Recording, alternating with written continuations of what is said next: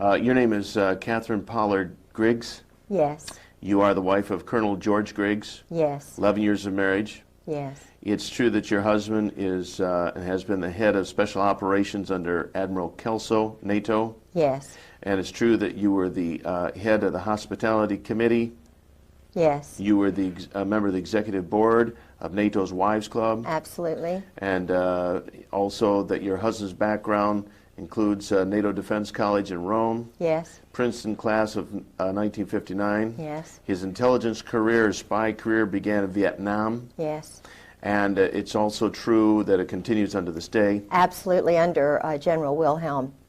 And that your husband was the liaison between the White House and President Jamal of Beirut, Lebanon, at the time of the bombing of the Marine barracks in Lebanon. Yes.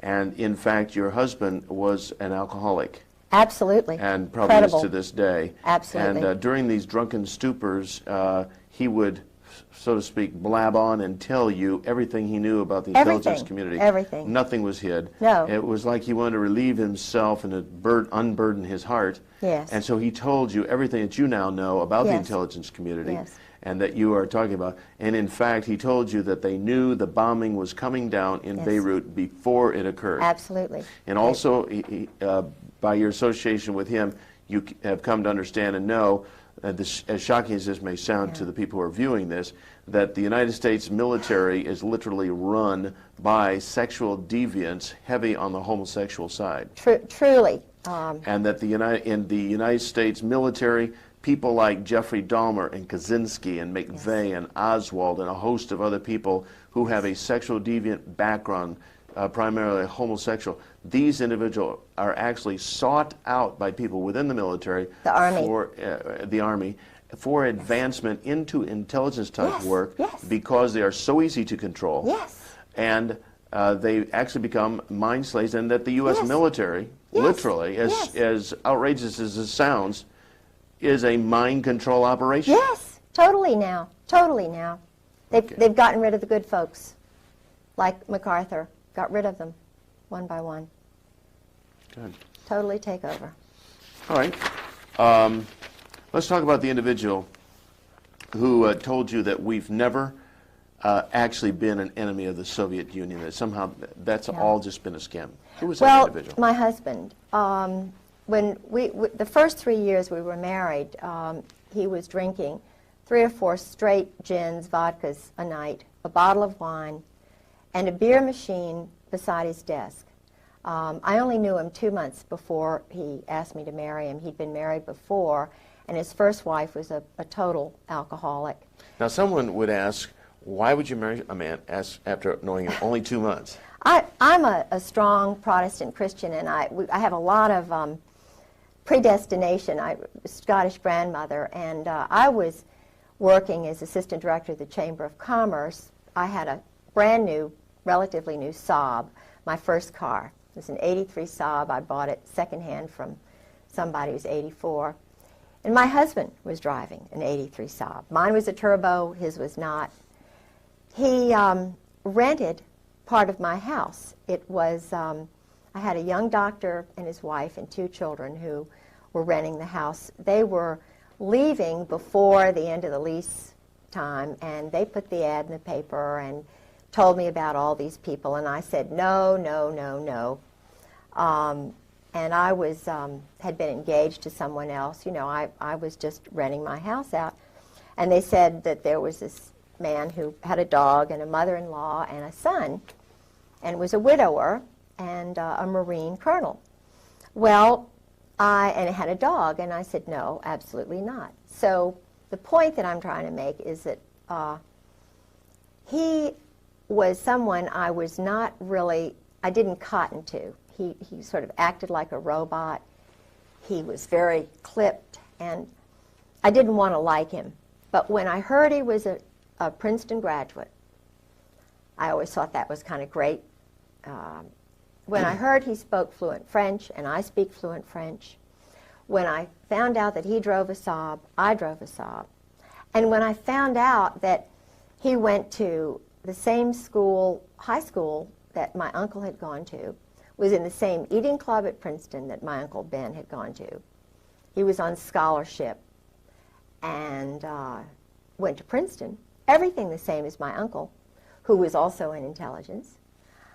But I didn't think about that then. I was just thinking, you know, this is God. This is too much, too many similar things. And so it overwhelmed me. And he's very, very good looking. At that time, he was very good looking. Now he's aged and he really is haggard. Had a rough life. Yeah. Yeah. Yeah. So I was overwhelmed by him. Plus, my job at the chamber was very demanding. I was doing a great job. But he said that he wanted me to retire because he wanted to make general. And the man who could make him general was General Louis Buell, because it was just a matter of having somebody who would make you general. To be general wasn't what you did. Mm-hmm. Louis Buell, You needed somebody above to pull you on up. Yeah, Louis just happened to die, and we went to his funeral. And George didn't make it because Louis died. But his first wife had been, I'm sure, battered to death. I was battered, and you know. But I thought it was just Vietnam and all this kind of thing.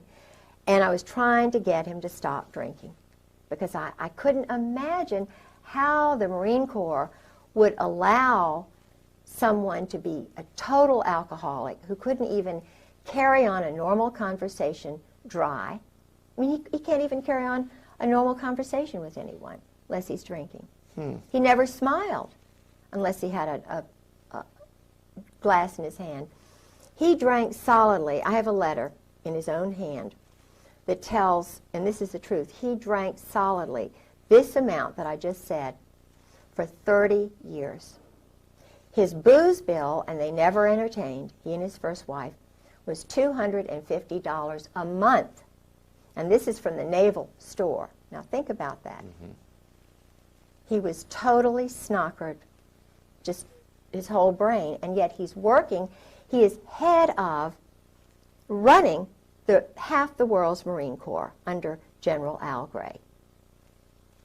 A man who is mentally incapacitated. Totally. Unless he's inebriated, and then when he's drunk, I mean, he's in a different, altered state of mind. He can't discern anything. He can follow orders. Oh, and that's all he does. And he told me one of our many conversations, he thought I was, you know, because my family were all naval officers and I was out in the world with the chamber, you know, that I just sort of went along with this kind of stuff. And, yeah, I mean, it was just incredible to me that... How many wives of high-up military people are there, like yourself, that are speaking out? None. I mean, they're all 30-year Marine wives. They're Stepford wives. They are petrified. I have had conversations before I went public, before I went to live with Sarah McClendon, who saved my life. And Sarah McClendon is the senior White House correspondent. Is she that little old lady we see on TV asking Yes. the president those pointed, jabbing questions Yes, all the time? the little red-headed, feisty Texan who broke the Billy Saul Estes thing. She doesn't go along with the clone group of reporters who are all, most of them, intelligence officers. I think she was in intelligence because she was in the Army during World War II. And she's just a remarkable mind, and I lived with her for 5-6 months. And what's interesting is she called my home. After I had called her or seen her on C-SPAN, she couldn't get through to my house. I was living there by myself. Every time she called my home, this is 1996, from March until she finally got hold of me, she had to go to another phone in Maryland to get me on the phone. Every time she called me from her house, she was told, "This is a military base, and the Griggses don't live here anymore." Now, that was my phone number long before I met George Griggs. It's my granddaddy's farm, the house that I own. So your phone was being diverted. Absolutely diverted. It's electronic warfare. It's part of their deception. They have many levels, but it's all under a big operation. They have an operation now to totally ruin me. His first wife was murdered. Now, you know, some of the things you talk about here, this big operation, you've come to understand about the largeness of it, the intricacies of it, through a diary that you have. Is that right? Could you hold that diary up so we can get a look at that? And the thing that I found, this is the actual diary. Just hold it up kind of like a chest high. Okay. There you go. And these are the actual handwritten notes of your husband. Absolutely. And they reveal an awful lot. In fact, does the military or those in the intelligence community, do they realize you have a copy of this? They do now. You know, I had a phone conversation with General Jim Joy. how long ago was this? It was in February of '96. I tried to ask the colonels. They knew I was on the move, trying to find information. Uh-huh. And my right- husband had mentioned General Jim Joy. Yeah, it's hitting the microphone right there. Just Oh, go ahead. sorry. That's all right. All right. And I called General. I had to call a General Miller in Jacksonville, who was in my husband's address book, and told him I was looking for Christmas card list, and you know I needed General Joy's telephone number because one of the colonels whom I trusted, Colonel Ken Millis, lied to me. Captain Phil Hallwager lied to me. Uh-huh. And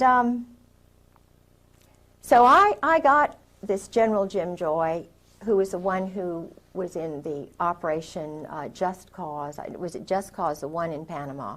Mm-hmm. He was in charge of all the psychological operations, the booming music that they hit Noriega with, the chasing him around, the The stealing same his stuff they did at clothes. Waco, too. Of course. We'll get to that in a minute. Yes. Okay. That's General Jim Joy, who was behind Waco. I see. And General Carl Steiner, the Snake, Okay. who tried to steal Desert Storm away from Schwarzkopf. Okay, so, but you were trying to get some addresses, and they were giving you the complete runaround. Oh, don't even know him. Don't even know it. Don't even know him. And I knew him because my husband told me, you know, that he worked with General Joy and General Steiner. They were the triumvirate. Uh-huh. But they had different names. They were, you know, in plain clothes. They had different passports. So I got him on the phone. I was given the number by this General Miller. And I said, So in the movies, when they say they shall disavow any knowledge, that's not just Lie. that's not just a little thing for movies. That's the No. truth. They Yes. disavow knowledge of all these people. Totally lie. Yeah. But you nailed him down. Yes, I said, General Joy, I'm Kay Paula Griggs. My husband, George Griggs, was in the Marine Corps, and he's battered me badly, and we're looking for him because, you know, this has been going on too long, and blah, blah, blah. And I was recording this conversation, you see. I was sitting on my bed with the diary right out in front of me. And he didn't know that I had the diary. He didn't know anything. It was cold call, like they do cold murders after when they graduate from SEAL school. Cold murders. I was doing a cold telephone call. And he said, "No, I don't believe," and these were his exact words, "No, I don't believe I know your husband."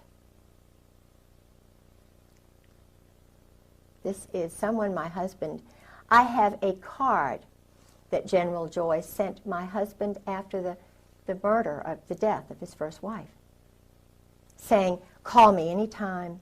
You know, this man, here I was, traumatized, battered, beaten, and he lies to me. So I said, well, General Joy, that's funny, because I'm looking at my husband's diary when he was in Beirut, and you're meeting with him almost every day. I said, you know, first, before that, I said, you know, he was the chief of staff for General Al Gray. You know, he's one of Gray's boys. You know, chief of staff of Fleet Marine Force Atlantic, runs half the world, all of the Middle East, NATO Defense College. You don't know my husband? You're a general?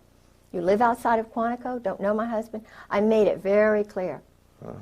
No, can't say as I do. So then I told him about the diary, and these are all immature adolescent males. These are men who don't know how to deal properly with adults. They lie. They're deceptive. They hide behind trees. But when you nailed him on the diary, when diary, he realized... He said, his exact words were, "Oh, that George Griggs." Uh-huh. Oh, that George Griggs. And that's just the beginning of the kind of runaround deception that you've found with these people. Absolutely. And no doubt that's why they would like very much to have this diary. Yeah. This one page I found particularly interesting. What you and you're probably more familiar with their husband's handwriting. Instead of me reading it, read these notes that he had recorded there. These might help. Okay, I've got these. Alrighty. A number of the Marines told me a little bit about Dale Dorman. Dale Dorman's not a happy camper. Okay. Dale Dorman, because of some mistakes my husband made, was shot. This was at 7:15 to 7:30. Dorman exited Riviera. That was a place, sort of a hiding place or whatever. Gray and tan Mercedes. Up to 5 shots were fired. He raised his left arm. One round penetrated his arm. One struck his chest. Walked back into Riviera to the desk and called Post 1. Security vehicle went to pick him up. Returned to Durafound, 15 to 18 meters away, and treated. Medvac called 7:50. Medvac wheels down at 08:10 in a H-Bird helicopter. Riviera Hotel, approximately 1/9 of a mile west of the embassy. Dorman has been there since arrival, except briefly during a period of siege. He was not wearing protection. Saw 3 men in the vehicle. One leaned out back with a shortened rifle or automatic weapon. Sentry at B1 saw and heard nothing. It's just one page of the diary. Sentry saw and heard nothing. Right. In other words, the sentry Don't talk. doesn't talk. Right. Yeah. And there's just a whole world of these kind of assassinations and murders and directed. In fact, at one point, your husband actually just discussed people being eliminated. Yeah. Like you're shooting ducks. Yeah. Oh, we had innumerable discussions over dinner. He'd already had his 4 gins. Ah. Now, he'll talk to any woman or anybody who drinks with him, he'll talk. This man, what is he doing in security? You know what I'm saying? Mm-hmm. When he was at NATO, I'll get right back to that, but when he was at NATO and he was the head of special operations. In fact, I've got copies of his secret check in and out papers at NATO. He had them at home. I hope I still have those. But anyway, the point is, I could get in and out of the NATO headquarters just walking in, and there were all these shady-looking garbage men, and George would leave his office door wide open at lunchtime. He was flirting with a secretary who was a chief who knew everything. You know, the point is, what lacks security? And I had to say, George, look, you have got to do something about the security here at NATO because I can walk in and out. He said, oh, just forget it. Forget it. Don't do anything. And I'm a very demonstrative person when it comes to security and honor and integrity and your word is your bond. My culture, my father, my people believe in, in this nation, in my state, Virginia, my people, my culture, my God. This is important. You don't just treat that kind of thing lightly. So I said to him, if you don't do something, I'm going to Landis Kelso. I was in the Wives Club. She was the head. And Landis Kelso is the wife of Admiral Frank Kelso, who's a wonderful man, honorable man, wonderful woman. And I had great rapport with her. I sort of stopped an international incident with the French and the English and the British who were ganging up against the French, and they were over, something that was really minor, but it was huge. And she helped me I determined that it was a problem, called her up, and she helped me, and we diverted and averted a major thing. So he knew what I would do, and I said, look, if you don't write a report and do something about this, then I'm just going to go to Landis and say what's happening. Point is that the man would, when he was in Beirut, he was sleeping with a spy and double agent Mary Clark Yost Talab, whose husband was a double agent, an Arab at the American University of Beirut. He leaves his briefcase wide open. He was with her for 5 weeks in a hotel. This is a married woman with 2 children, and who followed him all around the United States, is still seeing him, met him in London, lived in Virginia Beach, was working in international programs at ODU while he was married. Would you say your husband is fairly typical of these powerful men? Oh, absolutely typical. When I was single, working at the Virginia Center for World Trade, 4 of us old friends that I went to school with, Molly Holt and a few others, we would go all together to a place called Poppy's. At that time, he was Captain Jerry Unruh. Now he's Admiral 3 stars Jerry Unruh. This man, again, was married. He was running around with the tailhook crowd. I did not know he was married. I knew he was a Navy captain. I was told by him that he would be taking command of the carrier Saratoga. Mm-hmm. He followed me everywhere, even went up to Wintergreen. Now, he sent me pictures, private, separate pictures of the Israeli guys waving to him. He was a tailhook pilot, the airplanes, the jets. And he was a Mustang, but totally immoral. Totally, and knew that he would never get caught. In fact, he was in tailhook. They had a big party down at the beach, and they were doing, I didn't go by that time because I learned that he was married. And the point is that he and this whole group, I've found out about Al Gray, General Al Gray. Yeah. Mm-hmm. Yeah. And that, what is this this consistent thread of this sexual degeneracy and the homosexuality and just the raw, base nature that seems to be so prevalent?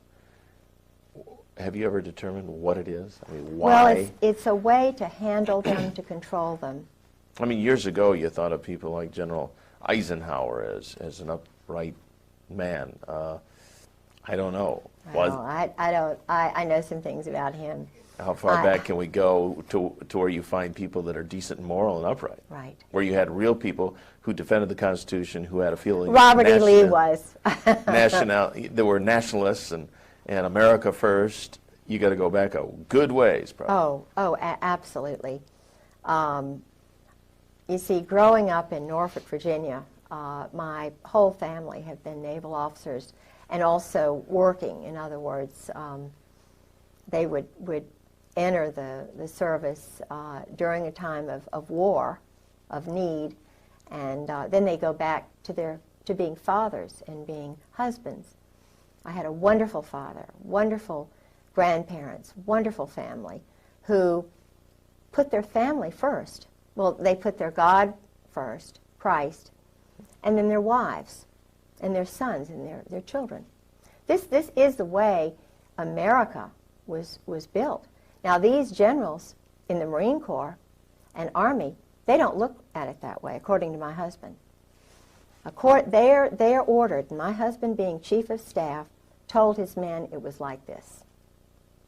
It's the Marine Corps first, the brotherhood, the cherry Marine, the bonding that goes on. Mm-hmm. The Marine Corps comes before God, before Jesus Christ, before the country, and then it's whatever the religion they have. I don't know, because my husband is not a Christian. He's an existentialist. And most of these guys are. Certainly Al Gray is. Krulak. I think his wife goes to church. But their God is this brotherhood. The brotherhood. And it's very German. It's very... Does it have Masonic leanings? Oh, absolutely Masonic leanings. In fact, the admiral who was the last admiral whose car my husband bought, who was very impressed with this Norwegian admiral. They're all Masons now. Mm-hmm. Not all Masons, but this brotherhood, Opus Dei, if they're, or the mob. I mean, the one thing I've been able to determine about the current Marine Corps, the Marine Corps that my husband came in with, Gray, Reap, Sheehan, they're all mob. No, when you say mob, you're talking mafia type mob? New Jersey mafia, right. Mm-hmm. Right. And there's a... Brooklyn, New Jersey. Okay, is the mob and this military bunch, they're one and the same? The Marine Corps guys are the hitmen. And they are mercenaries. They'll work for anybody. You think the Marine Corps is under the Navy? No way.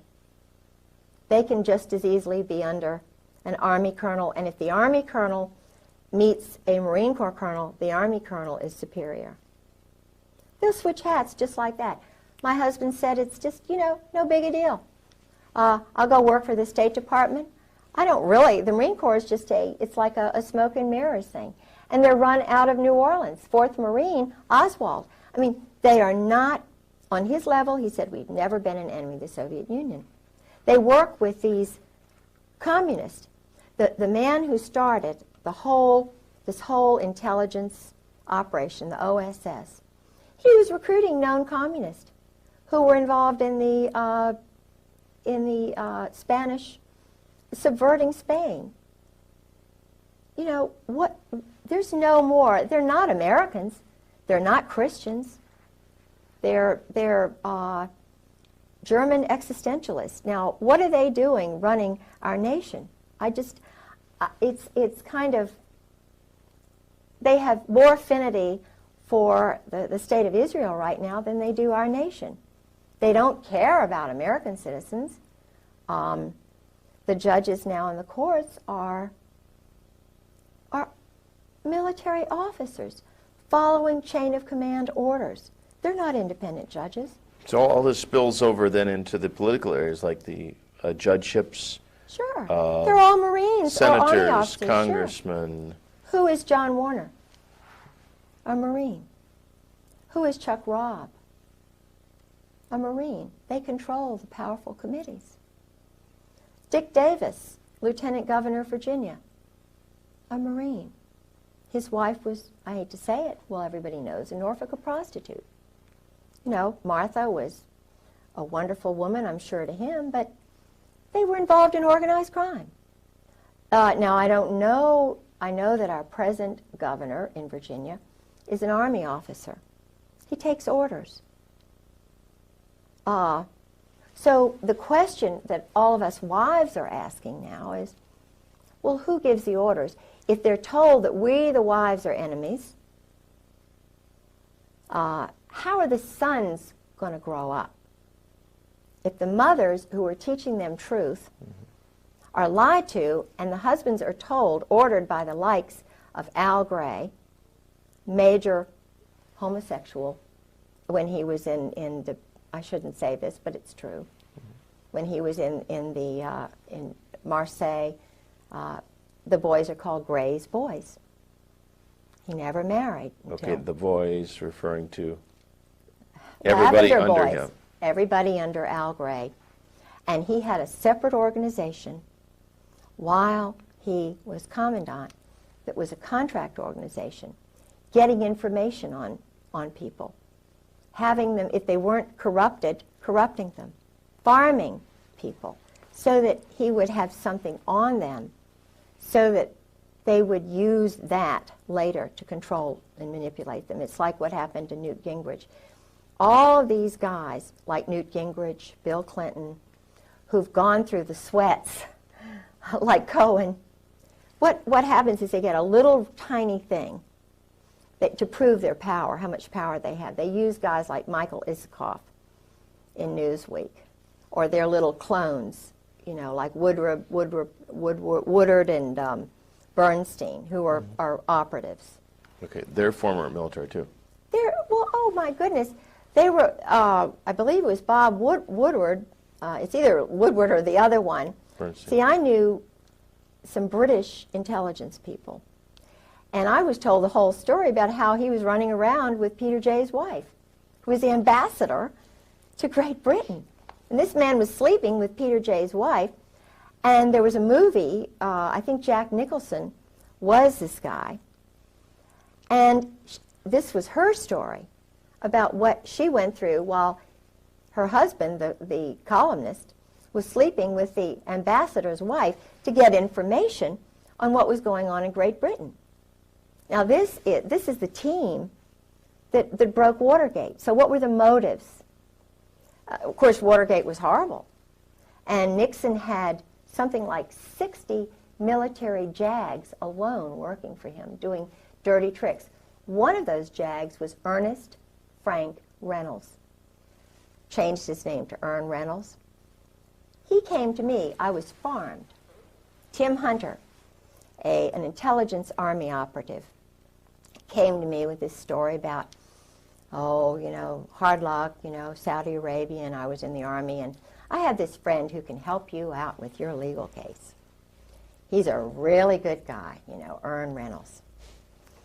And if you meet him, I know he'll do some free legal work for you. So I was staying with Sarah, and I didn't have any money, and but I took the little, you know, the train into Fairfax. He met me in his Volvo station wagon with his jacket on. I didn't know what the big 4 meant on his leather jacket. And he took me to his... what did it mean? 4th Marine. Oh, okay. Yeah. Operative. Mm-hmm. And he had the most fantastic apartment. See, I'm a big book person, and I love, you know, reading history and everything, and I'm impressed by people who read, who are intelligent, who are wise. You have a master's yourself in? Scottish history, and undergraduate in Virginia history. Okay.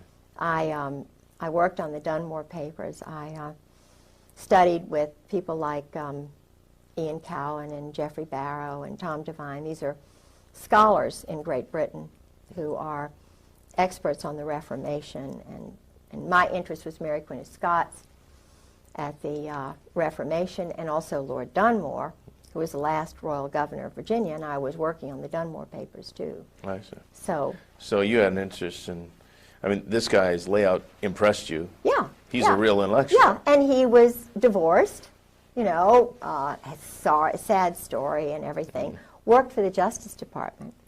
Mm-hmm. Was supposedly a whistleblower. Mm-hmm. Supposedly a Christian. So this guy's really going to help you out? Oh, yeah. Oh, yeah. Boy, did I buy into that. It's like the old story, I'm from the government, I'm here to help you. Oh, yeah.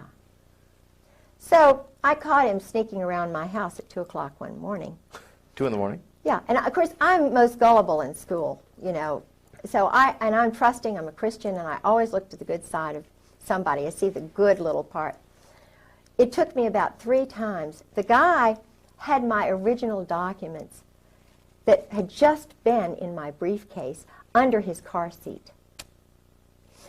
He invites me to a cybernetics conference in Champaign, Illinois. I leave Martha Roundtree's apartment, and it's arranged so that all of my things are in his safe little car, and we're going to his parents' house in Roanoke. And of course, you know, you can't take all your things to the cybernetics conference, because I was going home. Mm-hmm. But this is a smooth psychological operations guy.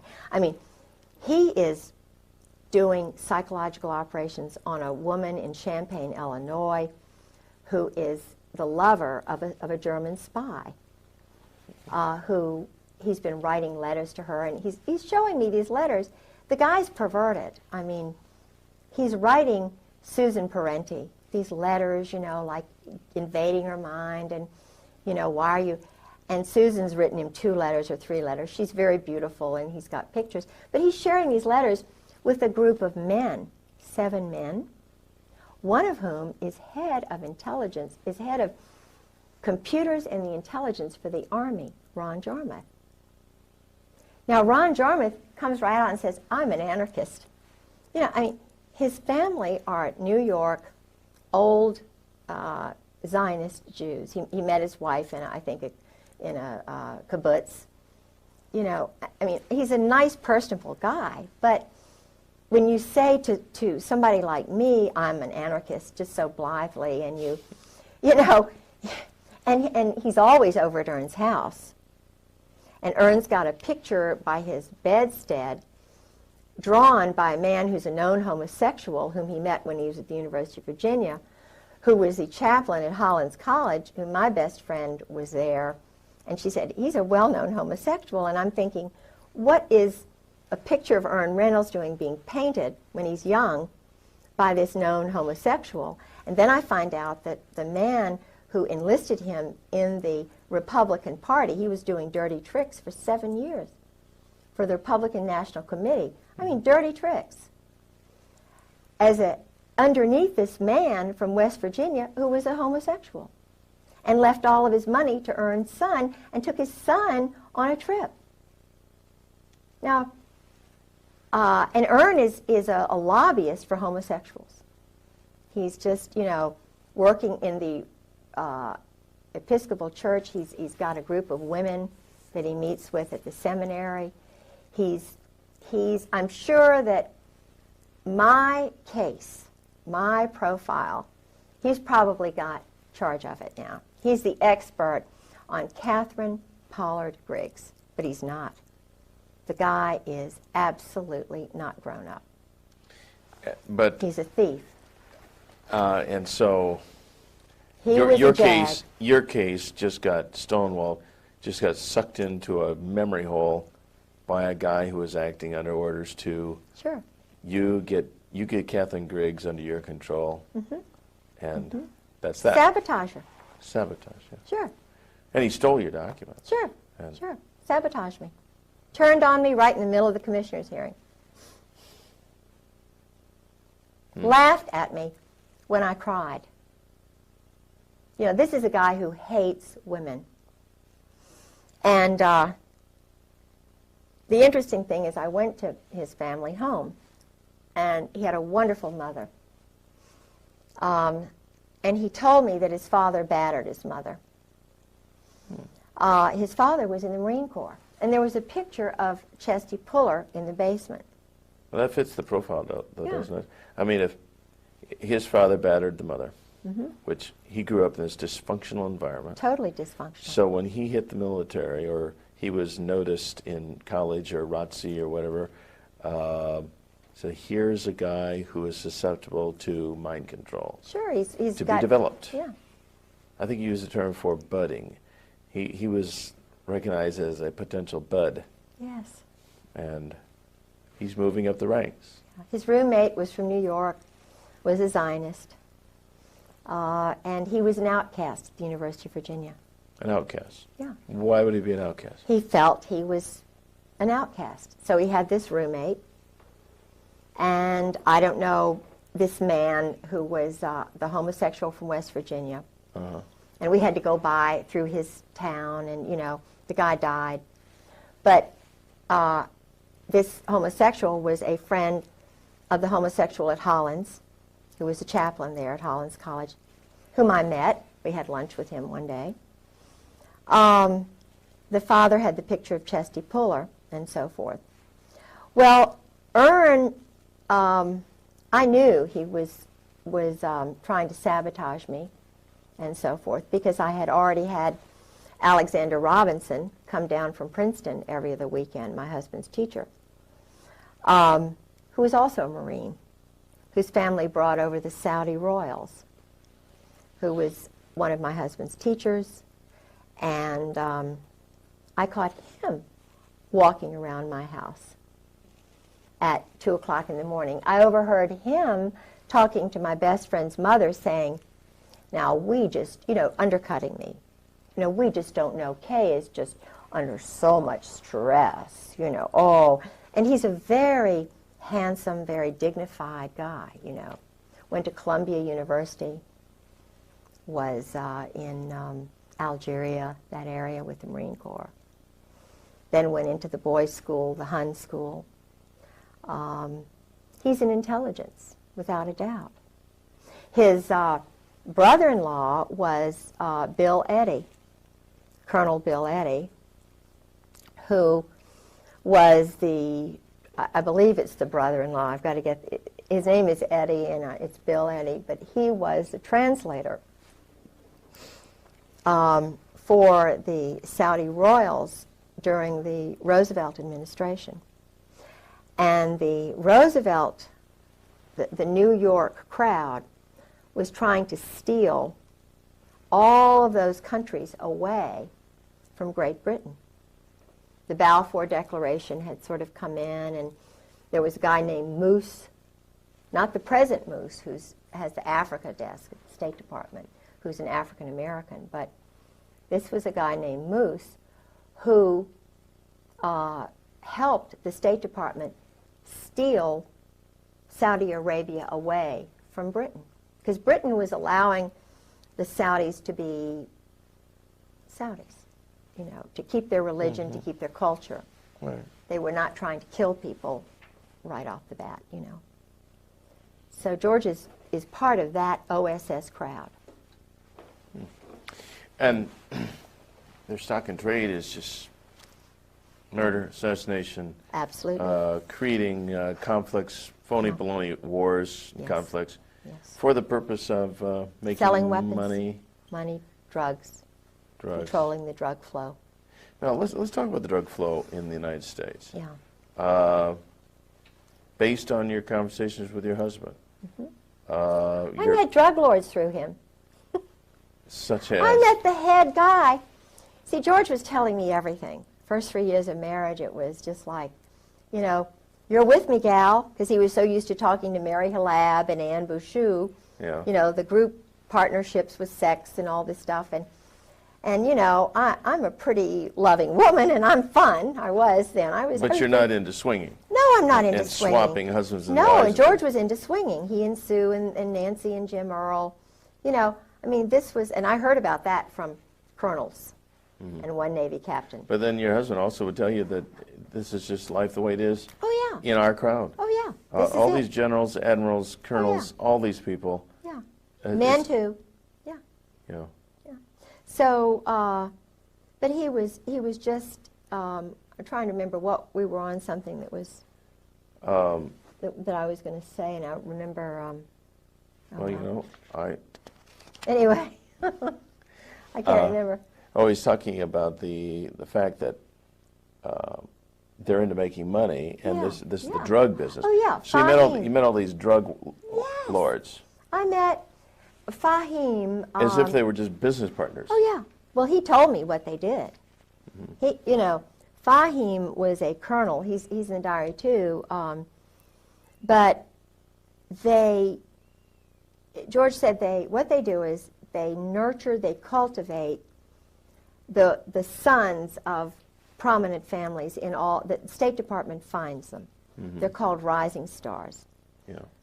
And they turn, that's the word they use, George used, they turn them, they bring them in, they rope them in.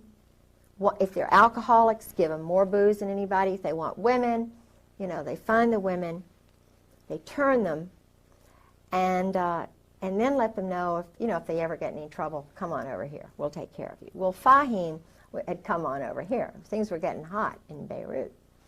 He was a Catholic. He was very prominent family, and he was going in hiding up in Maine. I remember I had his number, and I talked to his sister. But they just culled a lot of the stuff out of the house. the very first time when George kind of disappeared, and and then I found out about what happened with Sue, his first wife, and all of that. Well, now, did they? Did you come to learn how drugs actually come into the country? Yeah. I saw a news piece one time where a pilot who was in prison alleged that they actually landed on military bases with huge planes loaded with dope. This is how they all brought them in. The Norwegians, the Brits.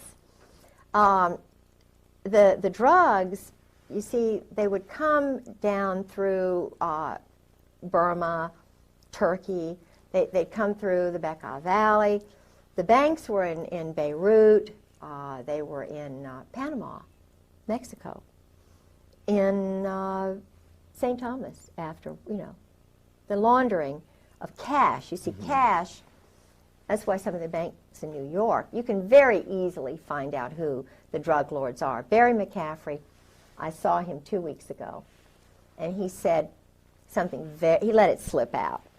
He's an Army general, He said, we haven't done any more or any less in the last 5 years. Now, in terms of the war on drugs? Yeah, no, they're just holding it. The word he used, I think, was holding it. It was a word that you could tell they'd used in briefings. They were the guys who were doing the drugs are military officers. In fact, doing the drugs meaning controlling them. The flow. Oh yeah. In fact, one of George's best friends, Colonel Ray Moore, I suspect that Ray Moore was from the gang, the ghetto area in California. His wife was a very good friend of mine, Charlotte. She's dead? No, he is. Oh, he is. But when George would sort of disappear. Your husband? Yeah, all of a sudden they would appear and be in the house. Calm me down, take me over, exercise, do all this mystical stuff. And it was really funny because they came back from Mexico, and George just happened to disappear, and they were right there, Well, Ray Moore, all this stuff, I knew about his background, and I started thinking, what's going on in Mexico? Why the heck is Ray going down to Lake Chapala? And he would talk about his day. His day would be going out with the men, playing golf, going to this spa with the men, They were doing deals, going to Guadalajara. And there would be Tom Reap, another former chief of staff for Gray, going to Mexico. There would be Ken Millis, another temporary chief of staff when George's wife's funeral took place. There was Ken Millis. Now these are guys who are part of we call the Brotherhood. And they're all going down to Mexico. So what's going on in Mexico? Ray's one of these guys who wants to sit in the sun. He doesn't want to go down there to Mexico and do all that stuff. Mm-hmm. But he did. And he got cancer all of a sudden. And another guy got cancer all of a sudden, right after he got out of the Marine Corps. Now, not to diverge from what we're talking about right now, but did your husband ever tell you anything about any disease warfare, like giving people sicknesses and? Yeah, that's part of. He called it ABC, NBC. It was something like nuclear, biological, chemical. ABC, atomic, biological, chemical. They call it biologicals. And in fact, I'm not going to mention his name because this is a guy who's really a good guy who's scared. The word they use is shitless. Excuse me. But that's the word. This guy is petrified. Because? Because he's doing that work. The chemical? And biological work. The Marine... You mean the laboratory work or the implementation? Dealing. Subterfuge, deception in the Middle East. Okay, and they use... he's a Marine Corps colonel. Disease-causing drugs? Absolutely. And then how do they administrate them? With in missiles and in I mean this is an elaborate big business. Like Peter Kawaja, Marine Corps guy, who's working in plain clothes at one of the plants in Florida. This is why George is in Florida. This is why they're all down in Florida, because all of this stuff is being. We manufactured the chemicals and biologicals that were in Iraq. Now, if you don't believe me, you don't believe Peter Kawaja, a Marine Corps colonel, he says they killed his wife, I believe him. He worked in one of these factories. It was supposedly a candy factory where they were manufacturing deadly, deadly killer things. The Marine Corps, Al Gray, Krulak, Carl Mundy, he's in the CFR. He was in Ken Millis's class, who was the chief of staff, the one who controlled me. You know, I went to his mother's house in 7 Mile, Ohio. Flo, his father was a German Nazi. I'm not saying that, you know, being a German Nazi is bad, but he's part of this group. And if you don't believe me, if you don't believe Peter Kawaja about the drugs, you can, I mean, it's just, it's everybody knows. There's a guy named Randy Hebert, Lieutenant Colonel, hero, American patriot. This is a guy who should be the commandant of the Marine Corps, Krulak. I'm talking to you, I'm talking to Al Gray, I'm talking to you, Carl Mundy. You all are adolescent, immature. I call you twerps. You're liars, you cheat, you steal, you kill. You're beneath the contempt of any of your wives.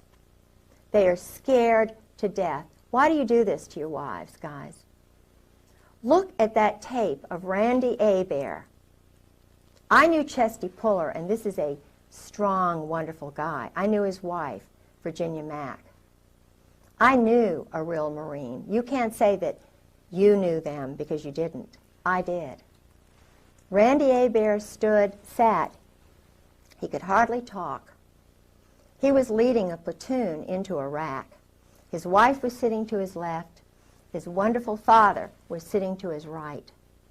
And he said that his colonel, he's a lieutenant colonel at that time, I believe he was a lieutenant colonel, he said, my colonel ordered me, he said, all of our registers were saying, this is danger. There are chemicals, biologicals everywhere.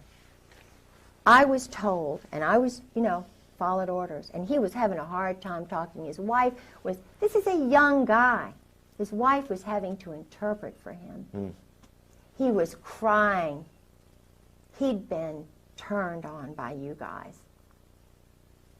He said, on those canisters, on those boxes were American flags. Those were American biologicals that we were walking into that killed me, that you, Gray, and you, Scrowcroft, and you, McFarlane, and you guys knew. You, Ed Wilson, best friend of my husband. You all sold to Saddam Hussein. And not only that, I talked to the man who trained the woman who was sent over from Iraq to learn how to build the biologicals and chemicals, the plants. She was trained here in the United States, and you all know that. And Randy Hebert's testimony says everything that I could say 1,000,000 times better, because this is a man who's a real man, unlike the generals, unlike the colonels. This is a real hero. Now, is Randy Hebert, is he still alive? I don't know, and I hope and I pray to God that he is. Because this is the man who should take over our Marine Corps, or his wife. That's why they don't have any women in special operations. Because that's why they don't have any African Americans. They're too honest. They're too strongly Christian. Now, the only guy I know who is who is involved is a homosexual, and his buddy is an Israeli agent. And they are lovers. They're a pair. But well, now, he's now a colonel, and he is under the guidance of Ken Millis. Okay, now as these generals, over the period of years, this is consolidated to where they're all part of this club. I mean, this is something that's been going on for years and years and years. Members of the firm. Okay, so as the firm grows, even as the old guys, the gray heads get old, die off, retire, whatever, they already set in motion a system that culls out these young, budding, rising stars, and they move their way up. Well, then, in time, it consolidates to where no one is in this unless they're in the club. Absolutely. So is your conclusion, based on what you know from your husband's revelations, reading his diaries, this sort of thing, is there anybody in the U.S. military, the Army and Marines, anybody in the level of, you know, your generals and your colonels, is there anybody who would not be in this club? There's nobody who doesn't know. In special operations, I would say, and I would put money in the bank on this, not one of them is not a party to this. Is not a. Once they get that bird, Colonel, that bird, they go through an initiation ceremony. This is not and my husband told me about that too. What's the initiation ceremony like? They get them drunk. Dining in, shell back. He told me. Oh, dining in. This is a term that they use. Oh, yeah. A code word. Oh, yeah. Shell back? Shell back. They, what's that mean? Anal sex. But they get them really drunk. The guys who are that way do it. It's a group situation thing. And I was told by two colonels who said, you know, it's normal, Kay. This is just what we do in battle, you know. This is just good old boys? This is just what we do, Kay. They get drunk and they get drunk and they ejaculate. They beat each other off. You know, it's awful. Now, I'm not God, and I'm not going to judge them and their souls. This is a well-oiled system. And when you've got the commandant well known as a cherry Marine, which means? Bottom. They're the bottom. The Navy guys are on the top. Think about this, because Walter Chrysler and Norfolk, each port has a hierarchy. Wealthy at the top. Walter Chrysler and Phil Hornthal. Everybody in Norfolk knows that. Where'd they meet? In the Navy. I was engaged to Jack Mace when I was at the Virginia Center for World Trade. He ran the Maritime Association, the Shipping Association. Always dealt with the labor union guys. Always all male banquets. And I couldn't understand why, you know, I was engaged and I couldn't even go to the 1,000-man banquet. You know, had a big argument about that. Rock Hudson, where did he meet his guy? Navy. Jim Neighbors, Navy. All of these guys, Navy. So they're tapped for whatever it is, acting, singing, you know. The point is, Liberace, you know. Was he Navy? I believe he was. I know that he was, someone told me that he was a friend of one of the guys in Norfolk. There was a ring, a VMI ring of men in Norfolk, and I knew they met once a month, and some of them were married, some of them weren't. But they were all Navy. They were Army, Navy. In other words, it was kind of a group of men in Norfolk. And then I found out that the organizations, like right now, the Al-Anon is run by homosexuals. The Better Business Bureau. The Community Fund, which is the, I forget what it's called now. I'm so old, I'm 55, but it used to be called the Community Fund. That guy. There, Jack Mace, you know. And I'm wondering which one is it? You know, I mean, they all are, and the guys know it. So what's going on here? You know, they know it. Old Dominion University, Clyburn, intelligence family. He was well known. 2 reporters on the Virginian Pilot who do the very important columns and so forth. I mean, it's just, so I'm saying, who's making the decisions to do this? They're military. What is the reason behind it? Why do they keep the wives out of the loop? So when people suggest that the United States of America is becoming a modern-day Sodom and Gomorrah, absolutely, without this really is not just a broad generalization. No. That this club, as it's grown over the years, and then placing and promoting the key people in every strata of life, Right, banking. then the whole thing, not only the military is run by degenerates, and top heavy with degenerates, people who are moral can't possibly move their way up because they don't qualify. They kill them, they get rid of them. But they can't be controlled. No.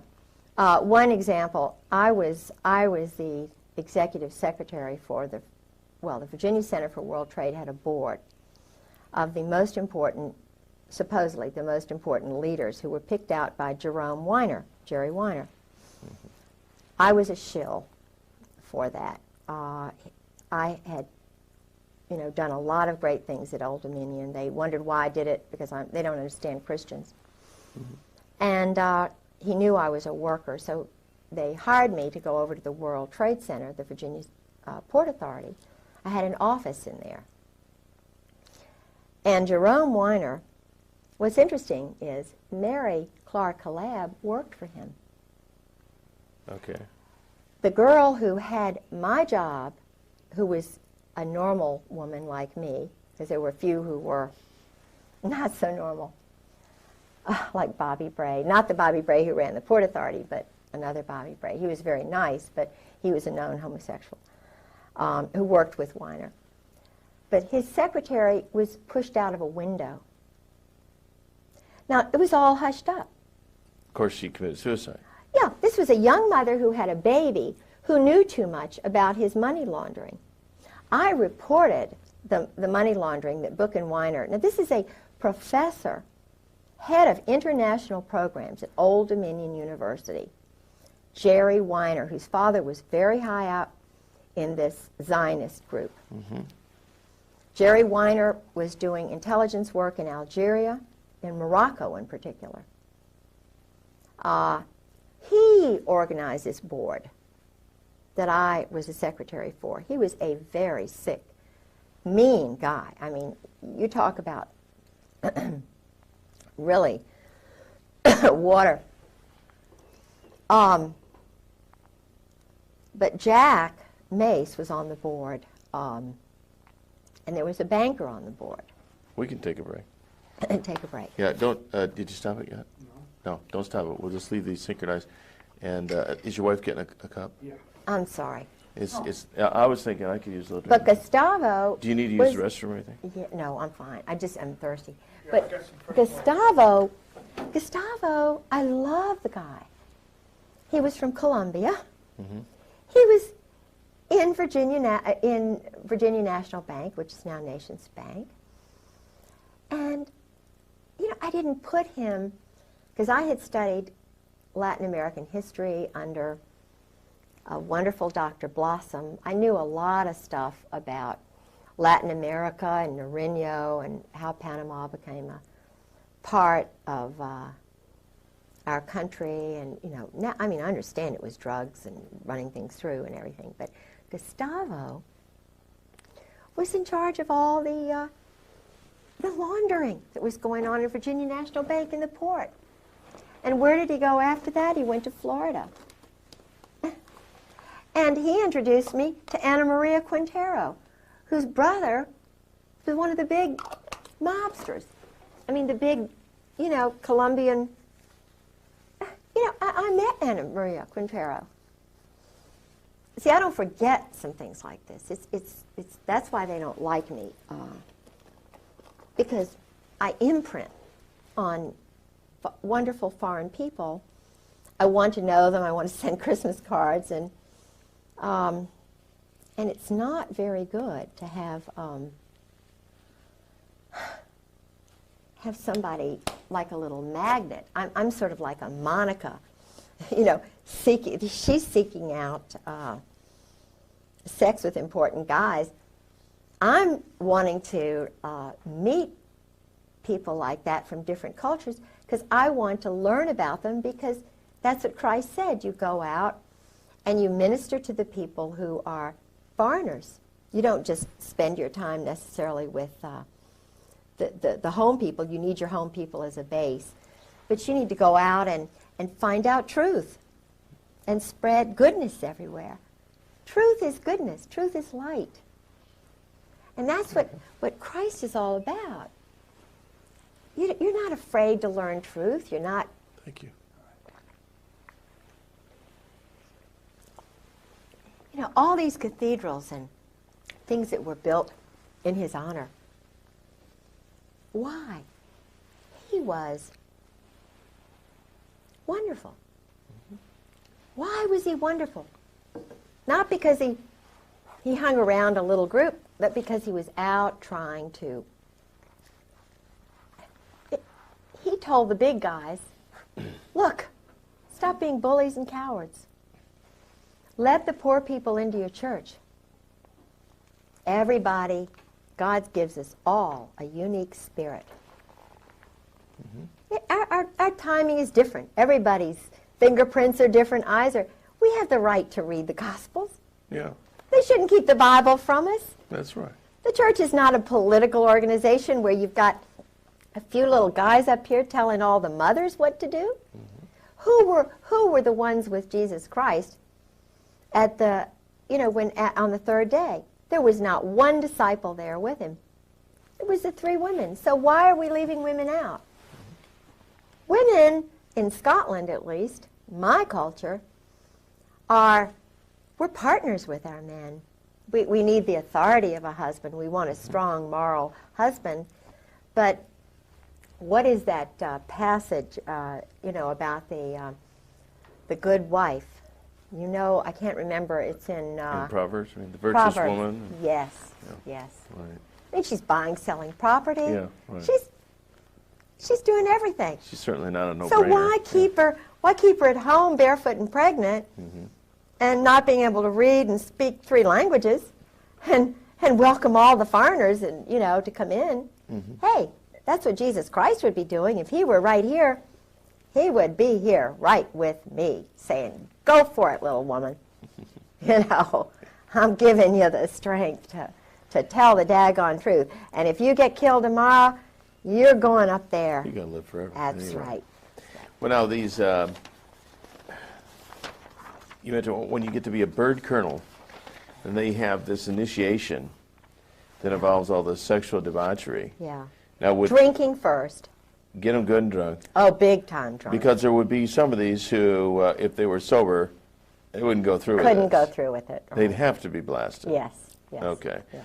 And now, do you suppose, I don't know, your husband maybe told you, when they go through all this stuff that they do, are there people there gathering information, Of course. intelligence on them? Of course. The chaplains are intelligence. In Nazi Germany, that you had to tell on your parents, or in the Soviet Union, they encourage you to tell on your parents. Phil Holwager, the guys who go to Yale, who become chaplains, the chaplain corps is tell all the tales on everybody. They have collections agencies. These Marines are ordered to go and collect so-and-so at so-and-so. If a Marine tells truth, if he's a whistleblower, if the wife is too much trouble, they collect them, they throw them in, they fill them full of chemicals, they'll implant little things in them. I believe that my husband has an implant. Well, McVeigh said he had a chip implant. I believe George did. Now ask yourself, all right, George, I know George has had a male friend. He has had male friends. Your husband is bisexual. Yes, he's bisexual. And I was told that by colonels and a captain, by a psychiatrist. What percentage do you think of these higher-up people are bisexual? Oh, all of them. If they're in special operations, if they're Marines, they're all bisexuals. They've all had to do it in order to get to be a bird colonel. Mm-hmm. The SEALs, it's kind of like the fast road to the top. Now. So a guy could not be a SEAL without having. Oh, I don't believe so. Mm. I haven't met one that I don't believe would have done it. And judging from what a couple of colonels told me, it's just, that's the norm. It's just you women, you know, y'all are so sissy, y'all are just, you know, you don't understand how it is. We're under so much pressure. And when Valerie Wilhelm told me that about Charlie, I just could not believe what Charlie she was Wilhelm saying. would be a... He's a general now down in Miami. And she was just saying, oh, well, you know, he's run around. He has to, she said. He's under so much pressure. And I just, and she was saying that, of course, I had met Charlie in Norway, and Charlie is sort of someone my husband just idolizes. And and Michael O'Boyle is another one. Michael is my husband's special friend. And when my husband retired, we went to Al Gray's office. This was a traumatic thing for me. It was a really weird day. We drove up with his son Douglas and my son Garland. We went to the commandant's office. They had, you know, something to nibble on and eat and, you know, just a little something. And his wife Jan came over from 8th and I Street, the commandant's house, with her dogs. She sleeps with stuffed animals and dogs. I don't think there's any love-making that goes on with Al Gray and his wife, quite honestly, and neither do the colonels. She is a wonderful, sweet person, scared to death. She worked for his intelligence organization, and then she supposedly took care of his mother. And then they married, you know, because he would not have made it. Everybody knew he was a homosexual, not a bisexual. This is a homosexual commandant. Uh-huh. I talked to people who actually, one woman who went to one of the parties, she was French, and she married a naval officer. And it was when George and I were first married, and I told George about what she said about General Gray. She said, you cannot believe this man is totally debauched. This man does these group sex orgies outside of Marseille, France. He's just horrible. You know. She said, now I have to admit, I was party girl, you know, went to these parties and so forth. But what would happen is, and I met a guy in the laundromat who was very, very, he was enlisted and he was involved in Beirut, and he knew my husband. He was going back and forth from Gaeta to the New Jersey, the ship, and then, you know, into Beirut on the beach and everything, and he worked for an admiral. Now this is a big admiral. And the admiral would go to these parties at this big mansion outside of Marseille. What they did was they invited the wild girls, the secretaries, because this went on in Indonesia. My husband had a secretary. Anne Bouchou's husband, Hank, was sleeping with the secretary. My husband was sleeping with the secretary and Anne Bouchou. They were doing, because my husband's wife wasn't there, so they had their ménage à quatre. Mm-hmm. And of course, my husband was sleeping with Anne Bouchou, who's now, he says, a lesbian, you know, but he was sleeping with her and, you know, called her right after his wife died the night, you know. And I found the telephone numbers and, you know, her address and her birthday and all these letters he was writing. Isn't there a disease that runs rampant with these people? Yeah, yeah. So, but Al Gray, this guy, would guard the parties. Now, how does that make a young guy feel, who's got a child, he's guarding an orgy with Israelis. There were Israelis at these parties. Intelligence people. Intelligence? There's not intelligence there. There's perversion. There's psychological, you know. These guys are abnormal. They're adolescent. They're not full, complete people. They can't have normal. Anyway. So he's guarding the parties, and he says, the secretary, the girls come in, they stay till about 11. They're all nude, all nudists. The Earls, Jim and Nancy Earl, my husband, Ty Kroll, most of the chiefs, nudists. Makes it easier, you know, to see the little, you know, it's terrible. They're nudists in the sense that... Yeah, they're nudist. Okay, so they have whatever. Freedom. Mm-hmm. Oh, I see. Freedom. It's really kind of religious, isn't it? Yeah. With them. Yeah. But the girls, the women leave at about 11 o'clock. This is what he said. I mean, I knew the girls were there because I'd already talked to the French girl. And he said, well, you know, what they do is the women leave at about 11 o'clock, maybe 1 o'clock, and the guys all stay around there. And it's just the ritual. This is what they do. So, and then I found out. These are the guys that send their boys to war. Yeah, these are the big guys. Then I found out, because my husband would mention this guy and that guy, you know, that he went to school with. Bob Edwards is involved with this stuff. But the guy who recruited him, Charles Caddick, who was a well-known homosexual, who was the, quote, head teacher but the bodyguard for the Saudi boys. See, the Saudi boys were encouraged to do this, to corrupt them. They were corrupting Muslims who would not have done this ordinarily.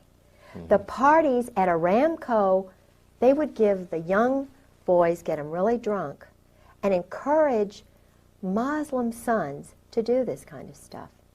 Muslim sons who would have a strong tendency toward morality. Yes.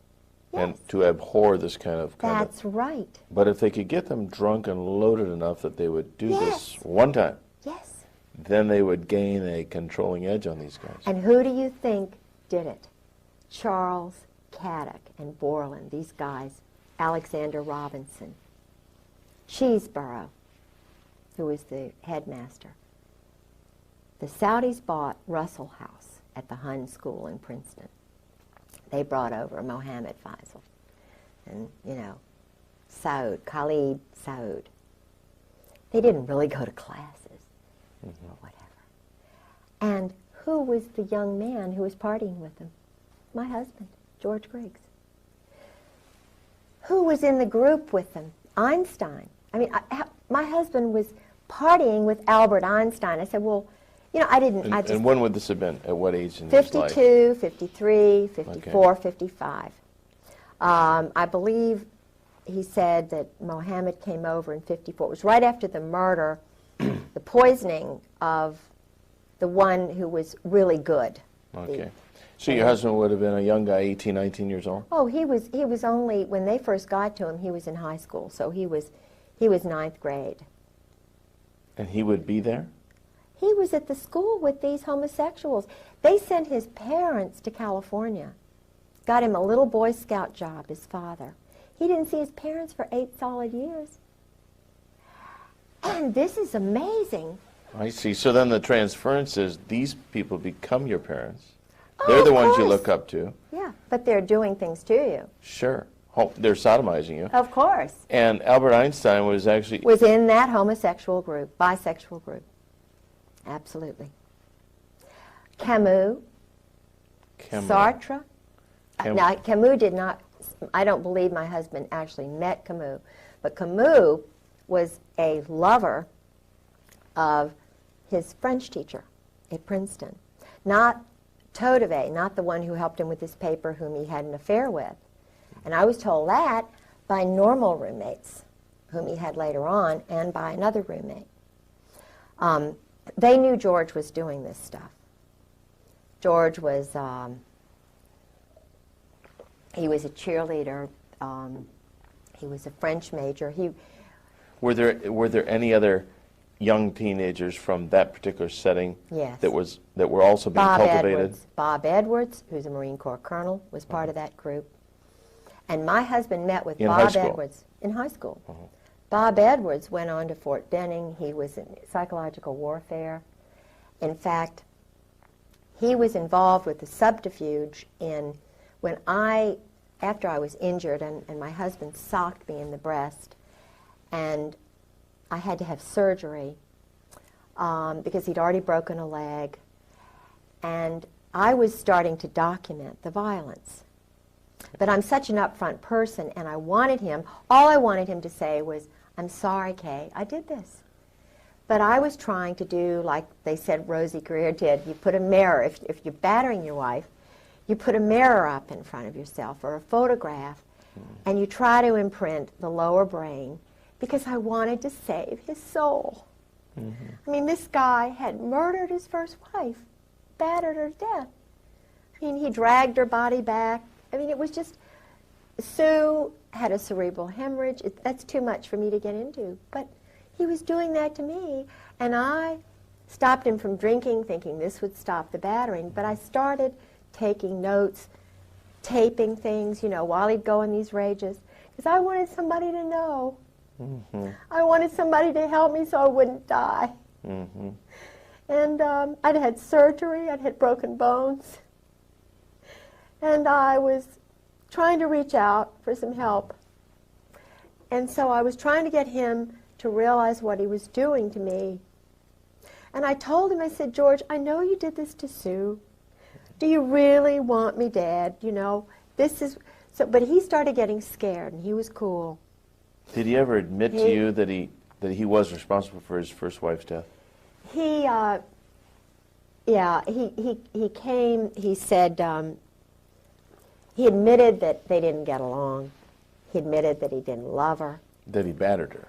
He admitted that he'd hurt her. He admitted that he dragged her body back after she supposedly collapsed at dinner. Now, this is a 200-pound woman. She's huge, because she's not happy. She's sleeping with her dog. She doesn't sleep with her husband because he's too busy sleeping with other people. He doesn't find her attractive. He's sleeping with Nancy Earl, and I mean, it's just the most crazy. And she loves him because he's handsome. And what is she going to do? She's never worked a day in her life. Her mother loves him. It's like me. No, who would believe you that a handsome, wonderful guy, oh, but George is so nice. So, and this is what the wives go through. They know that it'll be hard. So, the guys just, what George did was, he had clout in the State Department, and they knew that I just loved showing people around. So he would plan something that I just had to do. I would be hooked, like a hook and a fish. And he had some dignitaries who came over from, where did they come from? They were parliamentarians from, I think these were from one of the Latin American countries, Panama. And of course we had to go to Richmond. So I had to stay overnight with them, and George didn't want to go with me. And it just so happened that Bob Edwards, his Army colonel friend, invited him to come up and meet with some of the guys, at New Hope, Pennsylvania, or Bucks County, or wherever it was. Well, he had already been talking to Phil Holwager about the abuse, because I had gone in for surgery, and I thought it was very unusual that Phil Holwager was there during the surgery, kind of holding George's hand. It wasn't for me.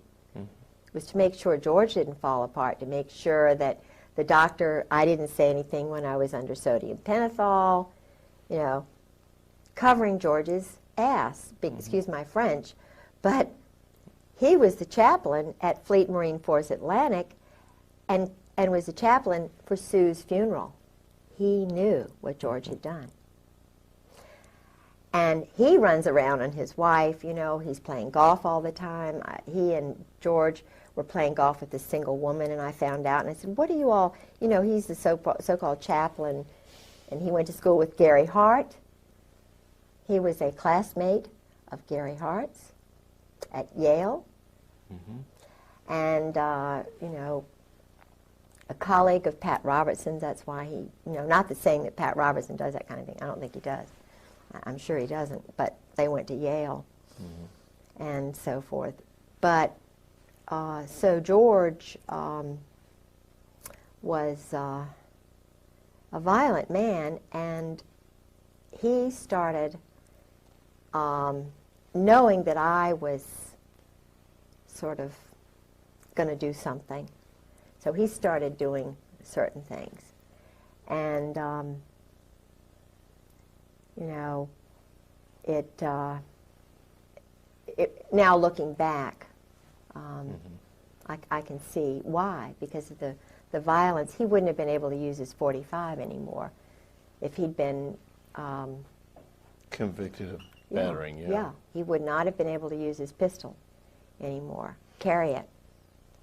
So they wanted to make sure that he was protected. So the wife has got to go. The wife is way down the totem pole.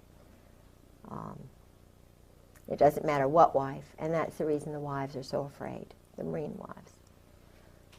And they all talk cryptically, and, you know, they even talk outside the house. Talk cryptically. There's code words and double meaning words. And yeah. What's 10 p.m. Saturday TV? Your satellite, remember? Don't we got to switch it to? Not on Saturdays. Sorry. Sorry. Sorry, okay, just thought I'd remind you. I thought Okay. we were talking about earlier. Yeah. Okay. Well, actually, I think this pretty well sums up this segment. Unless is there anything you can think of? I can see where we'll do this again sometime as this develops on. Tomorrow, let's see, tomorrow's Sunday. Monday, what we'll do. Is it always, if we make a copy of this, so there's two of these? Yeah, in case sure. something happens Absolutely. to you and yours. Sure. Okay, we'll make copies of this stuff tomorrow. Don't lose that. No. But this is interesting. It talks about sabotage, subterfuge. This is the standard Army book teaching men to lie, cheat, steal, be peeping toms on women. Now, if they don't allow women in there and they can peeping tom all the wives they want, they don't need movies, pornography. They, you know, and they go on all the TADs they want. TAD is a... Just take off, just tell their wife they're going. And they can lie, because it's all secret. We don't have to tell our wives anything. And it's intelligence. It's work. Oh, it's intelligence. Yeah, sure, it's intelligence. That's interesting. But this is really, I mean, you know, this is full of, and this is just a mild SEAL commando T-shirt. Can you hold it up to the camera? Yeah. For me to That's a T-shirt that a SEAL would wear. Yeah. Oh, yeah. leave it up for a minute.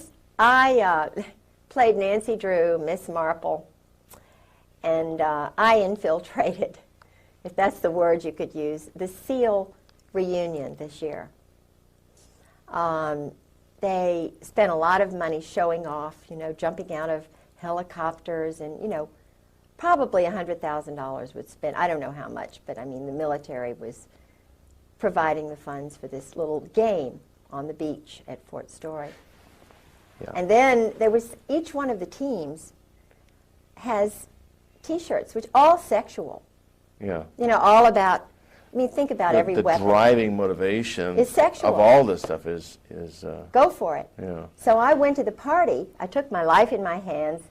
I called a couple of friends and said, if I don't come back, I'm at the SEAL party, and I'm going to pretend that I'm a SEAL wife. And I'm gonna go to this drunken party, and of course I have an Eagle on my car. They try to get me to get rid of it. So you can get access. So I went in there, and do you know that 90% of the people there were men? They didn't have wives, this party. And the women that were there were probably... Yeah, a few wives, but feeling very uncomfortable. So I sort of got in with some of the older SEALs. Has your husband ever mentioned the name of Lieutenant Colonel Bo Greitz? No. but I know who he is. But he has a lot of Army friends, not that he doesn't know Bogarts. I'm sure that Bogarts is well known to some of these guys. I believe he's Army. Could be. I'm sure he's not a Marine. I know he's not a Marine. I don't believe he's a Marine. Okay. But he's a guerrilla. He's a commando. Yeah, but his name didn't come up as anything in intelligence. No, my husband was way above Bogarts' level. My husband mentioned people like McFarlane and Crow. Crow was his tennis buddy, I think, you know. Haig, Alexander Kissinger, the Victor Krulak. See, Gray is the control guy. Gray and Joy. Joy's big guy but Joy lost his job at Morale, Welfare, and Recreation, I believe, because I told somebody, maybe that I didn't think wasn't because of me that he lost his job, but they made him move on somewhere else. Because he was at Morale, Welfare, Recreation, which is kind of a money laundering thing. They run all the officers' clubs, all the recreation. It's not a private, I mean, it's all run by the military, even though it's supposedly not military. And they give the good old boys these jobs. I mean, he was probably earning $200,000. Their retirement for a colonel, my husband, just the retirement salary was $50,000, $60,000. Then they give them these other jobs, so their income is $200,000, $300,000. Now, that is not right. But it would certainly purchase loyalty. Oh, definitely. They all get swimming pools behind their house. Who's ever going to bite the hand that feeds that good? No, nobody. Dirty business, you know, but all of the captains and all of the admirals know this and wink. And it's sick. It's sick. It's just really, really, really bad. And this is taxpayer money. Hard working people who are just wondering where the money is going to come from to pay their taxes. Mothers of children who are having to work 2 jobs to feed their 3 children. And they're spending $10 million on phallic-shaped weapons. I went to the Army show just last week. I was up there. They had a hearing on Okinawan rapes a day. You know, they call it a murder rape a day or whatever, you know. Crime a day by Marines in Okinawa. And I went up there. John Conyers had a hearing. And they also had the Army show, which I had gone to a couple of years before. And in the basement of this big hotel, they have these 200 or more vendors of weapons. Israel has a joint venture. IAI has a joint venture with, is it TWR, that does all the credit reports on Americans. Whoa. Now, they have the computers together. The Israelis stole the whole INSLAW system and sold it back to the Justice Department. And there were murders over that. Mike Fuller knows all. Mike Fuller was a former assassin who's talking, and they are after him. Believe me, I met him through Sarah. He and what about this Victor Marchenko? You're pictured with him. What's that all about? Well, he is a typical example of the mercenary who is brought over from Czechoslovakia, Poland, Romania, the Eastern Bloc countries, who were actually KGB, double agents. Oh, Marchenko is... Okay. The family, his family were, his family came over. They weren't even citizens. In other words, they bring over the young men. Right. They work for 5 years, and then they become citizens. Now, I'm not saying, I mean, I've read his books. I wanted to meet the guy. He knows George. He knows who George is. I read 2 of his books just to see if it's what George said, you know, to kind of balance, and what these other guys. If you read Marchenko's book, you'll see what my husband, the arrogance. Well, sure, we're going to go into this embassy. You know, we're going to put a whore with this person, and we're going to spy on them and what they're doing, and, you know, we're going to just steal that statue just for the hell of it, you know. I mean, now when you multiply every one of the teams, all the graduates, and think in terms of 100 men applying, and maybe 90 go through most of the training, but they don't quite make it. And then they've got, you know, 400, 600 men who make it, how many don't make it, and then you multiply that over time, and then the ones who are, I mean, this banquet, I mean, this gathering of SEALs that I went to, there were probably 1,000 guys there. Now they have to do a cold kill. You know, Cold kill. Kill somebody, murder somebody, just to prove they can do it, like ducks. Wait a minute, the SEALs? Yeah, SEALs. So like all 1,000 of these guys have killed They've somebody. done a cold kill, yeah. Now a cold kill would be a killing under orders? It's a graduation exercise kind of thing. You know, it's I mean, who would Well, they kill? oh, it's just somebody, just anybody. Just go go into a hotel and whack off somebody. You know, I was told that for graduation exercises, the greatest thing they could do was to break into a general or an admiral's wife's house and steal some things, you know, personal items. And To prove that you were good enough to get in oh and yeah, out. oh yeah. And all of my underwear disappeared, my lingerie, my teddies. And the funny thing is that I don't know whether it was Michael O'Boyle doing it because he was, from 1991 to 1993, Michael O'Boyle was 3 miles away from my husband. He was at his graduation exercise. He was very close to my husband. And yet he was just down the road, and I started questioning my husband about, you know, what is this about you and Michael? You know, what's going on? Well, Michael was there, and my husband never told me he was there, and he saw him all the time. And I'm looking back at when my teddies disappeared, but all this time, now Michael he and his first wife had divorced, that's okay, but he had an affair with a woman and a child, a secretary. So he was having an affair with a woman. I mean, Michael is both ways, you know what I mean? But in order to get into the system, he sort of did it with my husband. He was my husband's friend, younger friend. And that started when he was in the 7th Fleet under Krulak and Buell in intelligence on the ship.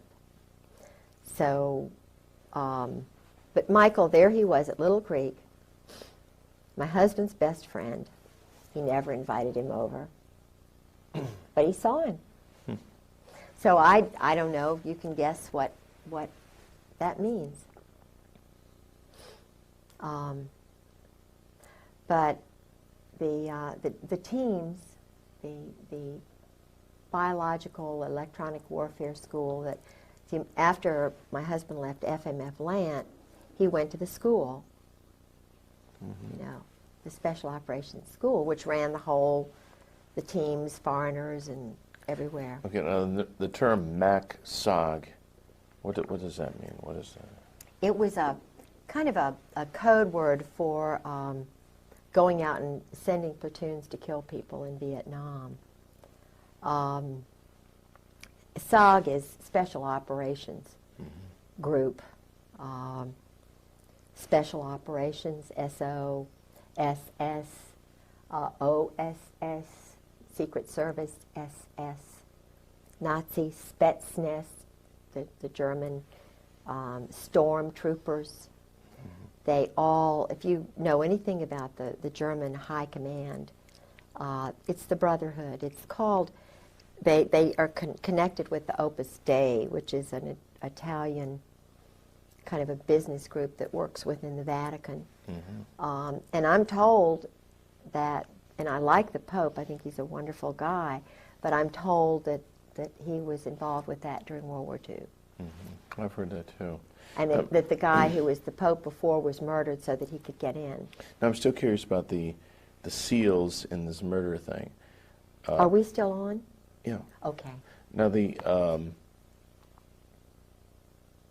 a SEAL, in order to complete his indoctrination, becoming a, quote, full-fledged SEAL, part of that includes the fact he has to have killed somebody. Yeah. All right, and it could SEAL be Team 6, right, the red team. Red team. The Ghetto was the captain of that team, and his wife and I had wonderful conversation. And would she confirm this as well? I mean, did she confirm this with you? I guess she would. She's scared. She's frightened. Most of these women are scared to death because they're warned. They know what happened to Sue Griggs. Okay, so They but they know. support you. I mean, Yeah. philosophically, in their Yeah. hearts at least, Oh, if not yeah. with their lips. Oh, yeah. Oh, they yeah. s- We talk about it. Some of them have to go out of their house. Some of them won't even talk in the office in which they work. They've had men come by their houses. They've had their papers stolen. I mean, association with They're- you could be the kiss of death. Yeah. Oh, sure. And they know that. But we talk anyway. And you're talking about some really brave women here. And when I talked there are a couple of colonels' wives, and before I went public, you know, they were talking to me, except for Carolyn Millis she turned just like that. She was the one whose house I was in when I told about the go-go dancers in the officers club and me taking the picture and thinking about writing the letter to the wives. And she said, "Oh, you can't do that.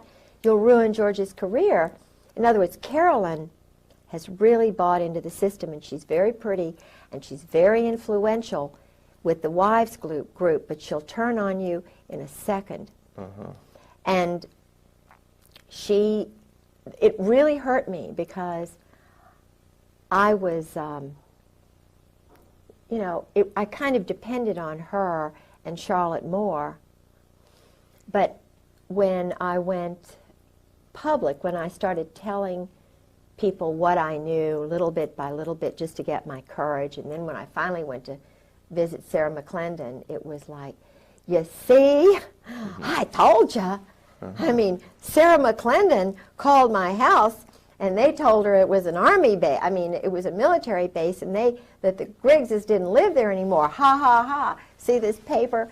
You know, then I was totally shut off. But until that point, I went in to see Peggy Sheehan. You know, we had tea and food, and he was the head of NATO SACLAN, and his wife, Peggy, said, Kay, this is so strange. She said, just leave a note on your refrigerator. Yeah, for George. Just leave a note on your refrigerator. Meaning? In other words, he's coming in the house. They're coming in the house. It'll get to George. This is SOP, standard operating procedure. You know, just get used to it, used to being battered, used to being... Well, she was a worshiper of the security of the position, the money and everything, and just don't rock the boat because this is the way it is. Yeah. And we don't want it any differently. No. I mean, they could If desire you it have more. to divorce your husband, then, you know, that's just the way it is. But it's cold calculating, and yet so un-American. So un-American. I mean, I know what Americans like because everybody in my family were, you know, World War II. My brother was a briefer for the SACLAN staff. He went on to be a medical doctor. You know, I mean, this is not course, he got out as soon as he could. Well, you know, people who love this country and love its history, I mean, are just completely confused. Yeah. From cab drivers to Yeah. bartenders. I mean, nobody can figure out what's going on. Why is it everything goes the wrong direction? You know what I say? When I started this, it was like a maybe a 2,000-piece puzzle. I know enough.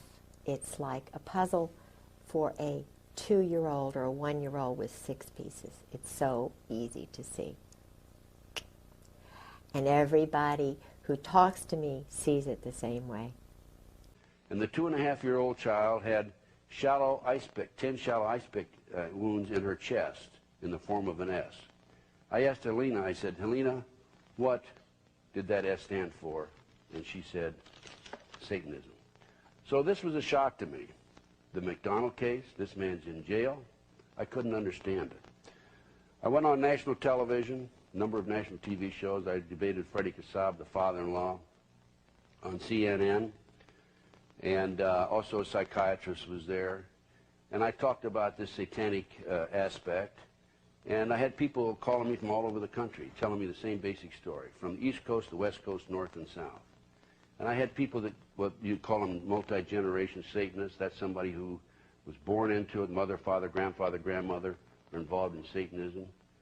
And adult survivors, that's somebody that gets out, usually has to go into hiding to survive. I had these people call me from all over the country telling me about the ceremonies and about the extent of the satanic movement in this country today. So I started investigating it myself. I gave a number of lectures on it. I had some national exposure, of course. And the bottom line is it's very easily explained, and it fits into a pattern. And this goes back some 200 years. I'm going to use as a textbook tonight Pawns in the Game. It's a book that was written by William Guy Carr. He's a retired commander in the Canadian Naval Force. And he had heard about the conspiracy and wanted to delve into it himself. He wrote a very compact book about what's going on with the Illuminati and how this fits into modern day plans, what's going on in the world today. So we're going to use that as a textbook for the first 2 hours, and the second 2 hours we'll have some case studies. I'm sort of an interpreter. I kind of give a lot of the wives hope, and the guys too, who are already out and scared, and you know, and they say, hey, well, this little woman, she's a real feisty, you know what? And I don't know whether they're going to kill her, what they're going to do, and they say, aren't you afraid? And I say, yes. I mean, I've had death threats, and I mean, it's been hell.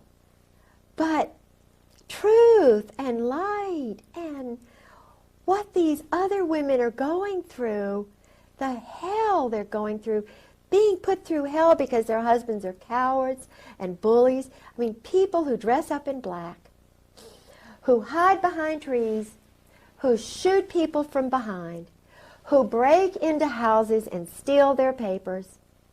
This is in the Constitution. You don't break into someone's home. You don't steal their papers.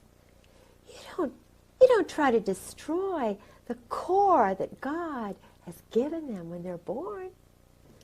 Mothers have sons, and their sons are 18 years old, and they were telling them, join the Marine Corps to be a man?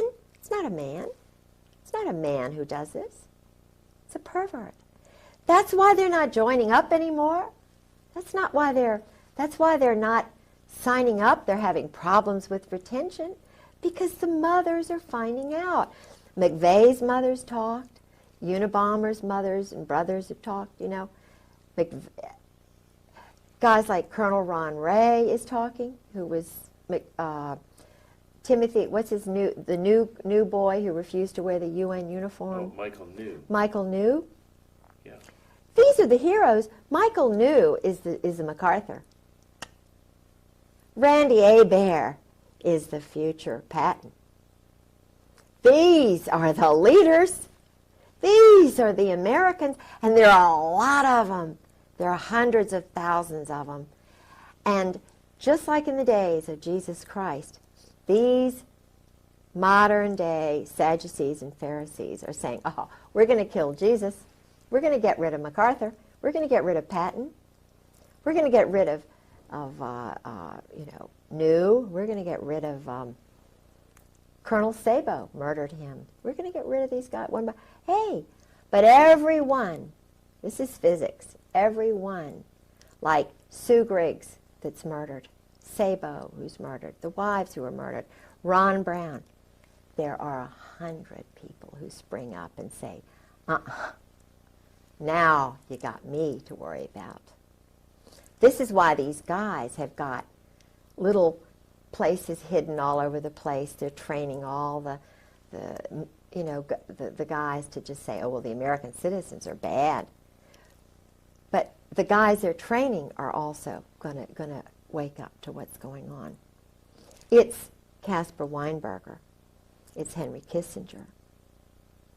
I mean, Nicholas Walt Whitman Rostow. Eugene Debs Rostow. What's going on here? These guys aren't even born in America. What's happening here? They're training mercenaries now to run, flip around, we'll kill on an order. Not killing because people are breaking into our homes, not killing because they're bad, but just we want to control this country. That's what George told me. It's political. The military, the Marine Corps is a political arm of a group that wants to run everything, control the drugs, sell the weapons, keep the weapons flow going. And this isn't what guys are going to sign up to do. Their heart's not in it. They're not going to even do it for the money. They'd rather die than have hit squads come after them, collection groups from Great Lakes. They have a group of Marines who goes out and collects guys who have gone to their psychiatrist and they're a little bit talking too much. They get rid of them. But they're not told why. They're just told they're enemies or they've done bad things. So they don't, it's kind of like they don't, so they won't have any guilt and culpability. They make it cold. Just get rid of this guy, okay? Okay, get a promotion, get a new car, get some stock. After my husband did what he did in Beirut, I found these stubs. He got all this stock. AT&T, major stock, just thousands of dollars worth of stock. And it was from a company that was like a quasi-government company, all on a sheet of paper. And of course it was big time stock. And that's how he was paid off. Stock. And paid off for? For doing criminal activities, selling weapons, going through Tel Aviv, the bank in Rome, selling the weapons illegally. The Israeli agents are the middlemen. And all the money's going to Israel. It really is the truth. Mm-hmm.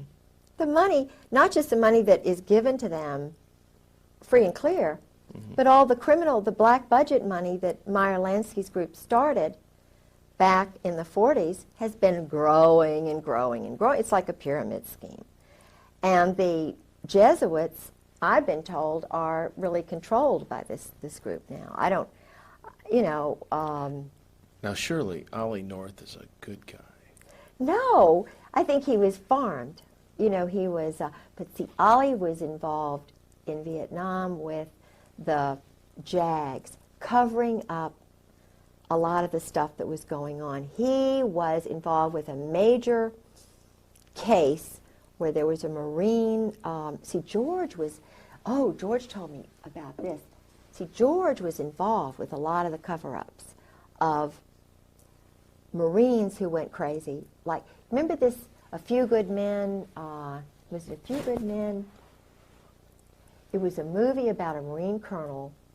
They murdered a guy from... Jack Nicholson played the colonel in this movie. Oh, yeah. You remember? Yeah, he went on trial. Yes. And a George good guy was the chief of prosecuted. staff who tried to cover this up.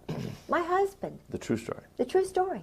My husband was the guy who was covering this up. They were so arrogant. And it was the woman who was a JAG who got this thing going. It was not the Navy JAG, because he was going to cover it up. He was just a loose kind of guy. And if he had been the JAG, then it wouldn't have been prosecuted. But it was the woman who was working with him, because she was a woman, who got these other guys off. They were targeting these other guys. I mean, they would have put him in jail just for a little bit and, let him out. But the point is, this guy was murdered. And the colonel laughed it off. It was down there in Guantanamo Bay. And George was the chief of... It was Al Gray. Al Gray. That was... just that one. Just that one alone. And Lone Tree, they were involved with that. Because, see, it's just so sick. I mean, they are so easy. Let's break. Okay. I'll tell you. This has been a tremendous... I'm going to let you take this home and read this letter. Or did you take the letter? You got the letter? Okay. Take this and put the letter in there, because you'll see the glasses in there. That's okay. Bless your heart for sitting through all this. I'm sorry. I couldn't stay down very long, but I could hear a little bit. Okay, everything is rolling? Is this one recording? Yep, the red light's on. Okay, let's say a word of prayer. Lord Jesus, we're thankful for this day and opportunity to do your service. Lord, you said you should know the truth, and the truth shall make you free. And that's what we're interested in accomplishing here today, in Jesus' name. What we're going to do, we're just going to record a bunch of stuff here, and we can do some more tomorrow. If we forget something today, it doesn't matter, we can put it in. If you think of something in 20 minutes that should have been said right up front, it doesn't matter. Great. We are simply wanting to reduce this down to tape so that it doesn't get lost. Yeah, okay? yeah. And the big job lays ahead. That's the editing. Okay? So I want you to completely relax. There is nothing that can't be done, redone. If we sneeze, if we cough, if, anything can That's be fixed. reassuring. If the ceiling caves in, all we do is clean up the mess and keep going. Okay. So everything here is real laid back. You've got a lot of information, and we want to get this down into a storyline, because I think what you've got here is something that is extremely important for people to know about. Yeah, it is. All right. Let's talk a little bit about you and see now you. Where'd you start out your life? You were born and raised in the country? Yeah, the city? I was raised on a farm. In fact, I live in the same neighborhood in which I grew up. It was my grandfather's farm. Part of it was divided into thirds. But in 1939, my grandfather was an obstetrician in Norfolk. He was also in the Naval Reserves. He was in charge of military intelligence in Norfolk, which is the largest military naval complex in the world. So I was born in the Naval Hospital, which was the NATO headquarters, and brought home to my grandparents' farm. My father was in the South China Seas on a naval vessel.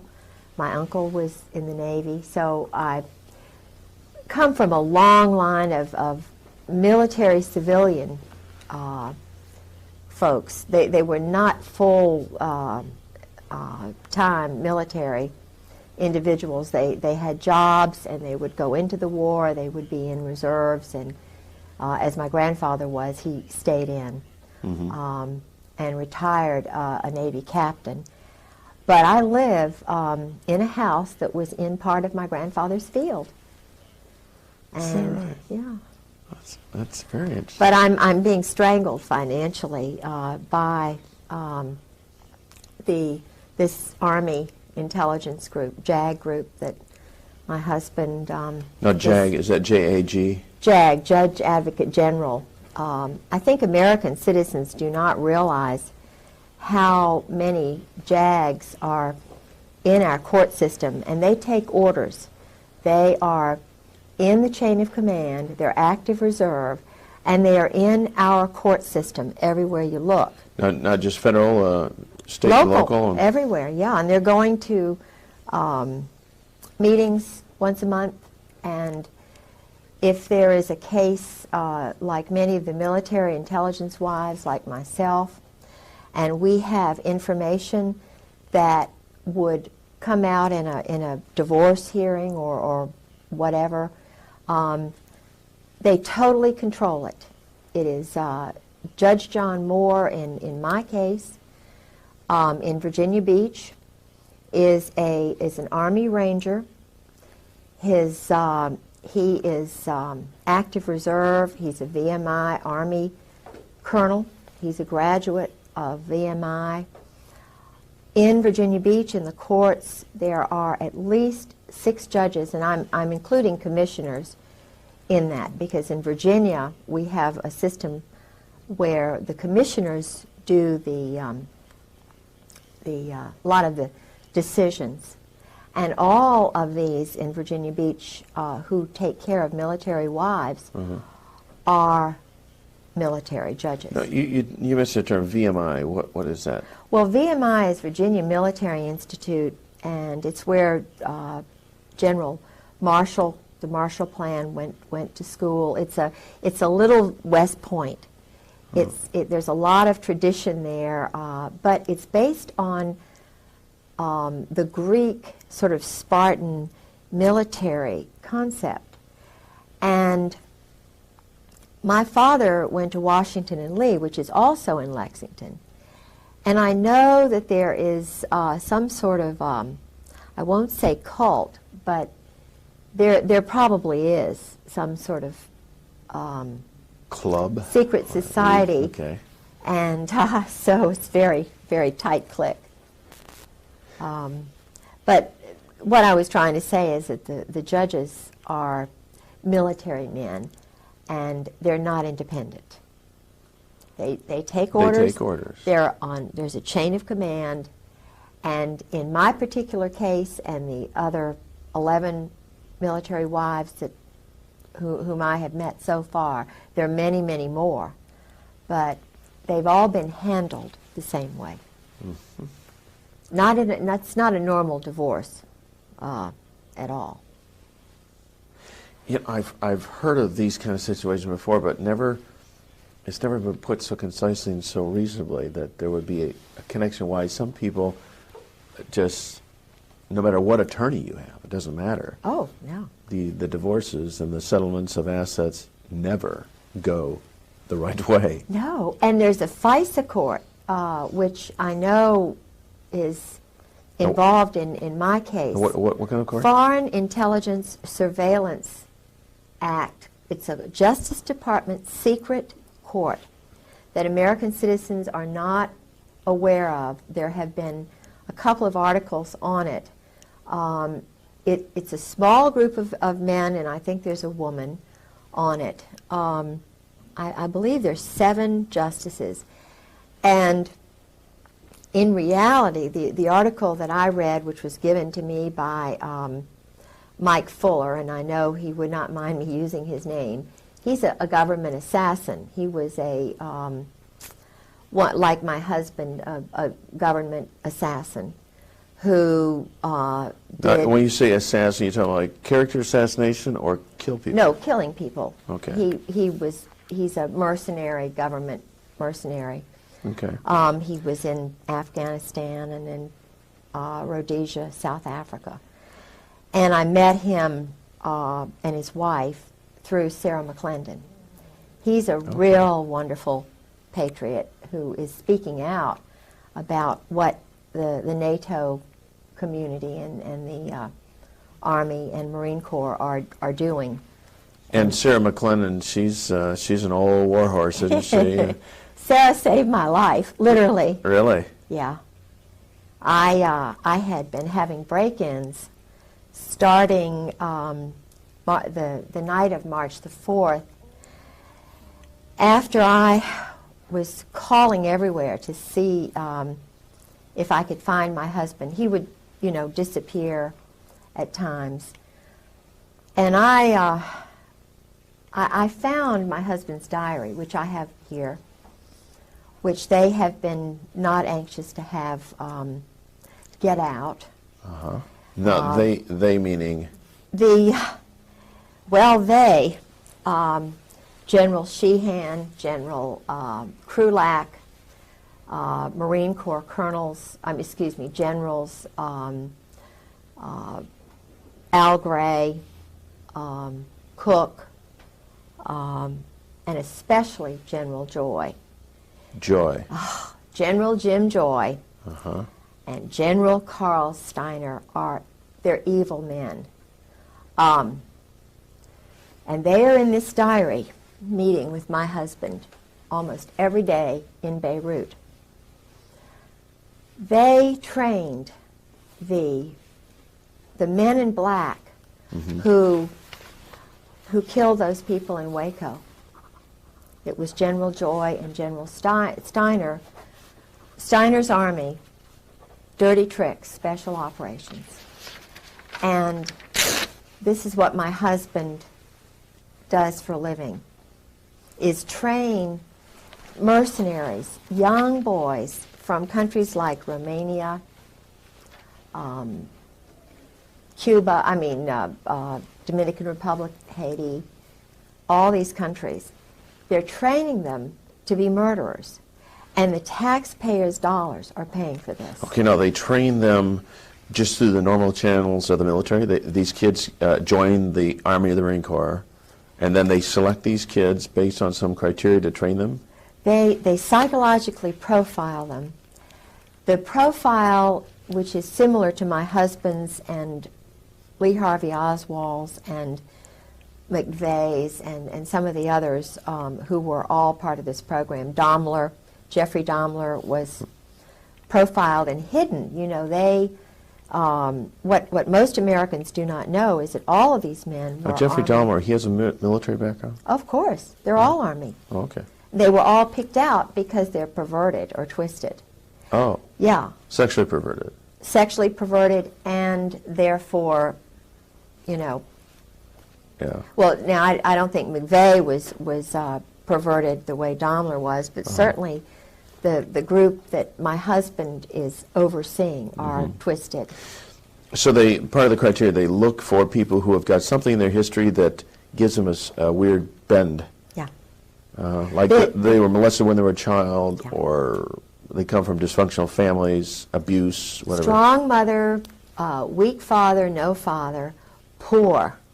Because these guys are looking for security, so they will stay in the military and do anything for that security. This was my husband's scenario. My husband and Oswald are just two peas in a pod. Huh. Exactly the same personality, the same type, in the same elite group, I might add, which was doing work with communists and Russians, with Czechoslovakians and with Romanians. I met assassins, I met drug lords, Fahim Kordobawi, whose family were the drug lords in the Bekaa Valley. I mean, he knows the elite of the elite of the elite, and that's why I was warned twice not to talk. And you were warned... I was told that I would be killed. I was told that Your husband warned you about this, or? Oh, my husband warned me early on in it, but he knew that he loved me in the beginning. I'm sure he really did. But he's a robot, my husband, except when he's drinking. And I think that's why he drank, because the first 3 years of marriage, he was telling me everything. And I come from a very strong Protestant Southern culture, which, when you're talking about shooting people like ducks, the only thing I can relate it to is my brother's going duck hunting, and that's what George would tell me it was like. Killing is just, you know, it's nothing. There's no emotion involved. You just get rid of somebody. And he said he was an existentialist and that these murders were necessary, and, you know, it very matter of fact. And I'd sort of go, yep, and we'd be eating dinner, and I was trying to get him to know Christ, you know, to sort of understand a little bit about my background and America's background. But his group they are not Christians. They're what he calls existentialist, and they study German Clausewitz and Nietzsche, Sartre, Camus, Montesquieu. And his thesis at Princeton, which was written for him by a very good friend of his named Todevay, who was a French count, and his thesis was on this. And it was, supposedly it was in French, but my French is better than his, so he could not have written that by himself. I know that. I know it was written for him. But in the intelligence world, and in the communist world, and the world that my husband was in, one had to know French because all of the terrorist trainers and the guys who were funding all the guerrillas and everything were in Paris and New Orleans. They would go back and forth. Still, the 4th Marines is out of New Orleans. And that's been going on a long time, ever since Disraeli, even before, I think. But they had hit squads and, you know, undercover groups in New Orleans. And George would go to New Orleans, all the Marines. I mean, this is where they train, do terrorist training, Lake Pontchartrain and places like that. Okay, and then this would be during the 1980s? Yeah, 1980s. Okay. From the I think New Orleans has been a school for a place where debauchery and murder and cults and flourished, huh? Yeah. Well, there's a New Orleans connection with the JF Kennedy assassination. Well, you see, Oswald, my husband and Oswald were in the same club.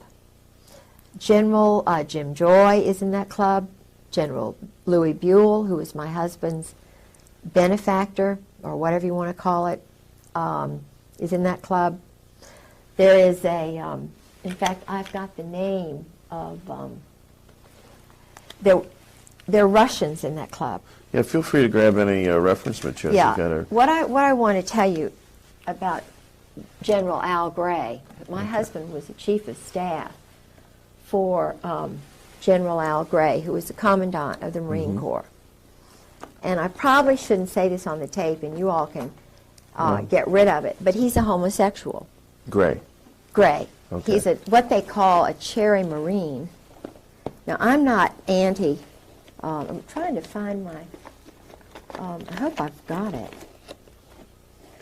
Yeah, here it is. Now, this Vietnam term cherry Marine, Cherry is that Marine. that's a common phrase to the military? See, the thing is, you know, they're guys and they're girls, and I just came from such a real prudish culture. Yeah. You know. That's fine. You came from a normal culture. And I'm not judging them, but they, the Vietnam War, I know a lot about that, about the MACSOG program and the Phoenix program, because George was involved with a very important part of that. Not important, really, but he and Al Gray and Louis Buell and Michael O'Boyle and Ollie Whipple were, do you remember the Manguez and the Pueblo? Was it the the seizure of that little ship? Yes. Yeah. This was, it's run by the mob. then. It was a mob military partnership, joint. It was a joint operation in Korea and in Vietnam. The highest levels of the Marine Corps and the Army in those special operations levels, the individuals are actually in the mob. New Jersey. You're talking about the mafia type mob? I'm talking about the Brooklyn, New Jersey mob. My husband, Al Gray, Sheehan, they're all Brooklyn. Cap Weinberger. Heinz Kissinger, there's the Boston mob, which was shipping weapons back and forth to Northern Ireland. And I don't want to get too deeply involved in that, but it goes, Israel, some of the Zionists who came over from Germany, according to my husband, were, see, he works with those people. They do a lot of money laundering in the banks, cash transactions for the drugs that they're bringing over through Latin America, the Southern Mafia, the Dixie Mafia, which is now my husband's involved with in Miami. The military are all involved once they retire. They're, they go into this drug and secondary weapons sales. And before I forget, I want to find the name of this Russian who worked with Al Gray, who was my husband's boss, and trying to see where I wrote it. I may have to look and find that another. It's no trouble at all. How are we doing over there, guys? Sound good? How much time is rolled on the clock? On your clock? You can speak. So 20 minutes. 20? Okay, good. I can't find it right now. I'll find it. Right. Vietnam was really important because a lot of experiments were done on boys who went over there. Mm-hmm. I had, since my husband disappeared and since they have been psychologically trying to destroy me, financially trying to destroy me, because I'm telling the truth. His first wife, I know, was murdered. Okay. She was, according to a psychiatrist whose name I probably won't give because he's an honorable man. I was given permission before I went public with Sarah McClendon at the press club anonymously, but they knew who I was on the 3rd of July, 1996, was when I came out with a small group of people. But before that time, they were trying to handle me, to try and get me to be quiet. They tried threatening me and so forth.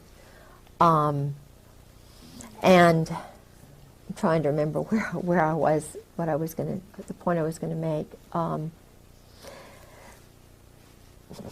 I can't remember now what I was going to.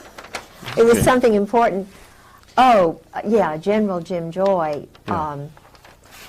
I called General Jim Joy on the phone. I was trying to find where my husband was because I didn't know whether I'd have any money to, food to eat or what. He just walked away, and I knew that the Marine Corps knew where he was. But I was being handled psychologically. On the 4th of March, my home was broken into. They had elaborate plans to handle me. The 4th of March, 96? 1996. 96. And keep in mind, he had disappeared on the 28th of December. Of 96? Of 96, 95. Okay, So put yourself in my shoes. I have no idea where he is. He's done this before, and each time I was totally traumatized. So I get... What happened during this break-in? Well, they were looking for the diary, which I have here. Okay. I don't have the original copy, but this is the diary. Okay, can you lift it up so Yeah, you can... sure. Yeah, just This is it. It's his Beirut diary. kind of hold those. So Yeah. This is it. okay. And it's in his handwriting. The Beirut diary tells how the intelligence community, the Army and Marine Corps assassins, snipers, are how they operate in a city during a crisis. My husband was the liaison between the White House and President Jamal. So my husband is a friend of Scrowcroft, McFarland's a Marine. All of these men are personal friends of George's. Colby, I spoke with personally on the phone. 2 weeks later, he was murdered. He went to Princeton. My husband knew him. He knew my husband. He told me, Colby told me that... Now, this is General Colby? No, this is William Colby, who was head of the CIA. Oh, okay, yes. Who was murdered in a... so-called boating I accident. know exactly how that happened because, you see, the SEAL teams, SEAL Team 6, 4, 6, and 8 are on the East Coast, and then the odd numbers are on the West Coast. And some of the people who are affiliated with the SEALs,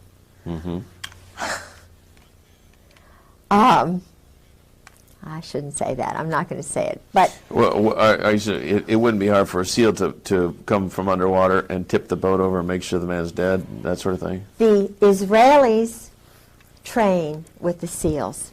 They do a lot of wet ops, murders, Okay. over here because of some sort of arrangement. The young boys, I met 3 young assassins on a bus, going up back and forth to Sarah's. I went on the bus because they were sabotaging my car so often. So I sat next to 2 young assassins, one from Romania, one from Haiti. And I let them know that I understand, how it is. And this little boy cried. I won't mention which one it was because it may get back to him. But he told me it was the same scenario. His mother, he lives on $850 a month. Now these are mercenaries working. The taxpayers are paying mercenaries. The taxpayers are paying young men who are not citizens of the United States to kill innocent people, women and children. They get on a flight from Norfolk and Oceana. They fly to Stuttgart, and I was told this is what they do. Then they go by a special helicopter to countries like Turkey, like the part of Iraq, to Algeria, to parts of Africa, and they do wet ops. They'll just, murder 5, 10, 20 people, and then they blame it on the Arabs, or they blame it on somebody else, but it's actually NATO rogue assassins, because there are men from Australia, South Africa, Britain, that I've been able to determine, and a lot of these other little countries that are sort of wanting to get into NATO, they have little boys that they pick out, and they call them special. They use the word special, meaning elite, irregular, in order to entice these boys because they don't have much ego. So if you call being a criminal, in other words, they are protected. They know that they are above the law. That's what my husband's above the law. Judge John Moore is above the law. Colonel Barry Cantor, my husband's JAG colonel lawyer, is above the law. Grover Wright, Marine Corps. All of these, a lot of these guys who were judges had their wives gotten rid of. Judge John Moore had his first wife thrown into a mental institution before he became a judge. He battered her. And I spoke with a man who has a Purple Heart, two people who knew Hannah very well. And Hannah Moore was deeply in love with her husband. He got back from Vietnam. He was an Army Ranger. He battered her. He physically and psychologically abused her. And she started screaming, you know, doing what because I was battered and bruised. A lot of wives are by these Vietnam vets. But if they're a colonel or if they're a rising star, the wife has got to be crazy because they've got too much invested in these men. And it's a very small cult. I mean, I have heard the things that they do when they're colonels. It's some of the same things that they do in Cap and Gown, which is the Princeton version of Skull and Bones. My husband went to Princeton after he went to the Hun School for 4 years. Okay, now we should probably clarify a little bit about, you mentioned Skull and Bones, and many of the people wouldn't be familiar with that, and the Cap and Gown. So what are these clubs that these young inductees are pulled into, secret societies? Secret societies. And again, is this to make them feel super special? Yes. And also put a control on them Yes. so that you never tell these secrets? Yes. Oh. That's it. You have got it. You know, I've heard a lot of child molesters. I mean, people who are not connected with the military, just plain old child molesters, will molest a child and then tell them, now if you ever tell, you know, they'll take a cat and strangle it and kill it or something. This is what I'm going to do to your mother. This is what Yes. I'll do to you. Yes. Bad things will happen if you ever tell. That's right. And children grow up believing that I must never ever tell. And they don't, generally. That's right. Unless someone comes along to help them see the light and come out of it. Yes. And what happens is that you have the cover-up. There are so many stories where the story of this Satanism and this child abuse starts to come to light, and immediately the lid goes on because the system controls the various aspects that can keep the lid on. This is just one example. There's endless numbers around the world. The Franklin cover-up. It was an investigation by this guy, John W. DeCamp, who was former state senator in Nebraska, and he started investigating this guy, Lawrence King, a major Republican who sang the American National Anthem in 1984 and 1988, I think it was, at the Republican Convention. And he was investigating him for financial fraud through an organization called the Franklin Savings and Loans. But then he discovered that he's running a pedophile ring and providing children for the biggest names in America.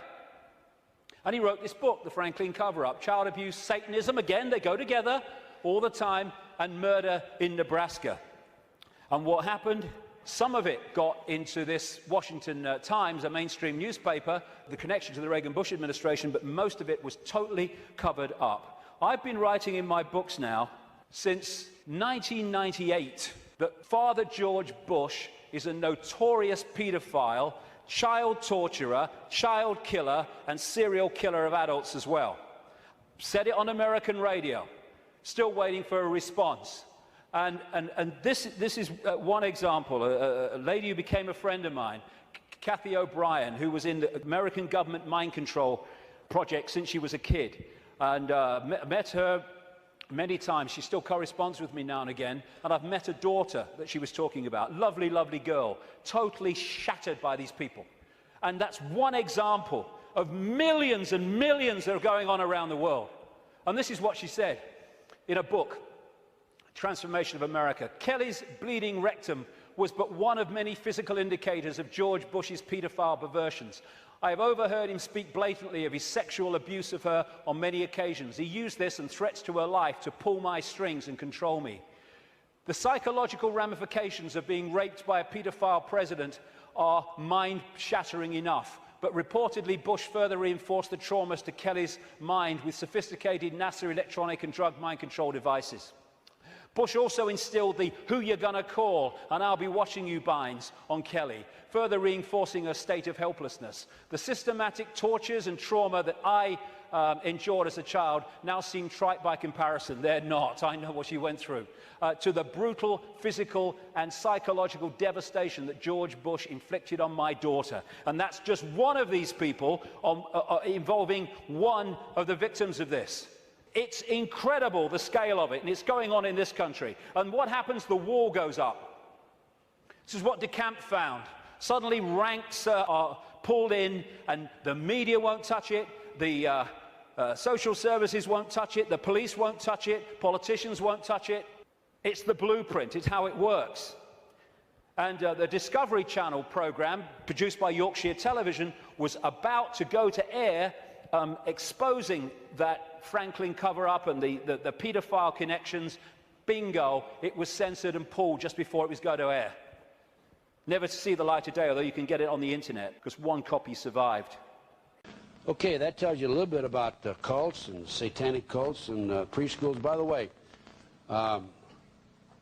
Dr. Roland Summit, psychiatrist at UCLA, has told me that he's also involved in these issues, that he has intelligence information and otherwise that there are more than 50 preschools around the country where they claim that there's been sexual ritual abuse, and tunnels are located under the schools, more than 50 of them. The McMartin family traveled all over the world because they were experts in putting preschools together, organizing them, showing them how to build the schools and so forth. There were more than 5,500 children went through this McMartin school from the time it was built in 1966 until 1983, when this incident was alleged to have taken place. The cults use these 2-, 3-, and 4-year-old children for several purposes. Number one, they use them for pornographic films. There's a lot of money, $10 billion a year, pornographic business in this country. They use them in their initiation. They consider them initiated into the cult, even though their parents don't know about it. And they use them as part of their ceremonies. In other words, they need children in certain ceremonies. Now, I've been told, well, now don't tell me the kids, if they witnessed a human sacrifice or the sacrifice of a baby, that they wouldn't go home and tell their parents about it. But I'll tell you what a little girl in the McMartin case told me. And she told her mother, and her mother told me. She told her mother that she witnessed these sacrifices, and that on one occasion, after her mother dropped her off in the morning and before the mother picked her up at night, she was taken to her bedroom, back to her home. They went into the house. They sexually molested her in the home, in the bedroom. They left a little token there. They took her little baby kitten, took the kitten into the school, and had a ceremony and sacrificed the kitten in front of her. Then they told the little girl, they said, if you talk to your mother or your father, we're going to do this to your mother, your father, and your little brother. Now, don't tell me that a kid's going to talk under those conditions. They're petrified. They also talked about men coming in and sexually molesting them dressed in police uniforms, dressed as Santa Claus, and so forth. I'm sorry to say that the Bureau has changed. There's no question about it. The FBI today, in 1996, is being used by the politicians to further their gains and their goals. So, there are a few things that have happened to me, some major matters that have happened to me since my retirement. And most recently, I was giving a lecture in Las Vegas, and I sat at the head table next to a gentleman. And this gentleman, in his day, had been in naval intelligence, and he was telling me that on December the 4th, 1941, 3 days before Pearl Harbor, he was in the communications room in Washington, D.C., a naval intelligence officer, and we received, the U.S. government received a communication, an intercept of Japanese message that had been sent, and we had broken the Japanese code, And this message stated that we were going to bomb Pearl Harbor on December the 7th. He was very elated to have received this. He passed it up to his superior. His superior passed it on. After the war was over, he came back to Washington, D.C. and was told he was going to have to testify. They had a congressional hearing on this. He was given a subpoena. His boss called him in and said, even though you have a subpoena, you're not going to testify. And he said, well, I don't understand this. He says, look, you don't understand now, someday you will. You're not going to testify. And he didn't testify. Now, it's been documented, and I've heard it on a number of occasions, that we knew about Pearl Harbor in advance. This is the first time I've had information directly from a person who was aware of this. I also received some information recently in my tours and lectures and what have you. I did a TV show in Long Beach, California. One of the gentlemen involved in the show was in the U.S. Army at one time. He told me that in the spring of 1973, we had bombed all of the North Vietnamese supply lines. We had mined their harbors. They were cut off. And one of his associates was in the communication room in Saigon. And this is, of course, a classified job. And when he was in this room, he received this message from the North Vietnamese: we surrender unconditionally. He passed it on to his superiors, and all Army personnel were immediately ushered out and replaced by State Department personnel. It was shortly thereafter that Kissinger met with the North Vietnamese officials in Paris, France. Why do these things happen? Why did we not take advantage of the advance notice of Pearl Harbor? And why is it necessary for us to be a subservient to North Vietnam when we obviously have won? I think at the end of this lecture, you may have the answer. In fact, I'm sure you'll have the answer. I think you'll understand much better than you do and have in recent years. And you see, my husband is frightened to death. I believe that his brother was murdered to keep him in, because he had gone through 4 years of this mind control. And the man who did it, you can see this on the video, his name was Charles Caddock, and another man named Alexander Robinson. Okay, Charles Caddock. Caddock. And the other one? Alexander Robinson. Alexander Robinson was a Marine, very well-connected Presbyterian family, whose family member was the influential one who brought over the Saudis. The original Saudi head of Saudi Arabia was George told me all this about Mohammed Faisal, Khalid Faisal, and Saud Faisal, and there were something like 32 brothers of the then in the mid-50s, the ordained, whoever was head of Saudi Arabia. It was actually the United States who chose that person, because the United States, through Charles Caddock and that group, murdered the good one, the one whom everybody liked, who was well educated, and who was normal.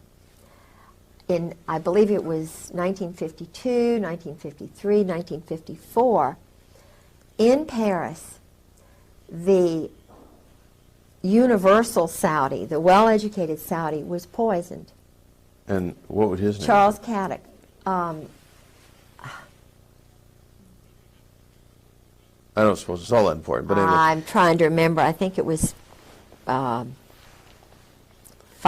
or he died in Paris. And so his brother, his half-brother or whatever, was the father of all these 32 boys, and the 3 oldest now were snuck into the United States. I have a degree in history, Virginia history, undergraduate degree, and master's in Scottish history. And being a Southerner, we always look at, past is prologue. And I jumped into the Saudi Arabian books to try and find out something about the Hun School, which is in Princeton, started by a physicist connected with Einstein in that group. So I was looking for the Hun School because I knew they went there. And they're in all the brochures. They're very proud to say, you know, we have the Saudi royals went here. President Cheeseborough brags about going over there and being wined and dined, and you know. So I only found one reference, but it was a reference that said something like they went to a prep school in the United States. That's all they said. Well, it was the Hun school, and my husband was one of the playmates. Charles Caddock was the bodyguard, quote-unquote teacher for these guys. So they would go out and play in the woods, and they were doing homosexual things with them. You know, I mean, there was a lot of money. They bought a big house. Yeah. And so. Okay, now, I was momentarily distracted. Okay. Explain to me a little bit about this, the homosexual event here. Well, George, for the first 3 years of our marriage, was drinking entirely too much. And he was trying to let me know about his world. And I'm not judging him. He's a bisexual. Okay. And I he believe. needed help. He needed help, he needed love, he does. needed cry. He Yeah. still does. He really needs help. And the handlers knew that I was changing him. I was taking him away from this crazy cult Right. that he'd been in all these years. And I mean, we were going to church. He even walked down the aisle one time when Tony Evans preached at Scope. I mean, he was overwhelmed. And At Scope. No, at what is? Scope in Norfolk, it's a big auditorium. Oh, okay. And so, but he was a little boy when he was, it's mind control. MK Ultra, somebody said. They had a group of men, psychiatrists in New Jersey. I don't know where this place was, but they would go, and even his roommates in Princeton told me about it. George never, intentionally, he never introduced me to any of his friends. So I had to cold call all these people. I got their names and addresses, telephone numbers. I called all these roommates at the Hun School and at Princeton. They told me things about George and, you know, holding hands with, you know, with Caddock and other people, about being a cheerleader and going off and so forth. Now, a cheerleader, this is a kind of a trade name, right? No, he was a cheerleader for the At Princeton. At Princeton. And he Okay. traveled with the football team. Okay. And here is a guy like that. They put him in the Marine Corps. I don't think that was very nice. Do you know what I'm saying? It was hard for him. But But it was part of the long-term vision. Absolutely. They wanted him long term. And it's because of the Saudis. This is what I believe and what his roommate believes. He had a roommate at Princeton who was also at the Hun, who's a dear, dear, wonderful.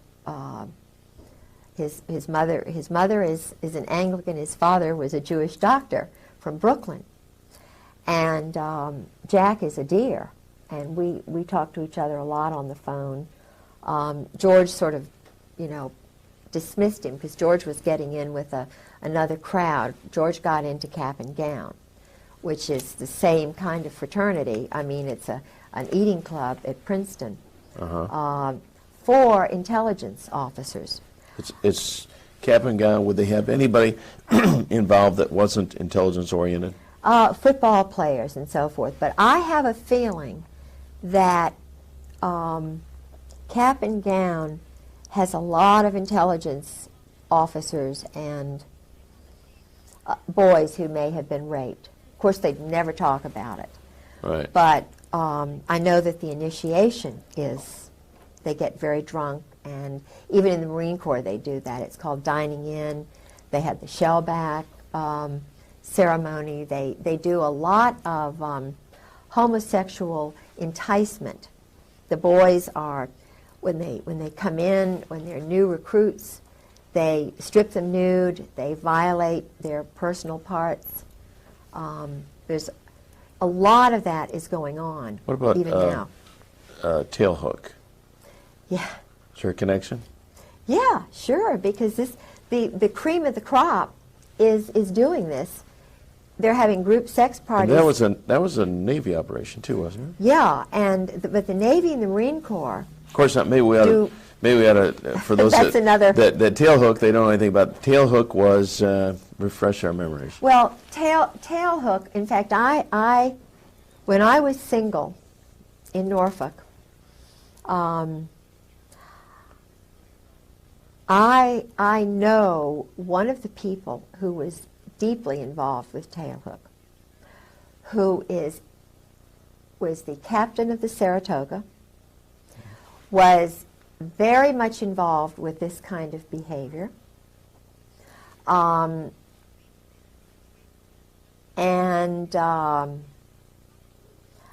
know a lot about I never thought about group sex.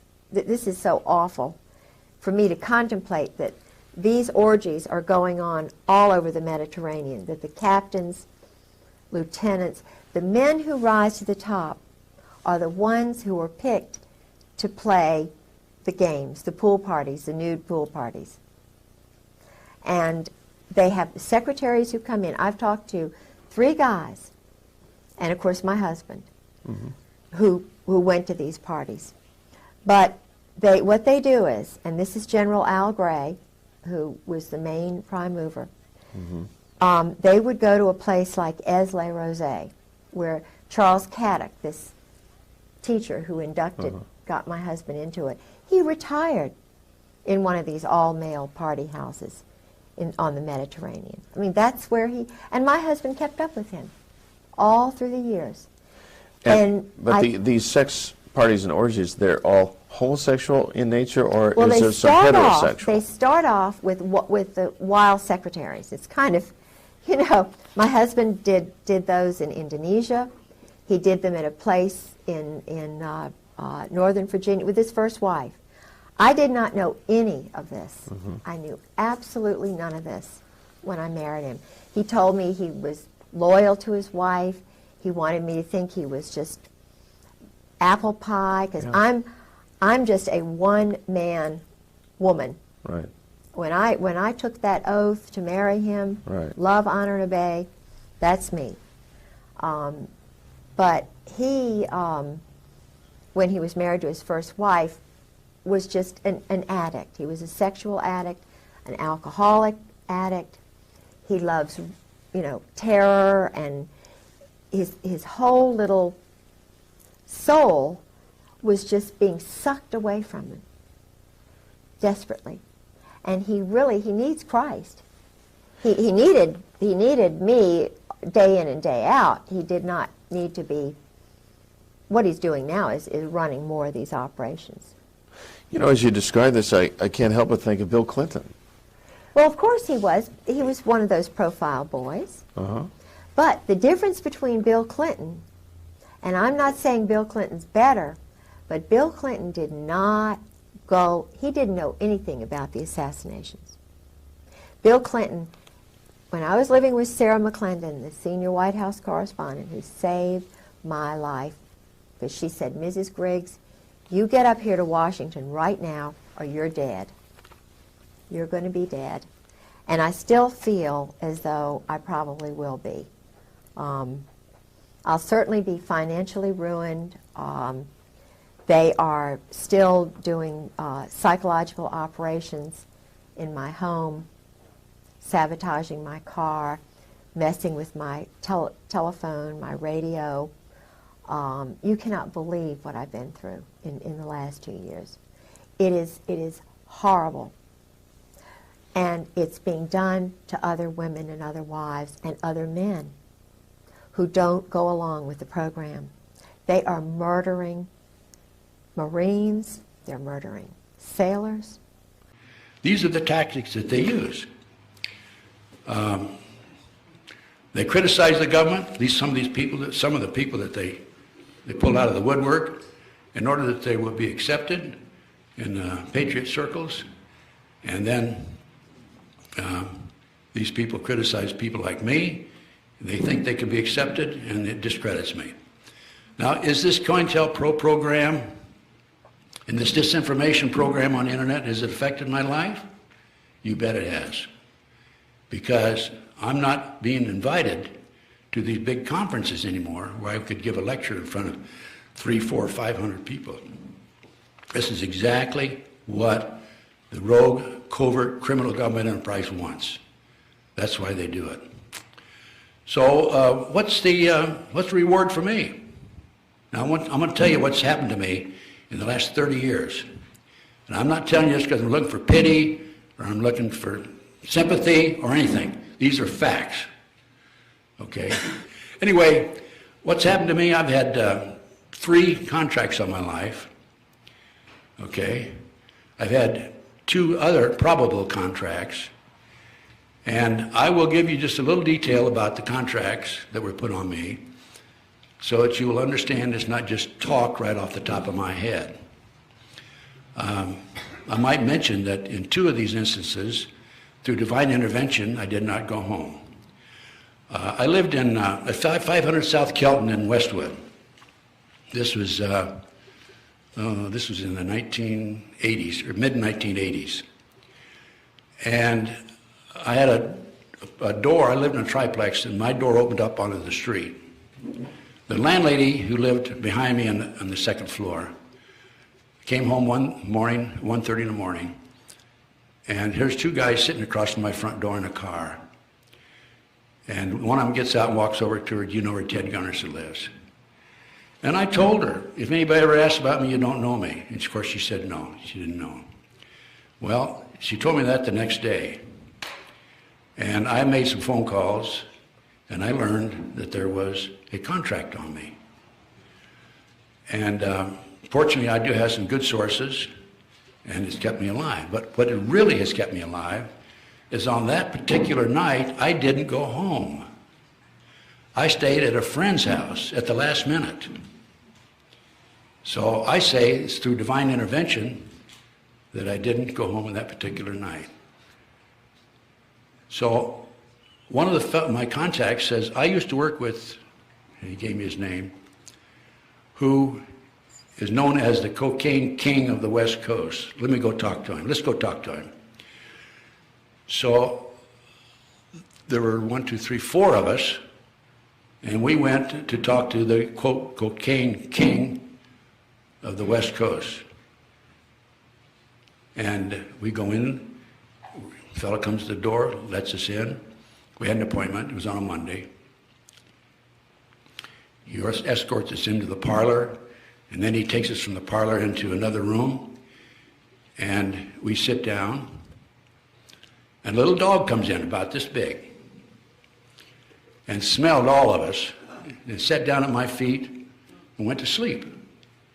And the, quote, cocaine king of the West Coast comes in, looks at the 4 of us. My dog likes you, I like you.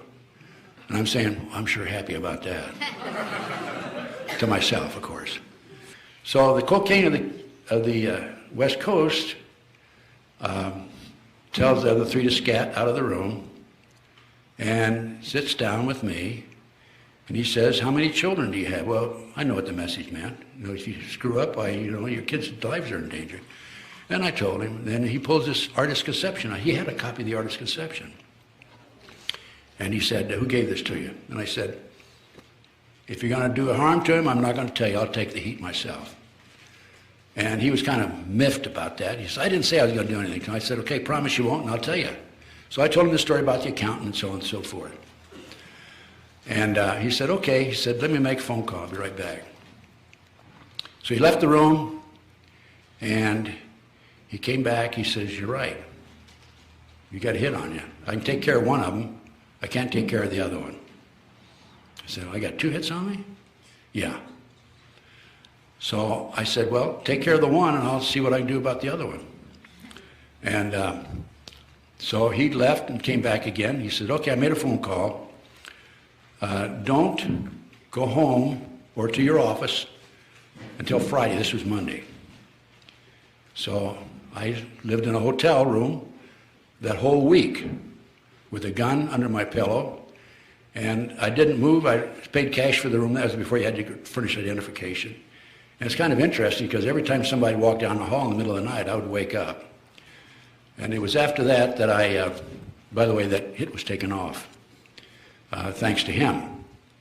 He called me later and asked me to do a favor about 6 months later, and I won't need to go into that.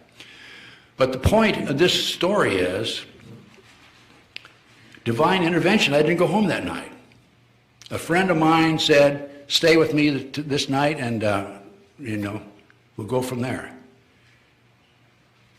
And so anyway, I ended up I had some friends drive me to Dallas. I remember I slept in the back of the car, in the back seat of the car, for like 21 hours. That's how long it took to drive to Dallas, because I hadn't had any sleep in a week. And then while I was over there, I'm saying to myself, I got to get rid of this other head. This is all New World Order stuff. This is all Illuminati. Okay, they put hits out on people all the time. Don't bat an eye. So I'm over there, and I get a call from a fellow in Los Angeles. Come over, I want to talk to you. And this particular person had some pretty good contacts because he knew about my situation. He knew I had 2 hits put on me at the same time. And long story short, this particular person was able to take the second hit off of me. That was just one. On another occasion, 1986, I said to myself, I've had enough cops and robbers in my life. I'm getting out, and I'm going to go in business for myself. Divine intervention, again. The good Lord wasn't going to let me get out of this work that I'm doing. And I invested every dime I had, and I lost it all. And so I had to go back in to private investigation work. I didn't have to because I had a pretty good retirement check. So this fellow, I was living with my business partner and his wife and kid. My business partner went overseas, went to Argentina, I think it was. And he was gone for a while. And then my daughter had a road trip, and I house sat for her. And on that particular night, an individual, and I found out later his name was Bill Mincer, known as Charles Manson II, came into the house about 11 o'clock. She was on the 3rd floor, it was a tri-level, and heard him coming in. And the dog went bananas. She closed the door, went to the telephone to make a phone call. Didn't work because the phone down in the kitchen had been taken off the hook. And she sat there and waited it out, got her gun out. He didn't come upstairs. Again, I made some phone calls, and I didn't go home that night because when my daughter came back from her road trip, I was staying at her house, and we decided to watch a movie at the last minute. So, divine intervention. Absolutely no question about it. And then the other 2 probables I don't need to go into them, but there was a fellow who was hanging around my P.O. box for quite a while, and I'd have to send somebody else in to pick up my mail. This is all New World Order, as I said a few moments ago. This is all what they do. They kill people. And Kucinich, not Kucinich, but I forget the Congressman. Huh? No, there's a congressman from Ohio. I think it's Kucinich. Yeah, he has asked for an inquiry into the CIA hit teams that are operating in this country today. Okay, he's asked for an inquiry, but nobody's paying any attention to him. That's just one. I can't tell you how many illegal burglaries, illegal entries I've had into my home. It's like Grand Central Station. They're in and out of there, and it's unbelievable. I took a trip when I was in Nebraska. I was gone for about 3 weeks. I came back, and I had my research, 500 boxes of research over a period of years, stored in the 3rd bedroom. They helped themselves to 200 boxes of my research. Okay?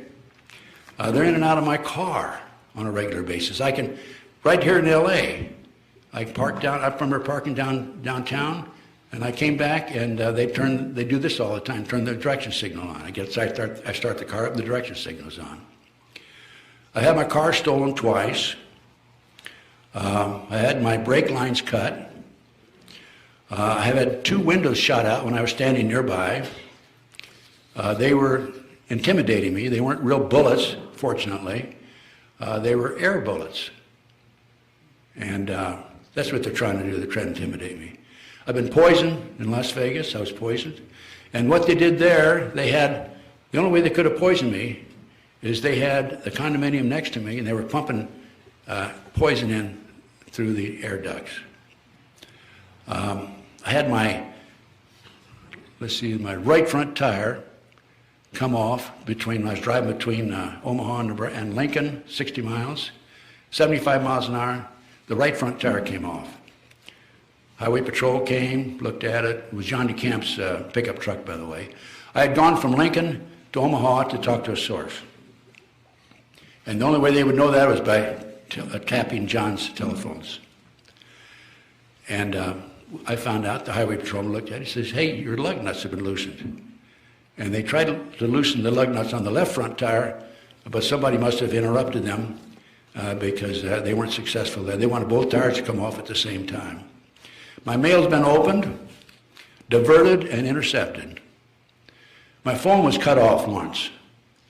And I called the phone company. I said, hey, you discontinued my phone. Why? And they said, well, we sent you a bill. You didn't pay it.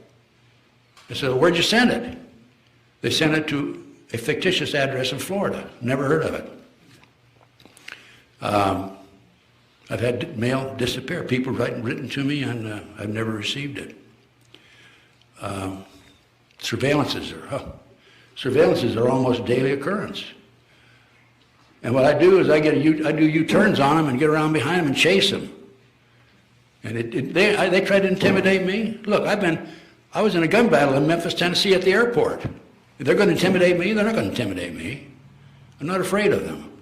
I've dealt with terrorists when I was in the FBI. And I remember when back in about 90 or 91, they put a dirt bag out, just parked across the street, maybe 4 or 5 cars up. And I would see them there, and I'd put on my gun, go out and get in my car, drive by at 3 miles an hour, stare them down, do a U-turn, 3 miles an hour, stare them down. Then I'd park in behind them. And they couldn't get out of there fast enough. One of them ran a red light.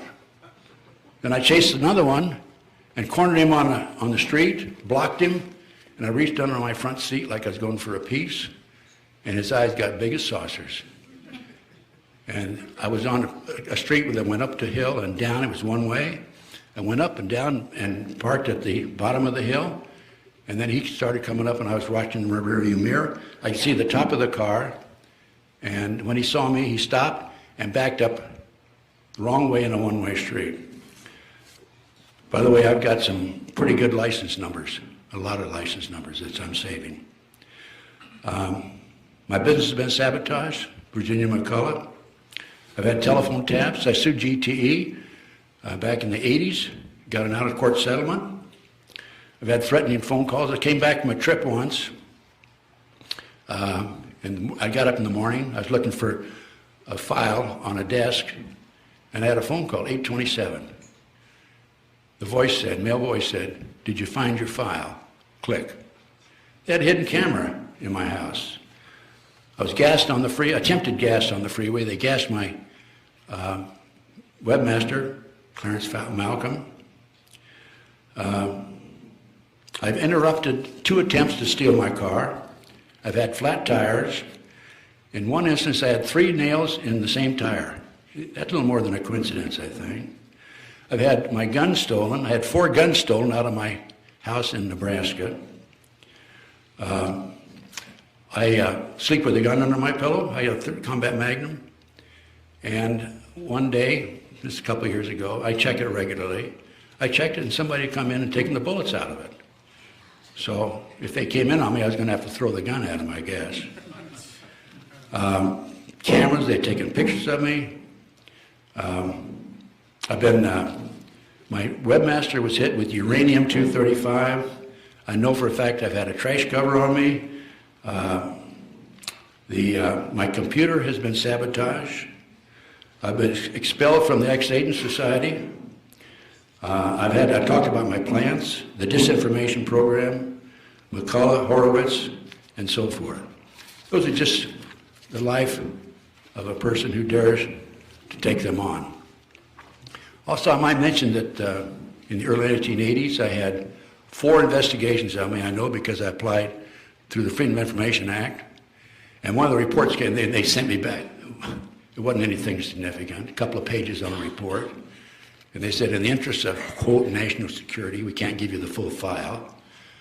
But it's kind of interesting because one of the reports at the end said that they consider me armed and dangerous. Okay, well, I am armed and dangerous with knowledge, right? Thanks. Thank you, sir. Pam Fawcett. They put a girl on me, Pam Fawcett.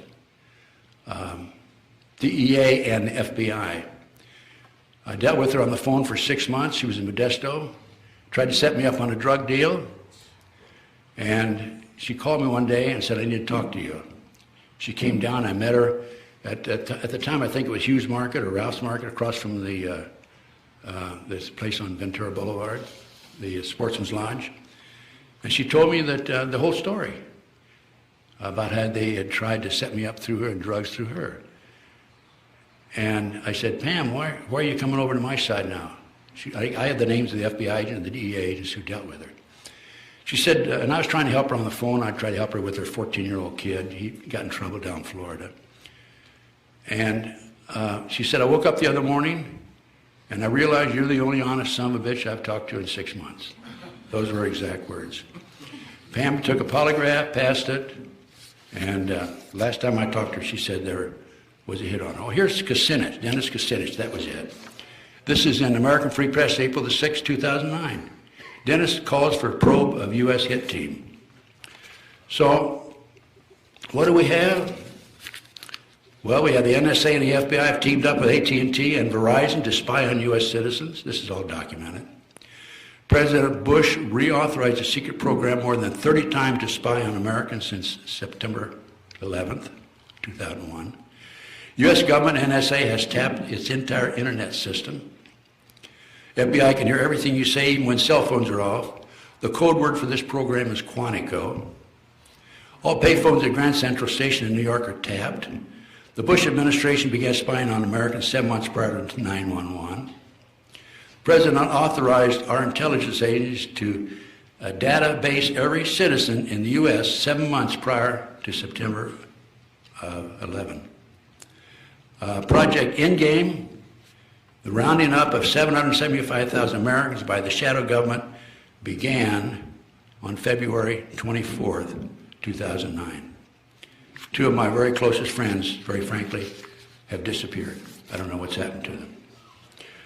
We have thousands of guillotines that were shipped in here from Japan, in Atlanta, Georgia. We have 500,000 caskets that hold 40 bodies in each casket. We have 1,000 internment camps around the country. We have sensors on the major highways every quarter of a mile.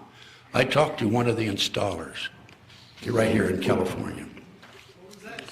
Sensors.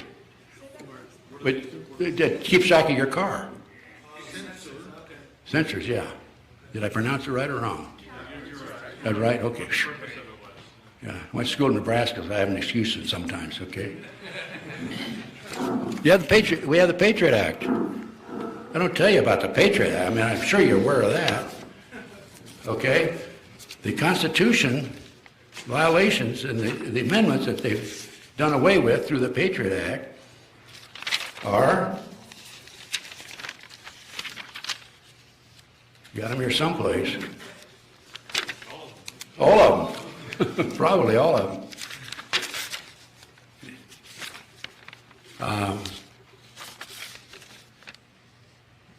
Yeah, here they are. The 6th Amendment, right to a speedy trial. 8th Amendment, No cruel and unusual punishment. 13th Amendment, punishment without conviction. It took 262 Republicans, 77 Democrats to kill the Bill of Rights. This is all part, as I said earlier, of the terrorist movement.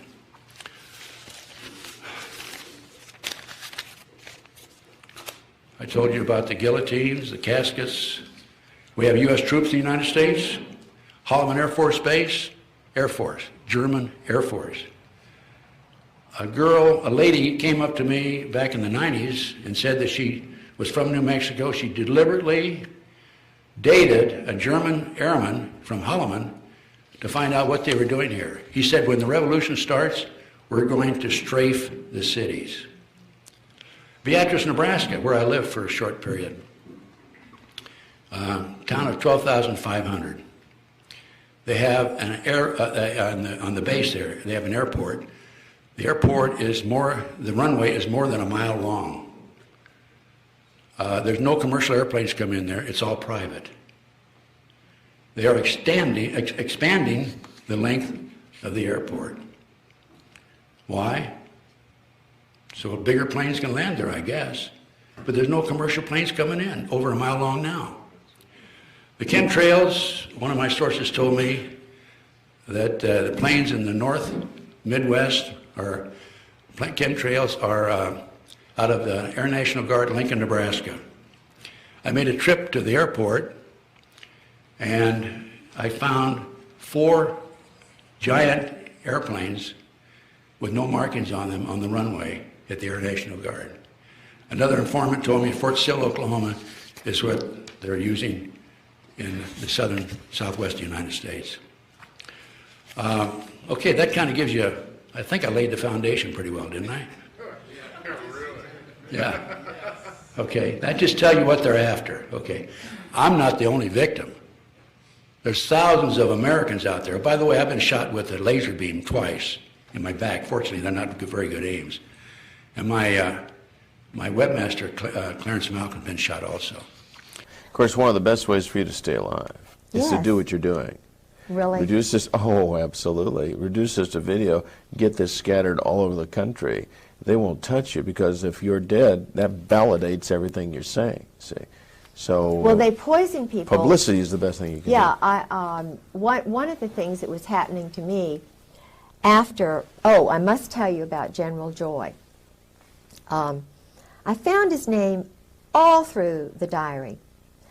And what was really strange was that George had mentioned him early on in the marriage, but then after a certain incident at Camp Lejeune, which I think is very interesting relating to tailhook and something that I did there. I'll tell you about that if I can remember.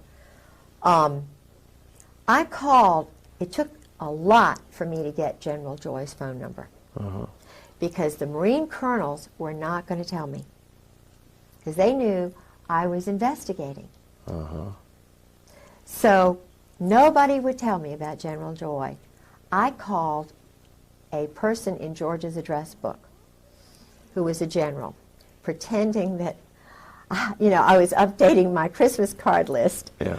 And I just wanted to find Jim Joy's telephone number. He said, oh, he's up there. He's running morale, welfare, recreation for the world, a payoff job with the mob. And he's living outside of Quantico, and here's his phone number. So I call him up, and keep in mind, my husband is infamous, Princeton graduate, chief of staff for Al Gray, who runs all the dirty tricks for the Army. Linda Tripp worked for Carl Steiner, who was a partner of, Jim Joy and Carl Steiner and my husband were the triumvirate in Beirut. Okay. And Linda Tripp worked for Carl Steiner down there. This would be approximately? I think in the 80s. She and her husband were both Delta Force duos. They send them, but then they divorced, so that broke up that. But she's a dirty tricks person, Linda. Anyway, so I call General Joy and I say, General Joy, this is Kay Griggs, and I'm I'm George Griggs' wife, you know, chief of staff under Al Gray, head of half the world, dirty tricks, special operations, wet ops. And he goes, no, I don't believe I know your husband. Exactly his words. Huh. And I'm taping it, by the way, Uh-huh. because they took my tape. They started coming in and putting sticky stuff and running my, you know, just mind-jagging me Putting sticky stuff. on the tapes, and they would put the tapes on different, you know, they would go to a lot of trouble. They would take things that I said on one tape and put it on another, and I mean, they were having fun with me psychologically. But I taped this conversation with General Joy, and I said, well, that's really strange, General Joy, that you don't know my husband, because I'm sitting here on my bed, and I'm looking at my husband's diary that he kept the whole time he was in Beirut. And you're in there almost on every page, you know, you're in there a lot. And you're going over to Cyprus and Rome, and you're, you know, getting money for weapons, and, you know, and then they're going to Tel Aviv, and they're doing this and that. And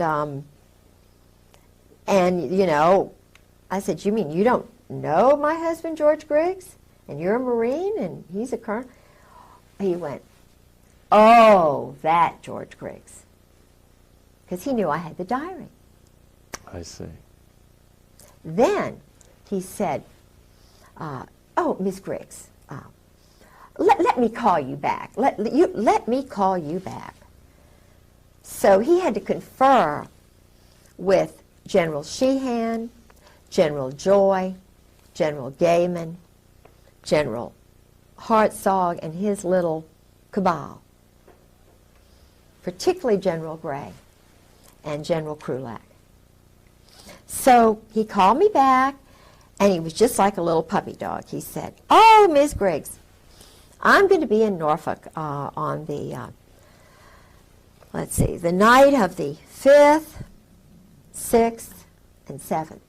I'll be at a morale, welfare, recreation meeting at the Marriott Hotel, and I would like to meet with you when I get there. You know, I'll be getting in around 5 o'clock, and I could we could go to dinner, or you could come and have breakfast the next morning. We could eat, you know, blah, blah, blah. Or 11 o'clock, you know, now I have to speak at this luncheon engagement. You're welcome to come to that. Or we can meet at, he went through every hour of the whole time. He could not have been more insistent about meeting me if he'd been my father, you know, my birthday or something. And so you did meet. I did. But I was afraid of him, because I knew this he is was General an assassin. Joy. General Jim Joy, the one who got Noriega out of Panama. He and Sheehan, the one who was behind the whole operation in Panama. This is a powerful guy.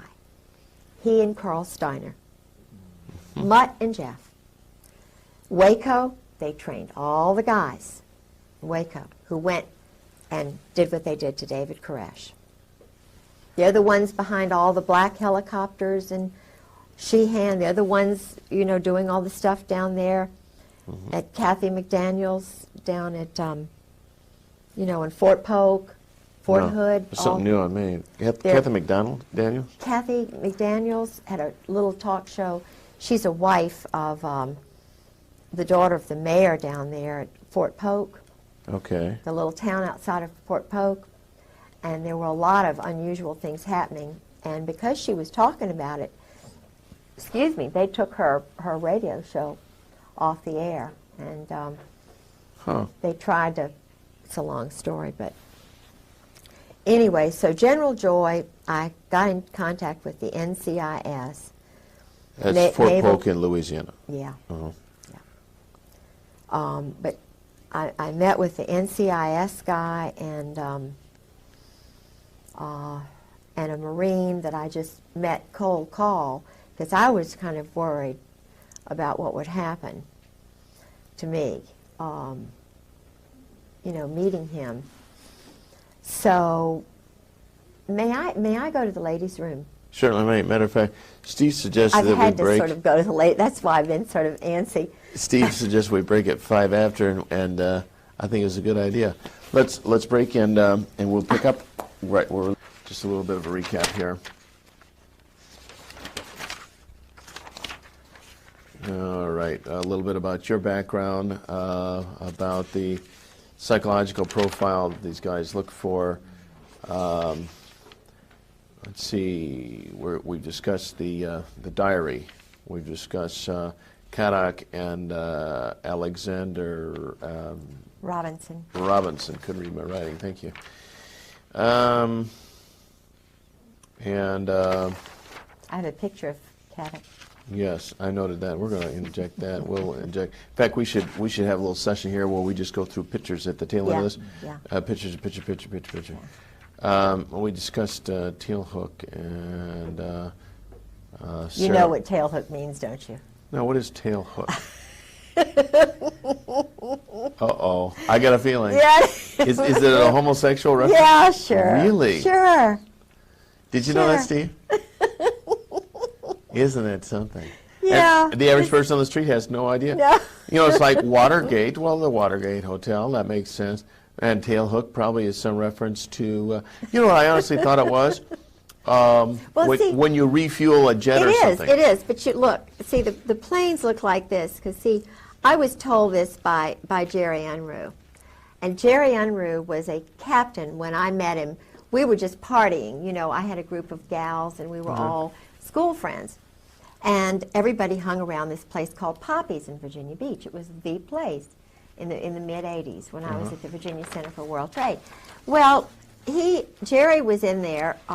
He's an intelligence operative with Scrowcroft, Crow, you know, this whole McFarlane, Ed Wilson, who's a really good friend of my husband's, who's a really bad guy.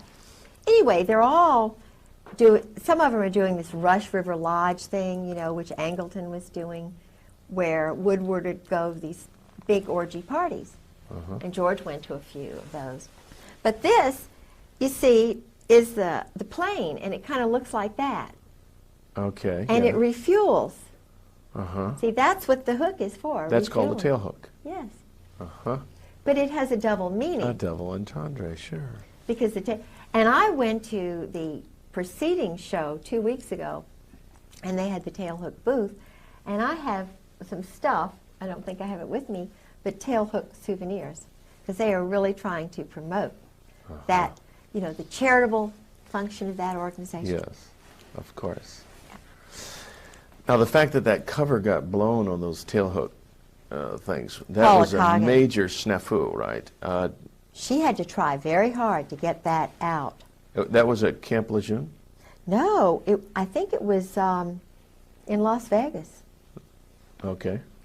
But, oh, my thing went on in Camp Lejeune before tail hook, and this is why I got flagged. Oh. Because I stopped all the go-go dancers in the officers' clubs, and they got very mad with me. Ooh.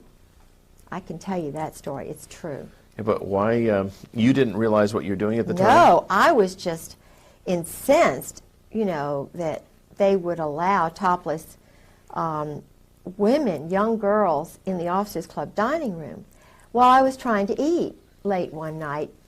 And George says, well, you know, you just have to get used to it. If you think this is anything, you ought to see what goes on in Okinawa. Well, this was 91, 90, it was before tail hook. And the Lord is always with me. Sometimes I don't know where he is, but this particular night, it was about 9 o'clock, and I was starving. And I was really mad because his reaction wasn't, I'm sorry, this is offensive, do you want to go in town to eat or something? He didn't do that. He attacked me. It was a chance to educate me the way they were educated. I see. Get used to it, bitch, you know, Yeah. excuse my French. That's right. But that's really what he was trying to do. Well, they were all young married officers. Now, I worked at the chamber, and this is taxpayer money. This looks bad. They had, you know, wedding bands on, And one of the guys, two of the guys goes out with one of the girls. So I'm going, after having said, don't you see anything wrong with this picture? And getting no background. I thought, oh boy, I've got a camera in my pocketbook. I am going to see Marty and Oogie, my old roommate from St. Mary's, little Episcopal Junior College in Raleigh, North Carolina. And I said, whoa, little Lucille Ball comes out. And I just kind of grabbed that little camera with the flash, and I get me 3 little flashes of scattering people. So Just light. because the camera's going off. Yes. So that said to me, it proved to him, God, truth is light, light is truth. You know, hey, this isn't, I mean, God proved it. I didn't do it. I didn't argue. I just took pictures, they scattered. Then what happened? What happened to the pictures? Well, he tried to grab my camera, He, my husband. right. But there were still some men in there, you see, and 2 of the girls. And they were looking at me like, you are, the girls were probably thinking, oh, you know, but the guys, they saw older colonel, chief of staff here, wife. It was bad from the perspective of me being a wife, witnessing this, being ordered to shut up. So I took the camera when he wanted to grab it from me, and I went like this. I mean, it was real battle time, major. My brother was a championship wrestler, you know, and I don't know anything about holds, but I knew this was self-preservation time. And I just said, well, I'm going to the ladies' room, huh? Yeah. So I went to the ladies' room, and I hid the darn thing. And he wanted to know where it was. We had a major battle. But the end thing that happened was I wrote a nice letter, found out the name of the manager of the club, because I knew protocol. I knew you can't go and just really mess everybody up.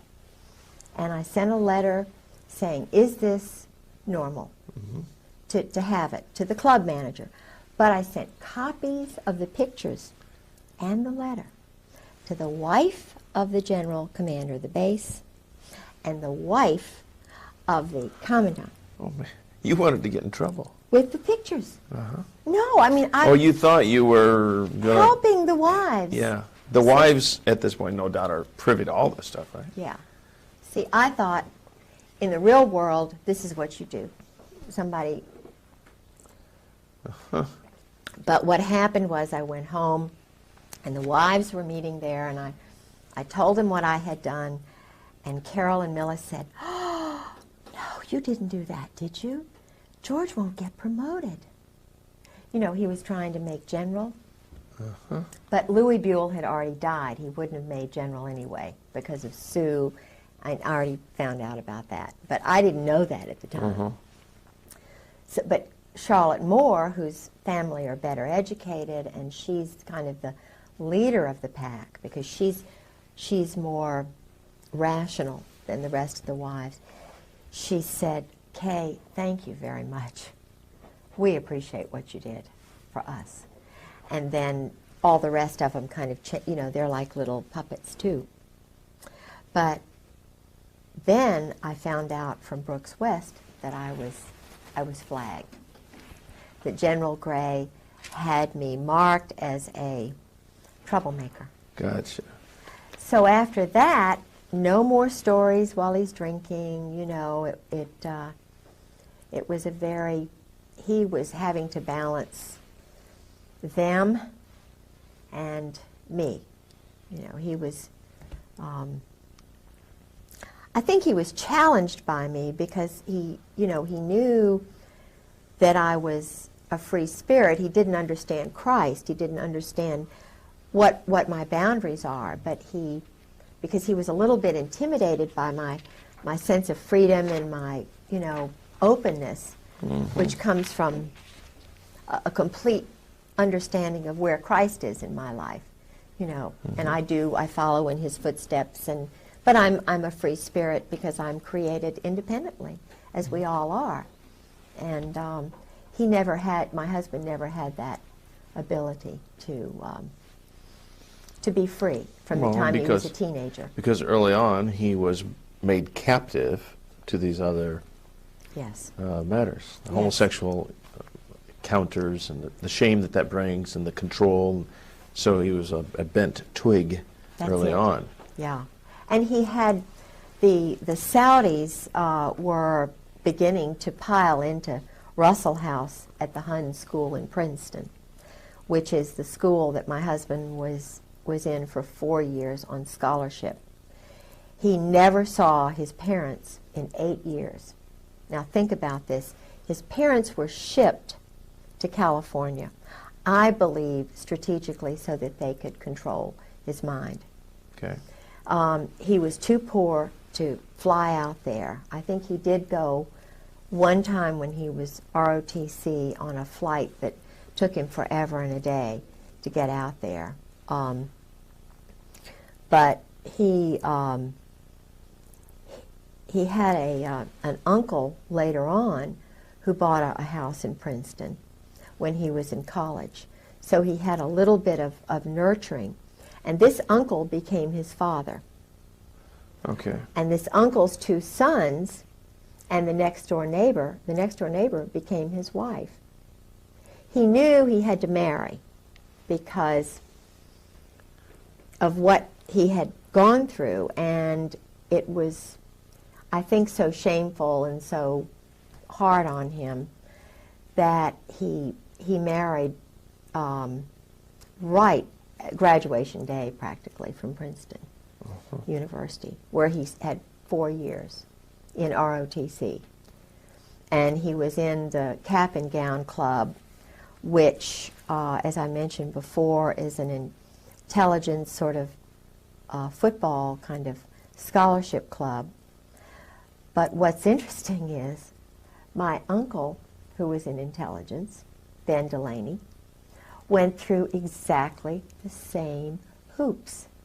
I was thinking, you know, when I met my husband, this is, and it probably was God in many ways, but I thought, isn't it amazing that Uncle Ben, who was the football quarterback star for Princeton, the one year they won the whole national thing, he was, he went to the Hun School. His father and mother were both killed or something happened to them. And I think they were a fairly well-to-do, prominent family. He was handsome, wonderful, just a neat man. So he went on scholarship to the Hun. And then, and he went in with crew and all these other things. He was in Cap and Gown. He was, he played on the football team. He wasn't a cheerleader. My husband was a cheerleader. But they were in exactly the same pattern. ROTC scholarship. They left ROTC. They were dependent on the government, on the intelligence community, you know, selling weapons to whatever country. I know the country, but in other words, they were doing work for the joint under the table all these years. Okay, and directly under whose instructions to sell these weapons? Do you know that? Yeah. Okay, who would that be? Well, it's the Israeli Zionist group in New York. Mossad? No. Well, what would they yeah, call but everybody thinks Mossad like they think CIA is just a bogus sort of thing. It's really Army intelligence that does just about everything. They run a lot of the psychological profiling, which is done at Quantico with the FBI. It's all a very small group. Harvard professors connected with, you know, the Tavistock and Dar es Salaam, and there's a sexual perversion group in Vienna and one in Colorado. I think that little girl was part of that experiment, you know, who was John murdered. Benet Ramsey? Yeah, because I had some... Well, you know, that raises an interesting point, because here's a high-profile murder that goes nowhere. No investigation, nobody's pinned. It just goes on and on and on. The parents are involved in that program. But somebody higher High up level. is protecting them. Absolutely. And the same thing that you're describing about the military. Sure. If you're in the clique, you can get away with murder. Yeah, absolutely. Absolutely. Murder, literally murder. And I had a group of visitors.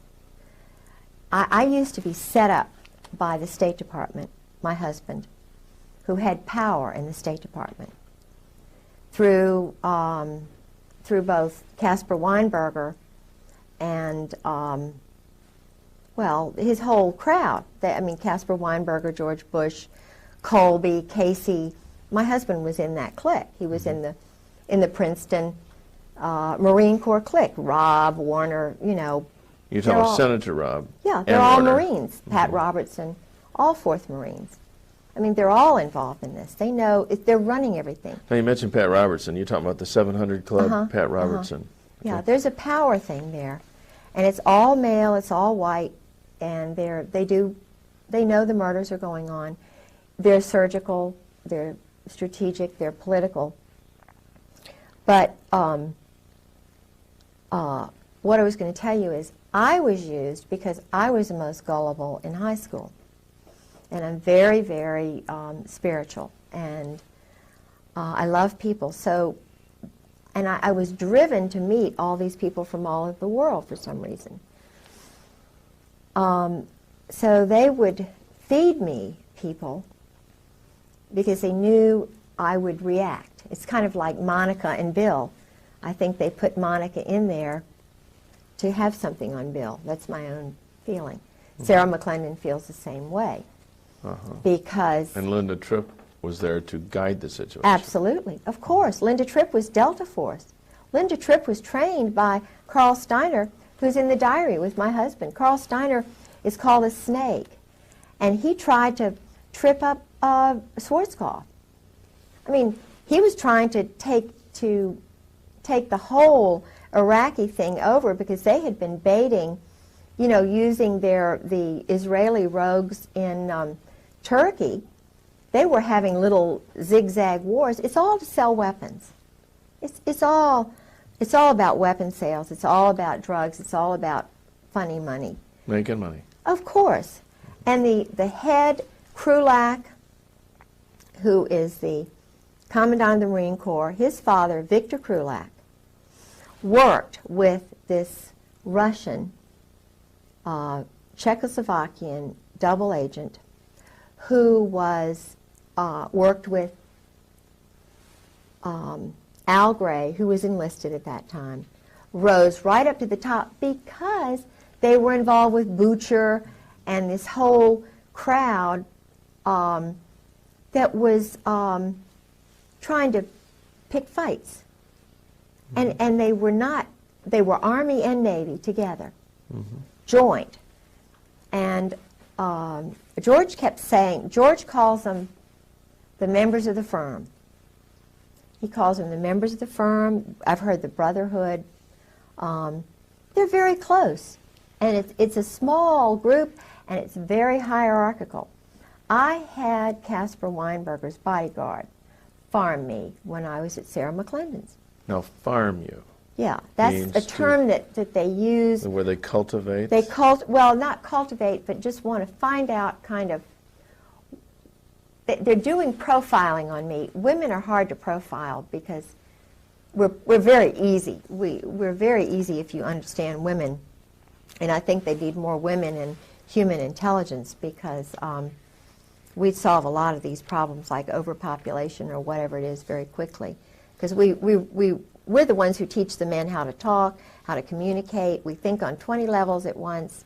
You know, we're very spiritual, we're very practical, all at the same time. And they make mistakes by pegging women as crazy when really they're very anxious to solve problems. They're just very frustrated to see a lot of wacko things going on that don't need to be going on, but the guys don't see it. So with my husband and so forth, I was used. They profiled me. They knew I loved international people because I'd already demonstrated that. And there was a group of sexual psychiatrists from Vienna who came over. I have pictures of them. I was their escort, George was already gone, and I was intrigued that they were still sending me people. Okay, now you referred to him as sexual psychologist? Yeah, there's a whole range of psychiatrists who study perversion, Okay. sexual perversion. Harvard, Yale, Johns Hopkins, and this Colorado group. Dar es Salaam,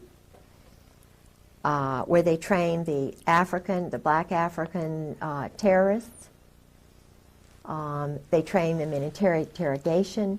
They train the JAGs in interrogation methods and so forth. And a lot of these guys got their experience in Vietnam. Intentionally, they took these little boys. That's what they're doing in Bosnia right now. They're training future leaders in perversion.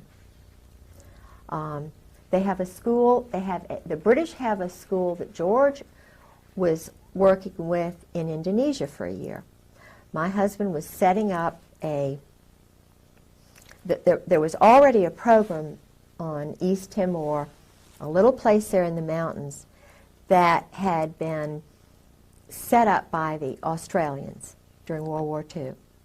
It was involved, I think, with Burma and, you know, some of the killings that were going on in China and so forth.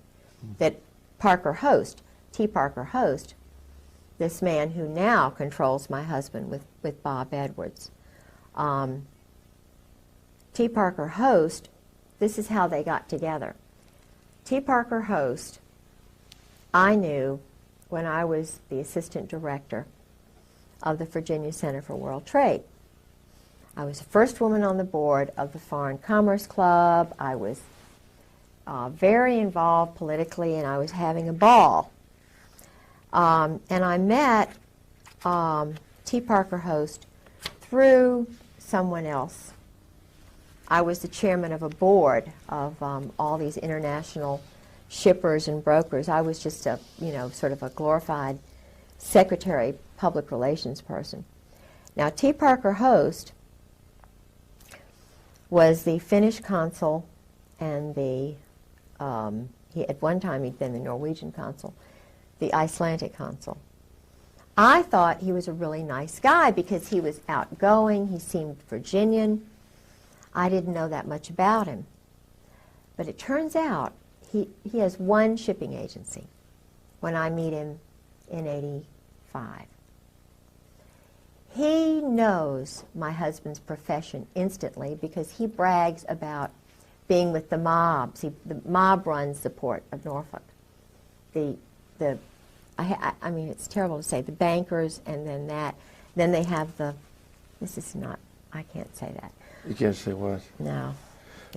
The ports are run by, it's a homosexual hierarchy. Okay, it makes, that's not objection. Well, okay. And in Norfolk, it's Walter Chrysler, Phil Hornthal, they have the rich ones, and then they get the little ones in by introducing them to the big guys. It's like George met Einstein. Einstein was in that little ring that the Saudis were in. It was a very elite. No, you're saying Einstein? Albert Einstein Okay. was in that little Princeton ring before he died. Okay. George, they partied together. Anyway, so the Norfolk crowd runs the port. It's very organized and so forth. And I knew the person who was running the Maritime Association shipping agency, very nice man who was that way. But I didn't know it, I went out with him. I like him very much. I mean, he's a very nice person. But And completely homosexual. Completely. But he liked me, and I thought he was wonderful. Many homosexuals are very he's engaging a very, people. very nice guy. Well, his best friend was T. Parker Host. He lived with him for a while.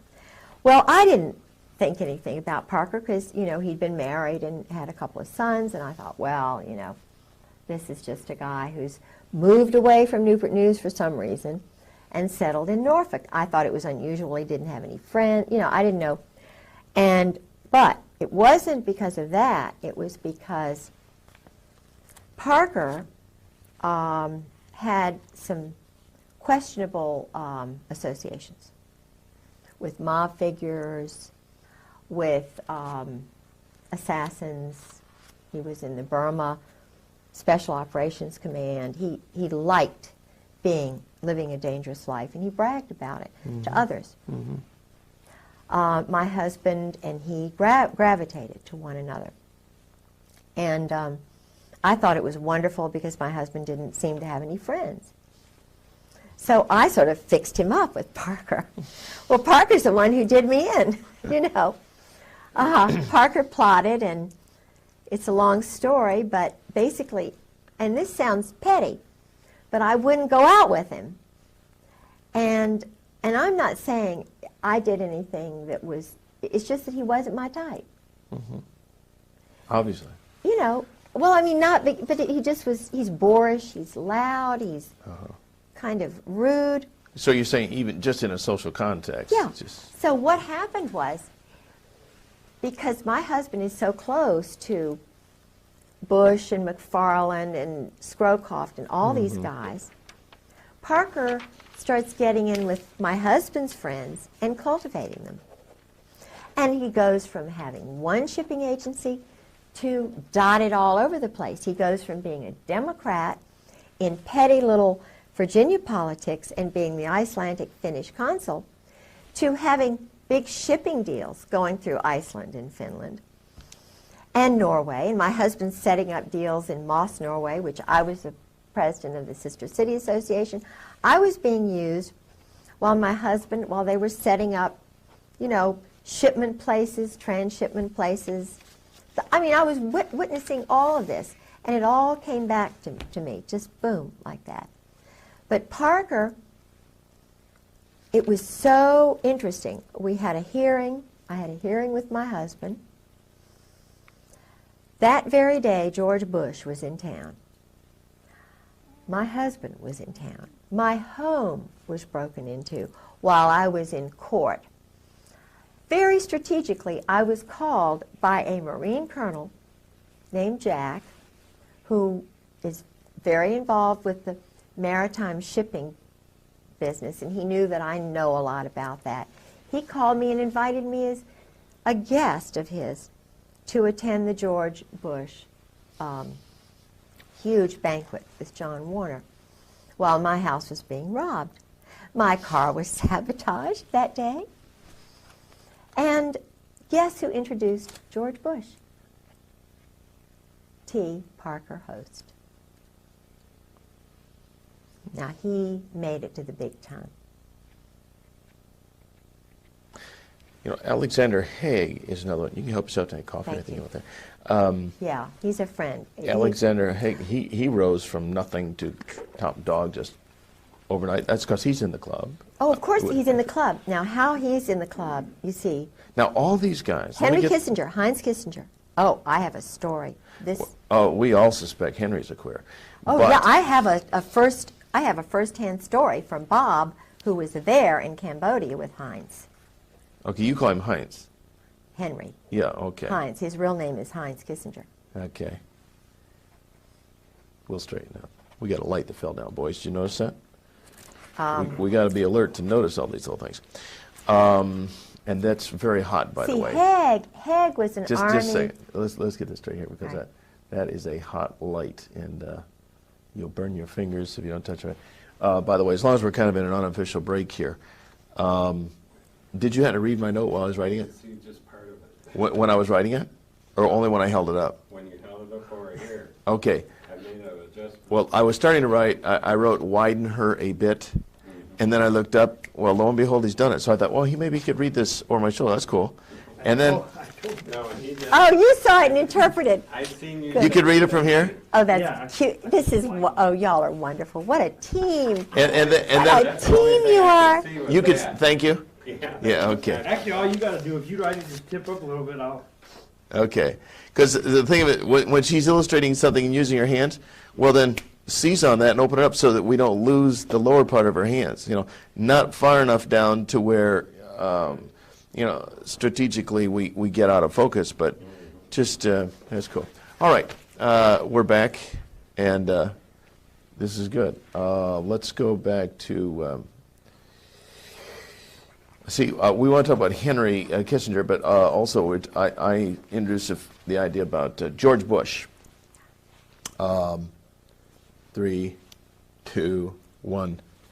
Now, so George Bush, I mean, all these people rise up through the ranks, the same club. Right. No wonder, I saw a little TV clip one time where a reporter was asking George Bush and others about the Order of the Skull and Bones.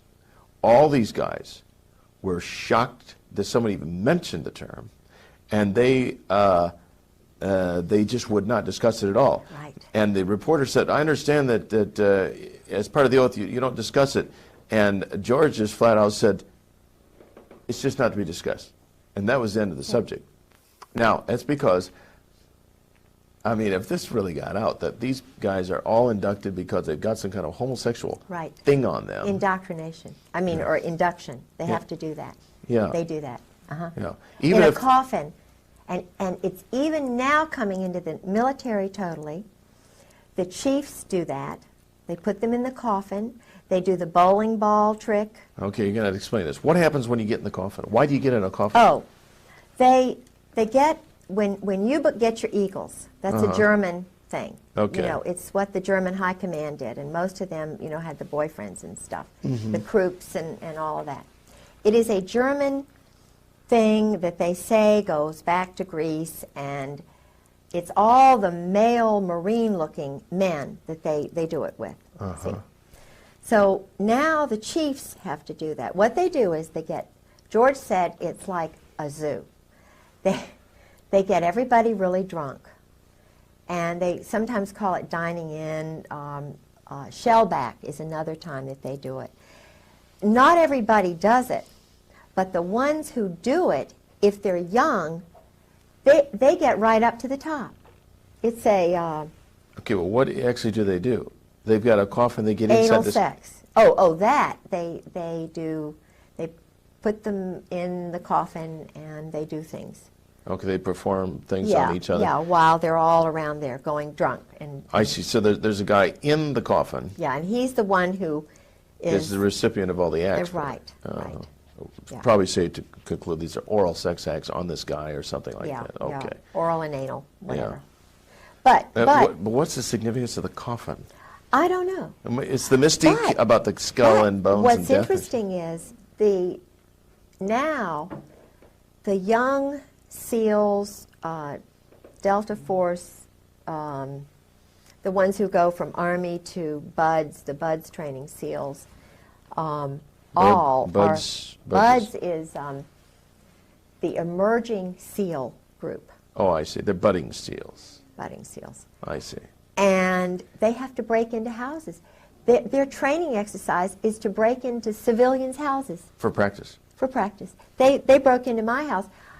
When George and I were first married, I had many underwear. This is terrible to say, but lingerie. I had lots of, I didn't buy much, but it all disappeared.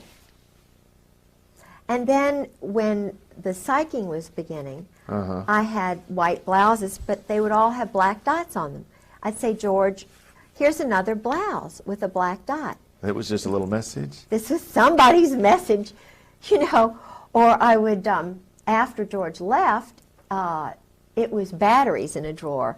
You can't tell the police I opened up a drawer where I had 6 batteries, and now I've got 50 batteries. They're going to say, well, of course you're crazy, And I started my little sob with a screwdriver.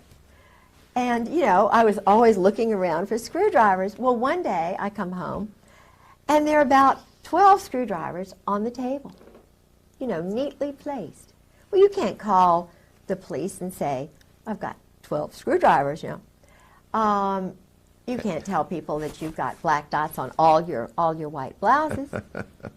Your shoes are disappearing. And then, this is really, I called the police the first break-in, which was the night of March the 4th, the night before I went to see General Joy at the Marriott. Yeah. Well, I had already called the police when I was battered because I was just bruises. I made O.J.'s wife look like Marilyn Monroe. I mean, you talk about.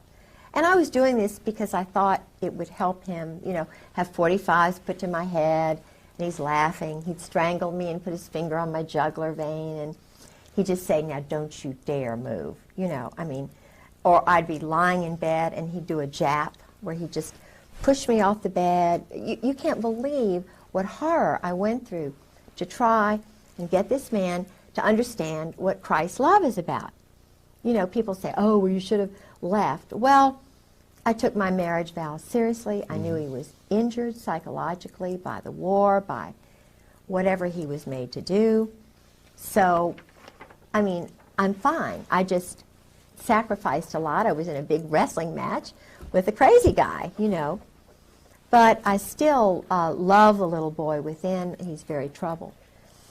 But anyway, I called the police after a number of little break-ins. And guess what? The policeman they sent was a little short guy with a short haircut whose name was Shorty Satterwhite. Okay. And Shorty Satterwhite was saying, oh, now, Miss Griggs, now you're just making this up. Now, you know, Miss Griggs, this is you're just traumatized. Your husband's gone, blah, blah, blah. I found out he was a 20-year Marine. Uh-huh. Okay. And not only that, but there's another part of his life. But that's okay. I mean, he's a nice guy. But he was a Marine. And he takes orders. Of course he does. He's still reserve. So I think, okay, I'll call the FBI. You know, I'll let them know what's going on. I heard about the FISA court and that they, you know, because I'm talking about William Colby, maybe they think I'm a threat because I know all these international people. So I'm just going to call them and tell them what's going on. So I called Torrance, who's the head of the FBI, and he's too busy, you know, too busy. So he sends this guy, Dan McNally, out. And Dan McNally is a very nice guy, and he has this girl interview me, and I type out something about Georgia's history and what I know. Guess who else is a 20-year Marine? Dan McNally. Mm-hmm. And it just so happens that Dan McNally's best friend, and he's not married either, but that's all right, his best friend, who is from North Carolina and never married, is a best friend of Fred Hentz, who's the one who took me to this place, Mahi Maz, where I had the 2 death threats, who was graduated from college in flat 59. He was intelligence. His father was a German high, part of the Kaiser's elite group. Mm-hmm. He was NATO colonel, which I thought was pretty neat, and that's why they knew the profile. Kay likes NATO people because she's going to learn a little bit about another culture, you know. And I'm not saying that because his family were high command, but he was also an existentialist. And okay, and again, for our viewers that may not know the term existentialist, you mean? An existentialist, according to my husband, which he is one, Fred Hentz, all of these people are existentialists. They believe in doing whatever it takes. It doesn't matter what the law says. Mm-hmm. They will do anything necessary to get what they want politically. Okay. And economically and whatever. In other words, killing a leader, killing 5 people, killing 20 people, according to George, is a lot better than war. This is the way they rationalize it. You didn't used to kill women and children in war when the British Army, when they were pure kind of, you didn't go out and kill. I think Dresden, they did do some of that, but that was That was Walt Whitman Rostow and his crowd. And he's a very dangerous man, because Walt Whitman Rostow is a communist. Okay, and in what capacity is he? Oh, he was one of the wise men in Kennedy's administration. I think he was probably responsible for the movement that got Kennedy murdered. I believe it was an Israeli group which did it with some of these rogues. Okay, now when you mentioned wise men, is this an insider term? Wise men, yeah. Kennedy's wise men were guys like, you know, the Harvard crowd. And he was trying to bring them in to change things around a lot. Uh-huh. Walt Whitman Rostow was the one who got us into the Vietnam War because he wanted to sell the weapons and stuff.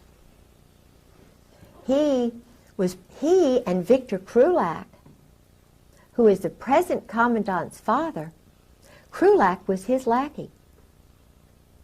Walt Whitman Rostow's lackey. Walt Whitman Rostow went with Taylor, General Taylor, and wrote the report that got us into the Vietnam War. And all the time that the Pentagon was saying no, no, no, no, he was a cheerleader for the weapons sales. He and Henry Kissinger, Heinz. He and Henry. Walt Whitman Rostow, Eugene Debs Rostow, these were communists, named for communists. Eugene Debs Rostow and it's either his son or his other brother, runs the big Boston mob, the port there. His name is Nicholas Rostow. With the Weld, you know, with William Weld, they've done all that drug business in Mexico for years. They had that Russian, you know, the one who was murdered by the assassin, Ramon.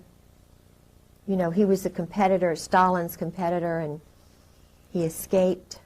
Very famous Tolstoy. Okay. Mm-hmm. Tolstoy became a Christian at the end, and you can't become a Christian. That's a death warrant. So they killed Tolstoy because he was becoming too, I think, now I don't know the whole story. There's probably a lot more to it, and I just, maybe I see completely the wrong picture there. But Tolstoy was murdered by this same Parisian, Spanish, Czechoslovakian, Georgian, Russian group, Okay. which are all part of the former Abwehr. All right. We've got to stop. Tolstoy is not the correct name. I know who you're talking about, but I can't think of it. Tolstoy is a writer. A what? He's a writer. He's a Russian writer. But the guy you're thinking of was murdered in Mexico. Yeah. It's not Tolstoy. Okay. What was his name? Nice little Jewish boy. Good. It's a good point to bring this up, because if we can correct that name, and don't go that wide. When I'm talking about going wide, I'm not talking about going anywhere near that wide, because we got all this junk over here we don't want in the picture. Are you sure it That wasn't is Tolstoy? I think plenty it for- was. He's a writer. That's just plain for. I know he's a writer. Sorry about that. That's I okay. know. This That's guy okay. was You're learning. the right-hand man of Lenin, and he defected and went to Mexico. Right. He went to Mexico and murdered him. I think it was Tolstoy. It could be two Tolstoys. No, Tolstoys. Tolstoy is a very famous author. You're not thinking of Trotsky. Oh, yes, you're right. A. Oh, got it. Let's correct that. Oh, thank you.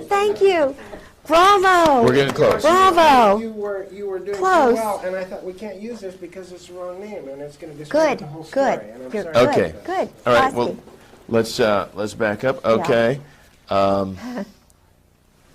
We have 5 minutes to go. Okay. We can easily do that. That is on this tape. I'll tell you what, We have more time than this, but on this tape. Next tape, and in the next 5 minutes, tell us what Max Sug means, because you mentioned it earlier. Okay. But I still don't know what it means. But let's get Trotsky in this piece right now while we're thinking about this. Okay.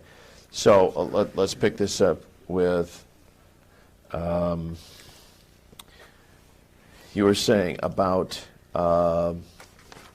We were talking about the wise men. We were talking about the Rostos and William Weld in Mexico and the involvement of the Mexican government. And it's not Tolstoy, it's Trotsky. Okay, hold on a second. Won't even be necessary to mention that because that will be completely clipped and edited. So just go ahead and tell the whole story, but use the name Trotsky. All right. Okay, so Yeah. go ahead. Here we go. This group, which was run out of Paris, is still being run out of Paris, this revolutionary terrorist group which is controlling these Marines and Army Steiner's group. They all operate together. The man who started all of this program during Vietnam used communists who were in the Spanish communist movement. They actually promoted communists in the OSS, which was started by this William, Donovan. Okay.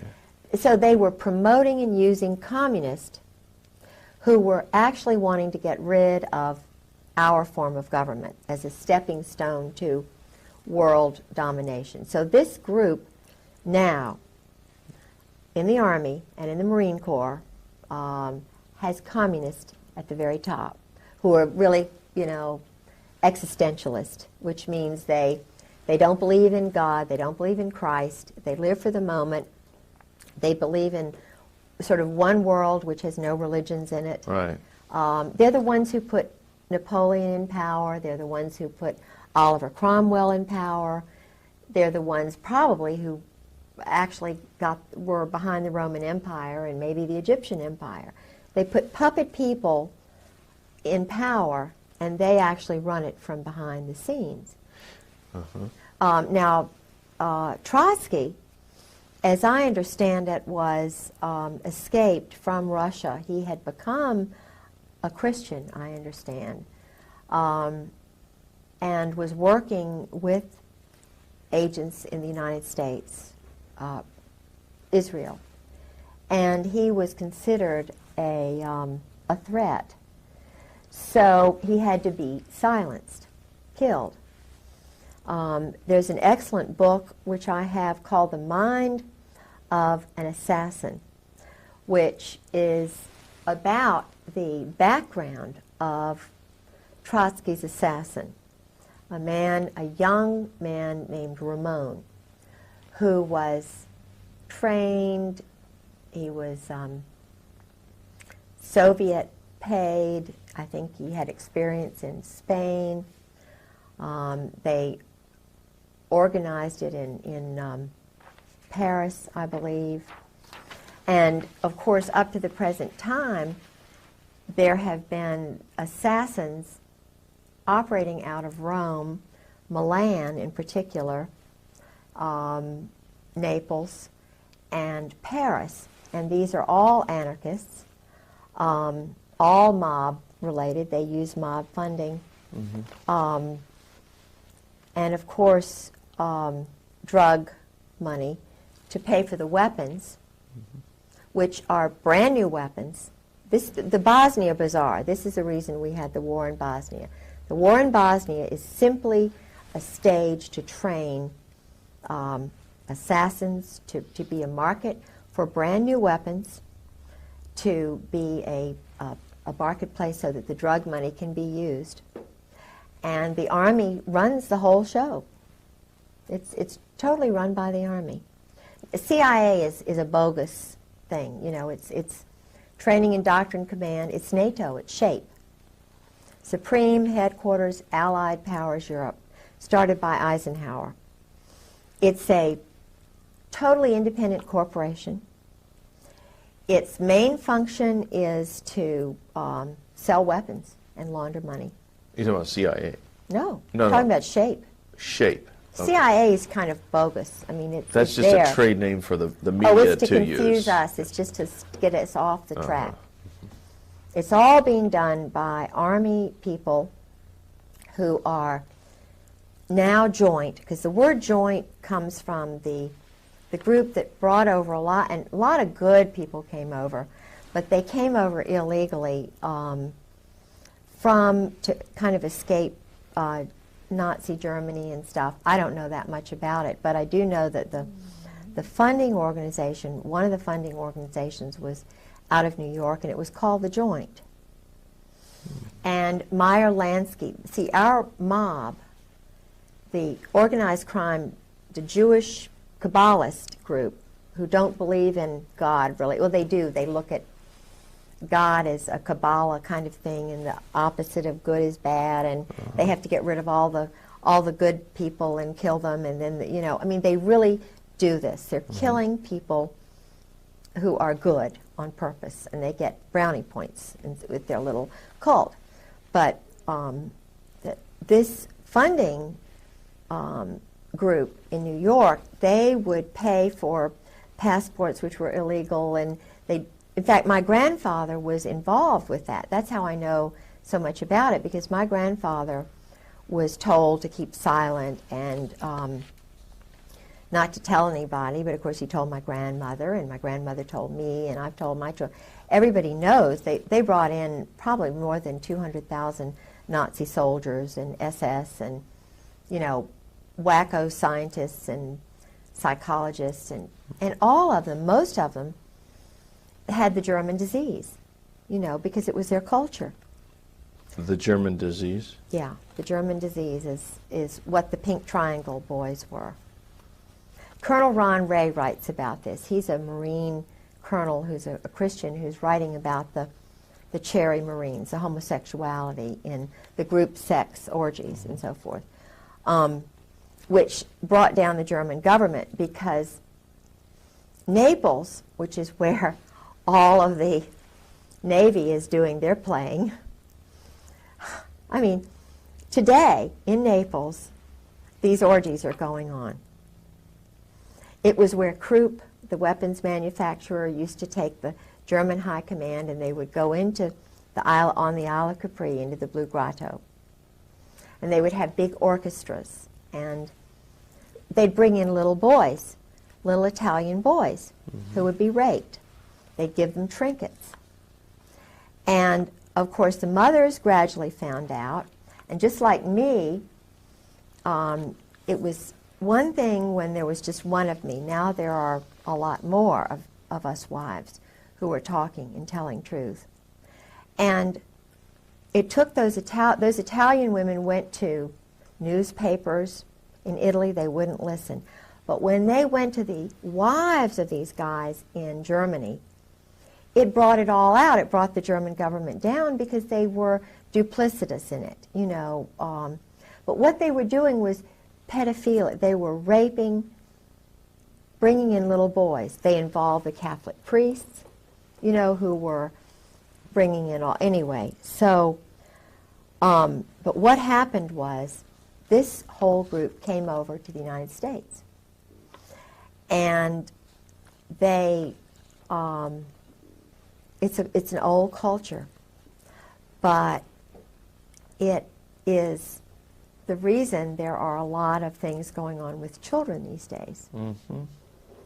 And it explains why it's all being covered up, because if you've got police officers who are playing these games and they're going in the woods like to, what is this place where, I mean, even Eisenhower played these games. Even Mike Kemp out in, it's called the Hermitage. The Hermitage. In California, where they all they get drunk and they run around nude in the woods and stuff. Bohemian Grove kind of That's thing. it, Bohemian Grove. Okay, rather than Hermitage, it's the Bohemian Grove. Bohemian Grove, that's the name of it. My brain's tired. That's okay. And the one in, there was a big one in Washington called Rush River Lodge, where they used to all go, and there are lots of places now. But the problem, as I see it, is that I think they're trying to destroy America and the basic Protestant Christian culture, because where you have a militaristic society, which is where the rules are only for those people, and keep in mind that Meyer Lansky and Lucky Luciano, and the other man, they chose to go to Italy. Luciano went to Milan. He wasn't banished to Naples and Milan. The two top mob families went there because of the weapons industry. They're selling weapons. I mean, that's what the military is doing. It's totally controlled by the mob. Look at this. Weinberger was General Douglas MacArthur's. He spied on MacArthur in Korea. Who was MacArthur's nemesis? Albatross. It was none other than little old intelligence.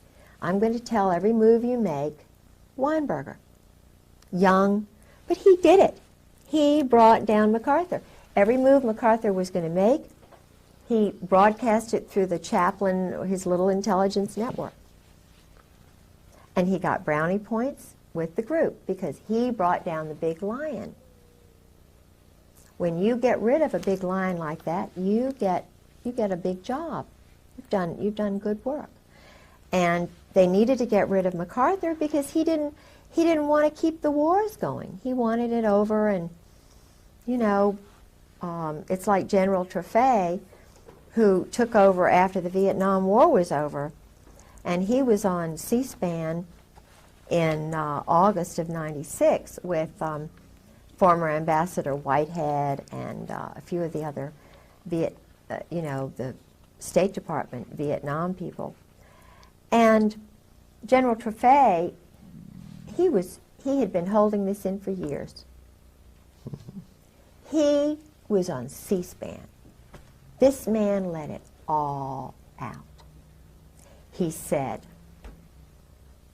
I took over at the end of the Vietnam War. I was in control, right?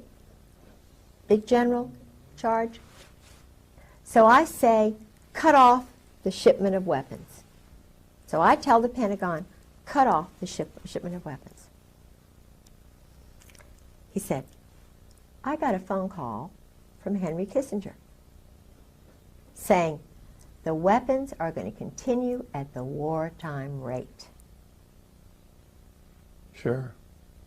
Now, that's when all this stuff with China started. It started before then, because already the communist agents, the New York, Brooklyn, New Jersey mob, were already training Mao. Mao was trained in Paris. So was, the one in Cambodia. What's his name? I can't think of his name. The one who was Pol Pot. Yeah. They were homosexually, bless their little hearts, by priests. They were wonderful little boys sent there, turned, which is the word, when they believe their mothers, and then all of a sudden the world's horrible, and then they have these wonderful friends who are going to make them leaders. Yeah. They're turned psychologically, and it's a pattern. And so this is why it's so important to know what they are doing to innocent little boys in the Army and the Marine Corps today. Why? Why are they having them go together in groups and strip nude when they're brand new inductees? Uh-huh. Why do they do certain things in public, in front of the group? And Well, they even do that during the pre-induction physical? Yes. I mean, And they also have the doctor. that's why I didn't want to go in the Army. I knew there was something. Yeah. But they also turn around the other way after doing that. The other way, and they're upside down. And they do this anally. Uh-huh. Now, why do they do that in public? Why are the urinals all out in public, without separate stalls? Yeah. If they're not promoting this. And then why is it that the ones who are this way rise up faster than the ones who don't? Because there's someone there noticing Yeah, sure. those Sure. who are Vulnerable. vulnerable. I was going to say rising, but that wouldn't be quite They're appropriate. called rising stars. Rising stars. Rising, that's the word the State Department uses for those who are controlled. And when I was volunteering with the State Department as a an escort in Virginia. I had this group called, I thought it up myself, VIVA, Virginia International Visitors Association. And I tried so hard to get to be a part of the State Department family. But you know, I'm a Christian, see, I'm a Protestant Christian, and they don't want Christians in there. My goodness. You know, I would have guests, and I would let them know I was a Christian and that I love them, and Virginia's a wonderful place. And Yeah. But I couldn't be a part of that. No. They sent me people, but I never was a part of it, even though I had lots and lots of dignitaries. Did you ever have any contact with Madeline Albright? No, I lived with Sarah McClendon for about 6 months. Mm-hmm. And Sarah is a Democrat. See, I was a Republican all these years. I was married for 21 years to a Democratic governor's grandson. It was an arranged marriage, and so I knew a lot of the high-level Democrats who were really sort of conservative. It's hard, you know, in Virginia, they're very conservative. So when I stayed with Sarah McClendon, I had become a Republican, you know. And Sarah told me a lot of the things that were going on in the White House from her insider perspective, which totally challenged my perspective on everything. You know, Ron Brown was murdered, for example. Sure. Vince Foster was murdered. Forstall was murdered. Tell you what, we're gonna break right here. Okay. Because we're just about out of tape, I think, on this in here. This would be a good place to pick up, though. Ron Brown, Vince Foster. I think Foster had a Marine Corps background. Is that possible? I think so. He may have. I bet he did.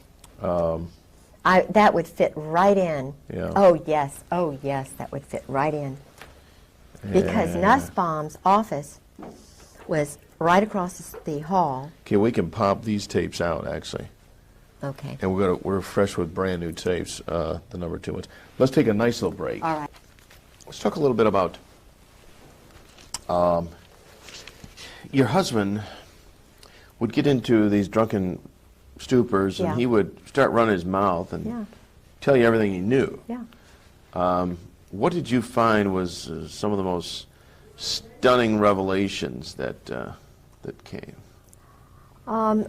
Besides the fact that he admitted he couldn't be a Christian and was an existentialist and explaining what existentialism meant to him, which was startling to me. The other parts of some of the things he told me, which really startled me and frightened me, was his attitude towards murder, which he said was not murder, because he said emotions are not involved.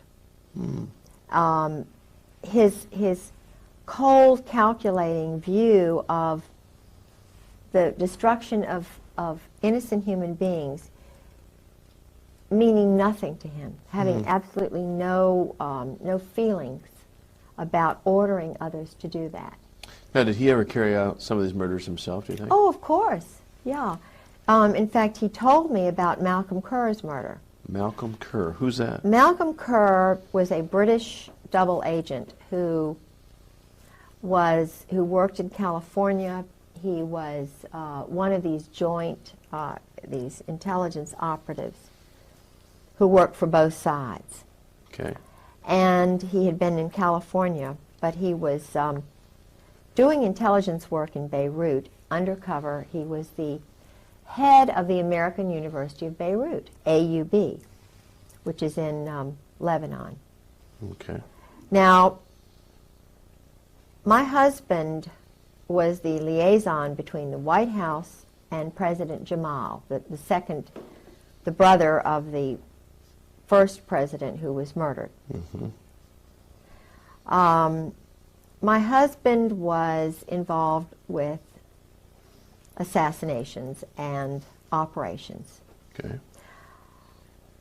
He was very upset with Malcolm Kerr because Malcolm Kerr refused, although they were already there, the Marine snipers, the assassins, who were under my husband and General Joy, and Al Gray, of course, were hiding in the dormitory at this university.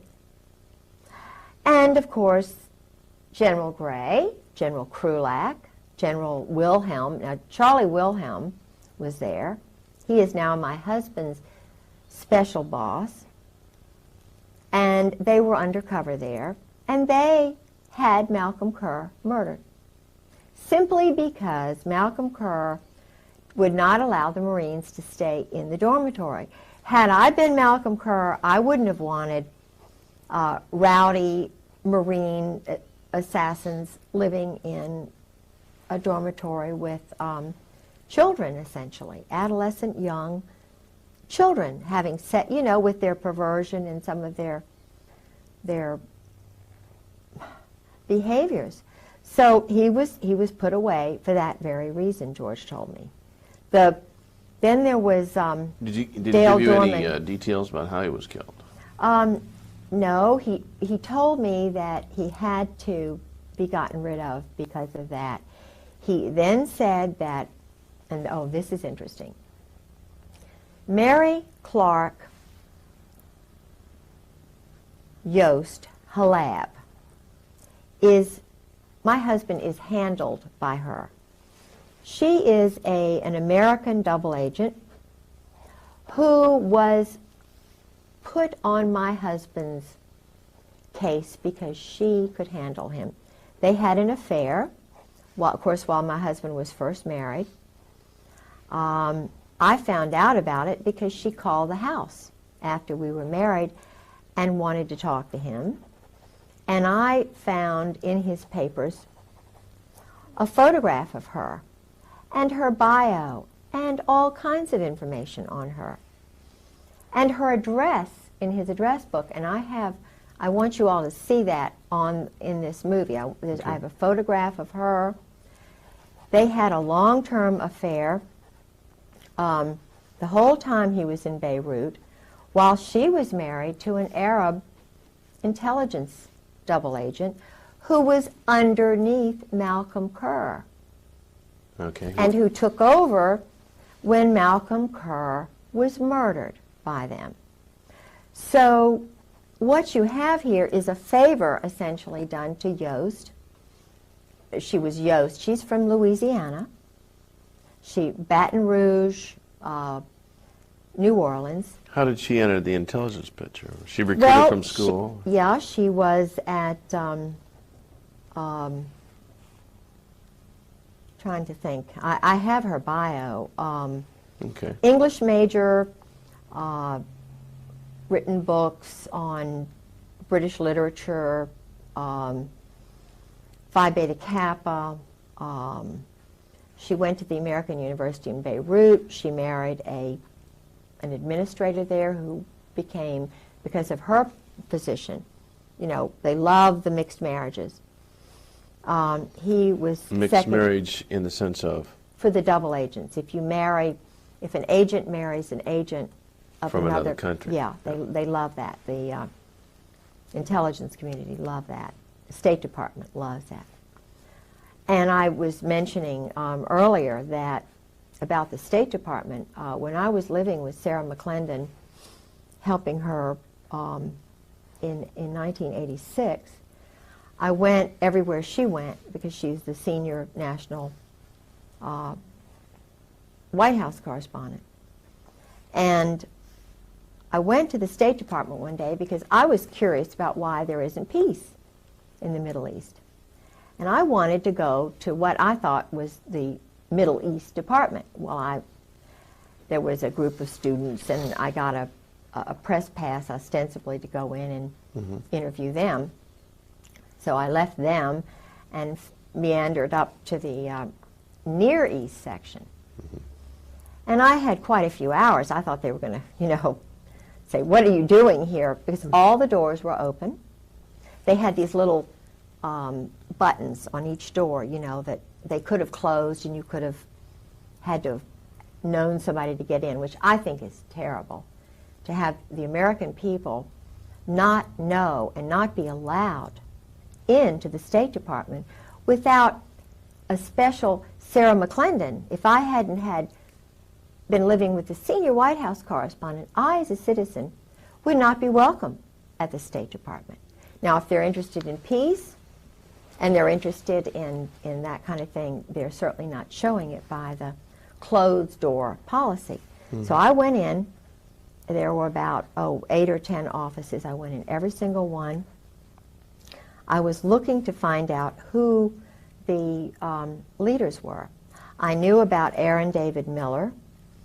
I knew about David Satterfield, who really wasn't David Satterfield. His family were Zionists who changed their name to David Satterfield, who was a Virginian senator back in the 30s, who had a wonderful name. It's like Jonathan Pollard.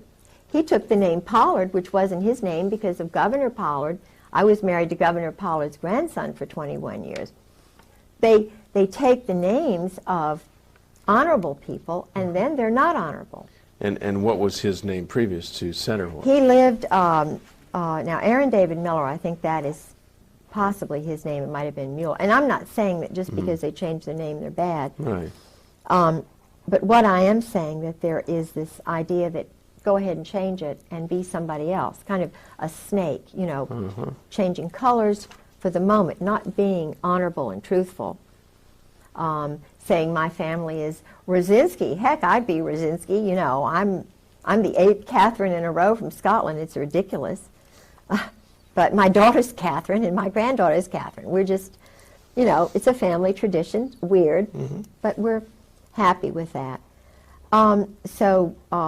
David Satterfield, the reason I went there was because in the spring I went to a dinner. It was either a dinner or a luncheon that the World Affairs Council had in Norfolk. And he was speaking. And I'm very interested in peace, because as a Christian, Sure. I want it. I know it's possible if people are reasonable. And this talk that David Satterfield gave, there were probably 20 mentions of Israel to one of the Palestinians. He was extremely biased, arrogant. The arrogance is what bothers me, because you can't have peace, you can't have justice where there's imbalance. And even that comes from the Greek Furies, the female who holds the justice. Women understand balance and justice. And women know, mothers know, if you show favoritism towards one child, the other child's not going to be normal the rest of its life. So a wise mother is fair and tries to be balanced, as most families do that are balanced. Well, after having heard the bias and so forth, and then seen other people who were involved at the State Department in Norway when I was there, when my husband was doing some weapons deals with Newt Eigum and some of the State Department people under the table, when we were supposedly going to Moss for the mayor, and her husband and George were doing some deals. He's sort of a pilot, and there's a lot going on between Norfolk, Virginia Beach, and Norway, and weapons deals and so forth now because of what they set up in the spring of '95. So I went into the State Department Near East section and found there was not one single Palestinian, not one single Muslim, religious, Saudi, Jordanian, not one Christian Protestant, not one Roman Catholic. Not one plain old American, whatever, from Corn Pone. Every single person in all of those offices were either Zionist, Israelis, whatever, and they had pictures all over the wall of Israel, Israel, Israel. They had magazines, Israel Today. You know, I was given a copy of one. And there were yarmulkes, you know, and the Israeli writing. In other words, and I asked one of the women after having gone through about, you know, 4 or 5 of these offices, I said, because I was pretending like I really, you know, I was just kind of wanting to know where the Palestinian office was, you know. She said, well, we handle all of that. We handle all of that. And this is the State Department, the Near East, the part that handles Israel, Jordan, all of these. Egypt. Yeah, the Near East section. Yeah. It was just totally dominated by Totally. Israeli. Totally. And at that time, the spokesman, I can't remember his name, he was a Zionist, the spokesman for the whole State Department. Of course, we know that, and I'm not saying that Madeleine Albright is doing a bad job, because I feel as though, being a woman, that she is definitely a lot more balanced than Weinberger when he was there, Eagleberger, Schultz, or any of them. Because I feel as if she's trying to do it, but she's not strong enough. There needs to be a fairness in the State Department, because all the weapons sales under the table are going through the State Department. That's why Ron Brown was murdered. Ron Brown tried for the first time to take away the unfair State Department monopoly on illegal weapons and drug deals. Because the weapons, the drug money is paying for the weapons. The brand new weapons are sold by agents of Israel or this. No, is this a conclusion you've drawn based on your knowledge of this? Yeah. Gorbachev, whatever the guy's name is. Bonifar. Gorbanifar. And one of it was either him or my husband worked with him. My husband was the one who was chief of staff under Al Gray when North was moved from the Atlantic Command to the National Security Council. Ollie North. Ollie North. And when you work in the White House, you work under the Army. The Marines have no overlord as such.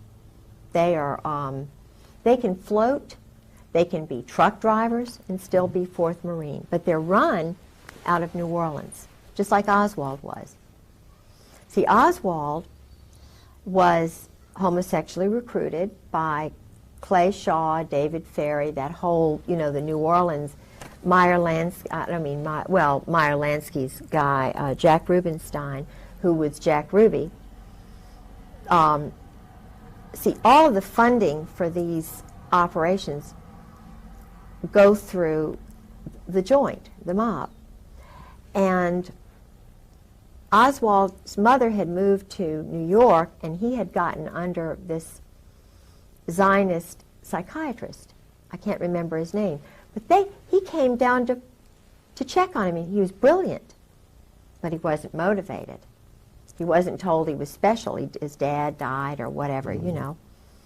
And his father was a, you know, I believe, a German soldier. But the point is, Oswald was a loner, brilliant, and a perfect candidate. He and my husband's profile are just, in fact, they almost look alike. And you mean their profile in terms of their background? Psychological not profile. Their physical profiles. Yeah, even they look a lot alike. Yeah. And what's interesting is they always allege that he had a double. Well, Couldn't you have been see, your this husband. is interesting. My husband, when I saw him in June, after his having lived with me that fall, he was different, a different facial, everything, than the man I married. The man I married and the man I saw in June were one and the same. Had a fuller face. The mouth, you know, the mouth was fine, but the man that I was with, and I know that I felt it was not the same person. Now, I don't think he could have gained that much weight in just a few months, because he was very thin, and you know it. Now I could be just, but women sense things. I don't know how to explain it. And I talked to a good friend of Marina Oswald's who knows that her husband was a patsy. And I talked to another woman in El Paso who was in the book The Widows, whose husband was a German, or rather a Czechoslovakian, whose father and two brothers had come over here as mercenaries, like all of these young men are still doing today. And the father sent for the little boy and his sister, leaving the mother back in Czechoslovakia. Evidently she had had an affair or something, but she was banished. I think they do this on purpose, though, because I'm finding that the boys identify with their mothers. They don't bond so much with the fathers, and they are their mother's keeper in that country. Now, I've talked to an Indian who had this situation, a little boy from Haiti, and a young boy from Romania. Each and every scenario was the same. The mothers were back there. They were given 5 years to become an American citizen. As they were mercenaries, they had to do things that made one of them cry on the bus. And he told me what was done when they did a hit. There was one man who did things that were just horrible, and he said, I want to get out, but I can't. And this is horrible, to put young men who are strict Roman Catholics, you know, they've got that background, and bring them over here and make assassins of them, or, in other words, to turn them in a 5-year period, and for the taxpayers to pay for this. These young men are training with SEALs. They may have a mother who's an American and a father who's French, so they can go both ways. And therefore, they're not under the laws of the United States, so they can go do the actual murders or whatever. And in Oswald's case, if you remember, he didn't have any problem getting into the Soviet Union. Right. And he went into the State Department on a Saturday. The man who saw him was a Zionist. He didn't even meet anybody else. Special, elite. Then he went to this town where there were a lot of, you know, sort of an Zionist intelligence elite group. The Georgian Russians had, because most of the intelligence people for a long time were Zionist in the Soviet Union and in Germany. And I don't know, but I know that they recruited a lot of boys at Eton and places like that, homosexually in England. And then a lot of them went to the Soviet Union after the doctors' plot or something that I think Stalin thought that the Jewish doctors were after him or something. So in 1952, a lot of them had to go away, and they had some sort of a change or whatever. But what's interesting is that a lot of this played into tied into my husband, because he was in the place, the Mecca for the Jewish intelligence, or the Zionist intelligence people in Princeton. All of the movie actors, you know, the movie moguls or whatever, they started out in Princeton. The psychological operations crowd from the Nazi, the whatever, they came to Princeton. And, you know, of course, some of them went to Harvard. And they spread out from there. Oppenheimer and, I mean, you know, it's very interesting. That's where a lot of them were, in Princeton. And he was there, of course, well, I mean, he was born in 37. He born in Atlantic City, then they moved to Lawrenceville. But his grandparents lived outside of Princeton. So he had a tie with his grandparents. But then his grandparents wound up moving out to California, so he was really abandoned from the time he was 13. And, of course, being under the influence of Charles Caddock, who was the bodyguard for the Saudis, a la teacher. And he controlled the power in the school. The Cheeseborough, Headmaster Cheeseborough, of course, gave Charles Caddock carte blanche. Why? Because the Saudis bought a big mansion called Russell House.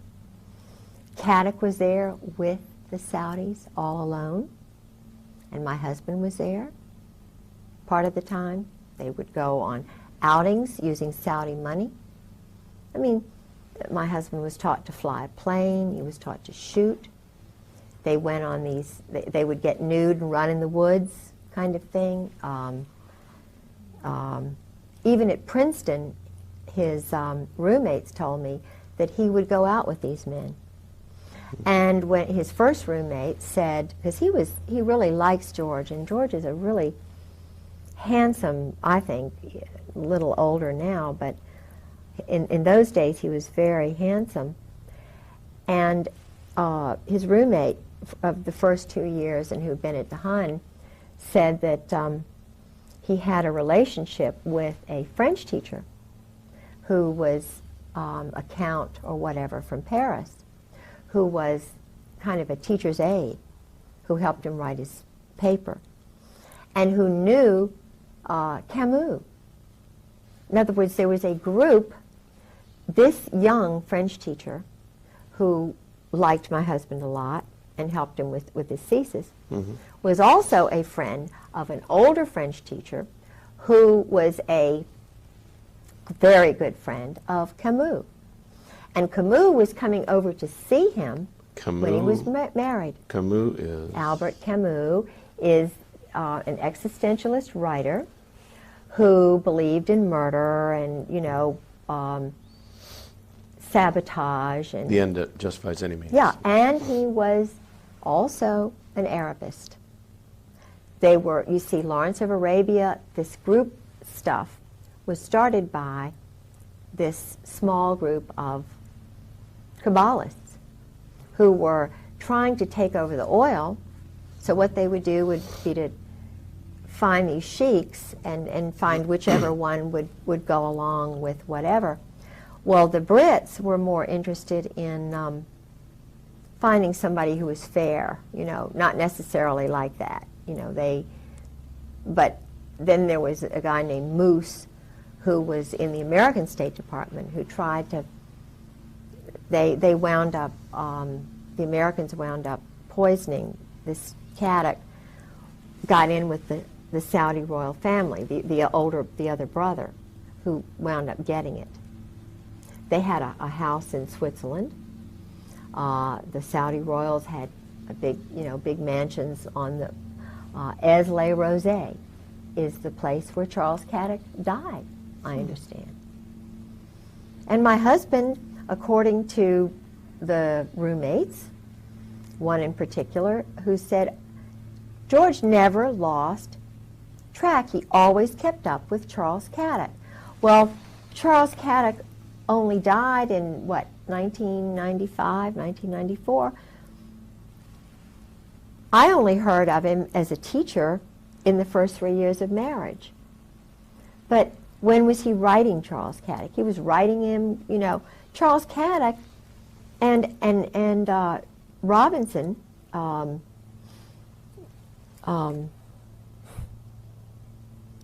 Robinson. I can't think of his name now. You probably will tomorrow. Alexander Robinson. Alexander Robinson. Was a Marine, very handsome, young, went to the Hun school, and was in Saudi Arabia, in these places, came fresh from there to the Hun school.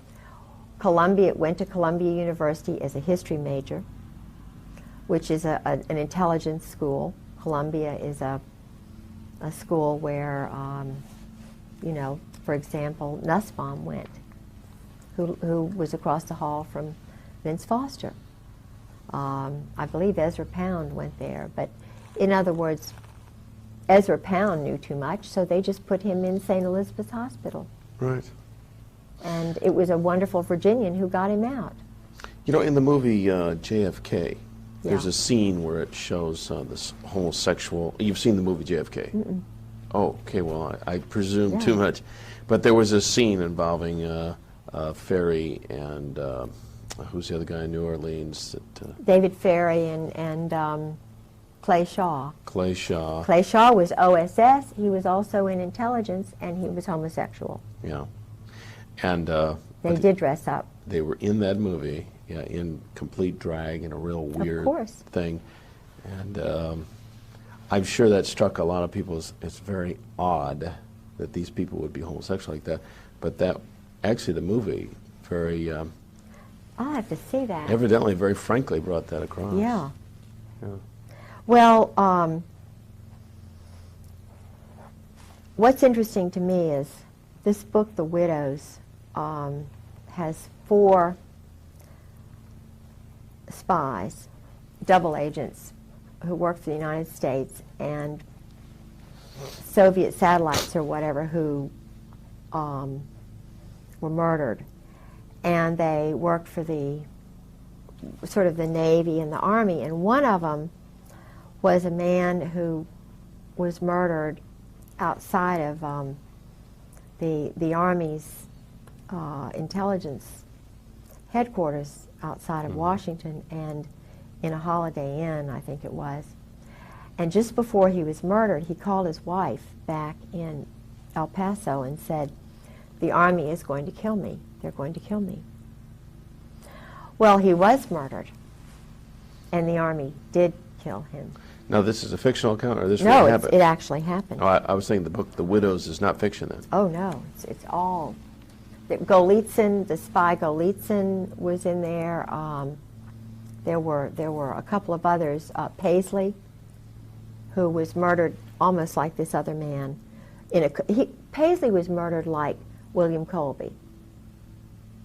Paisley was also hanging around with homosexuals. He went to the Rush River Lodge. That is the one. So did Bob Woodward. Bob Woodward, you know. The reporter? Yeah. Henry Kissinger was a well-known, totally a homosexual, not even both ways. And so his wife is a marriage of... Oh, it's just a Cover convenience. Yeah, and convenience. he might, you know, maybe he's discovered women in his late age, I don't know. But, no, I heard through a very well-grounded German that Henry's best friend's father told Henry to stay away from him, and that's why Henry left. The family were embarrassed, and Henry went to Britain, where they did this, and then changed his name from Heinz to Henry. And I interviewed a man named Bob, who's an Army enlisted person who told me about Henry in Cambodia. So he, up through Cambodia, he was actually raping young men. And of course, that experience destroyed the lives of these 5 young men, according to the source. I mean, he said he was crying, and this man was a perfectly wonderful, functioning, young married man who worked for a newspaper on the Eastern Shore and had 3 young children, went to Vietnam as an enlisted man, was put in Cambodia, which he said he was it was a lie living there, and then ran into Henry Kissinger, or Henry Kissinger ran into him and did certain things to him, invited him into his tent with some other men. It was horrible, but it was, you know, he said it's wartime and so forth. But he said, you know, I could have taken it mentally if it had been a bunkmate or something. But he said, when it's someone like Henry Kissinger who does it to you, you're ruined. He said, I could never, he said he came back home. Oh, and this is interesting, and I really believe that Bob's right. He said, Kissinger said to him, if you ever tell anybody, if you ever mention a soul, it's the end of you. Don't you ever tell anybody. Well, when he got back, when Bob got back, he went to a special hospital, and they were going to keep him locked up forever. Bob. Bob. A lot of the other boys just, you know, my feeling is that he was flagged the way I was flagged when General Gray and, you know, Wilhelm had me flagged because I broke up the go-go dancing in the officers' club. I was labeled a troublemaker because I thought it was wrong for married men to be going out with topless go-go dancers in the officers' club dining room, and I took pictures of it, and my husband, you know, got really mad and so forth. And these pictures today are still with you, or they're missing? Oh, no. My husband, what happened, I had the pictures. I risked my life because he tried to grab the camera from me. I hid it in the women's bathroom, and he tried to get it from me. We had a terrible fight that night. He wanted the pictures, and I mean, I prevailed. I developed the pictures, wrote a very nice Southern letter, wrote the letter to the club manager saying I didn't think it was proper, had 3 sets, actually 4 sets of the 3 photographs I took made, and I sent a copy of the letter and the photographs to the base commander's wife and to the commandant's wife, and it stopped. But I was flagged, so I know, but this was before Tailhook, and yet instead of being congratulated for helping family values, for standing up for the wives, for showing the Marine Corps the proper place to have nudity and debauchery is not in the dining room of Camp Lejeune. And my husband said, well, this is nothing compared to Okinawa. You just have to get used to it, he told me. Now, I was a colonel's wife. These were young majors, and they were seeing me being talked down to. What do you think it did to them? It demoralized them. The Marine Corps was demoralized. The wives were demoralized, and I did what was right, what Jesus Christ would have done.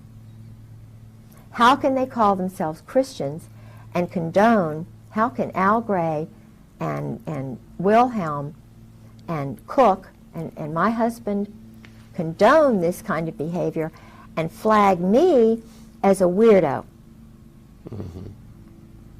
So there's something, and that's where I'm standing. I'm standing on what I know Jesus Christ would have done.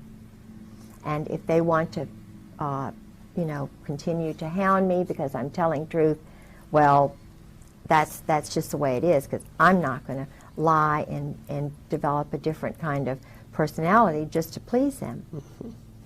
But anyway, that happened. Well, it's certainly honorable. Now, so then the book, The Widows, Yeah. Continues with... Yes. Yes, and I contacted this woman. There was a detective who had to be hired. She knew he'd been murdered. The Army covered everything up. She had an independent investigator. And the interesting thing which happened was that she worked in a toy shop. This isn't in the book. She told me this over the phone. This is Mrs. Yeah, it's like Klein. Oh, at any rate. So, Yeah.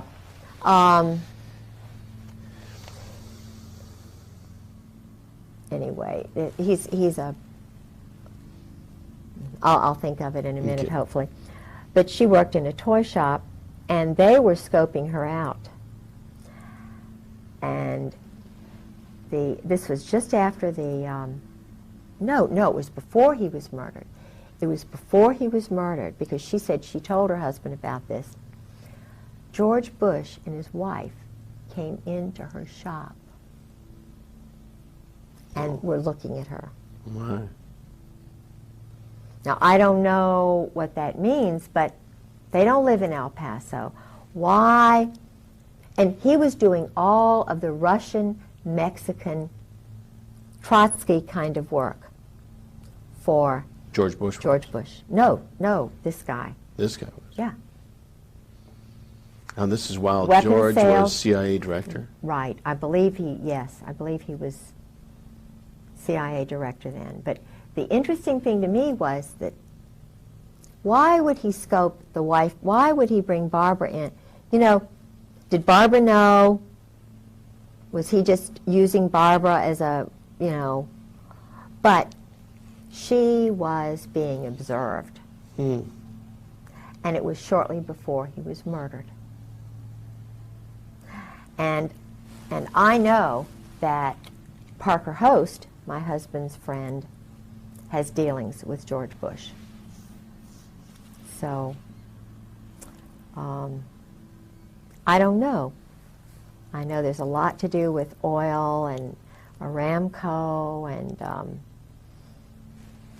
Texas and all of that. I know it's very complex, but where I draw the line is murder and assassination and corruption and lies and deception and cruelty to innocent women and children and families, just because they're not elite. Mm-hmm. Just because, now, Mrs. Bush is in the Colonial Dames. So is my mother.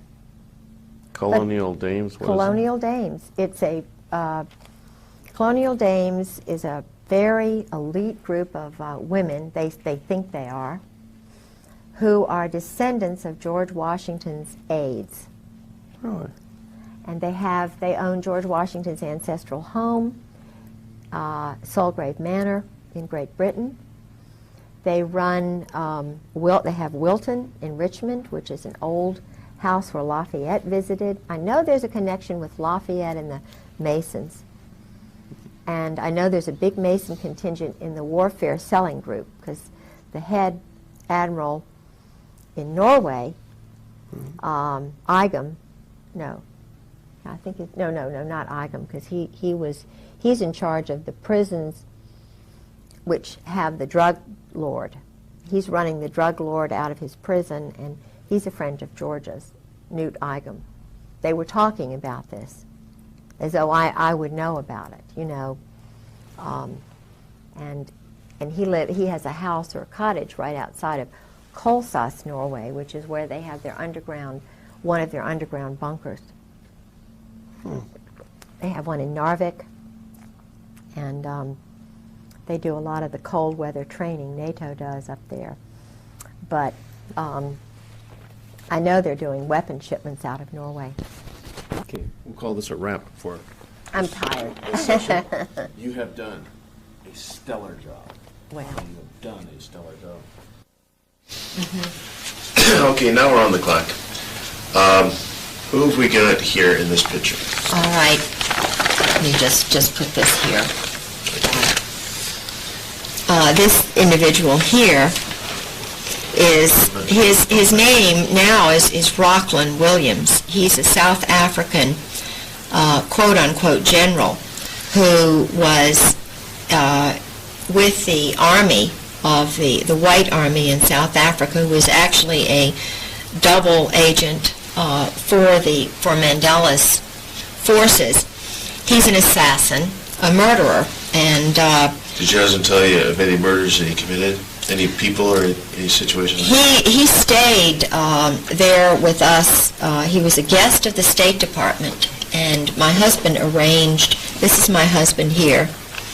This is a gal in our church, Carla, whom I thought would be interested in going along with us that day. because of the South African connection and Mandela and so forth. She's another battered military wife who lost a child. And anyway, she is a very bright lady, and we... This guy's name again is? Rockland Williams. He studied in Great Britain after this. Does he have any got other a doctorate. Yeah. He is very interested in Ireland. I think he's basically sort of part of that IRA kind of underground. But his father, interestingly enough, came over to North Carolina as one of the sort of underground trainees, or during World War II. They had a number of training bases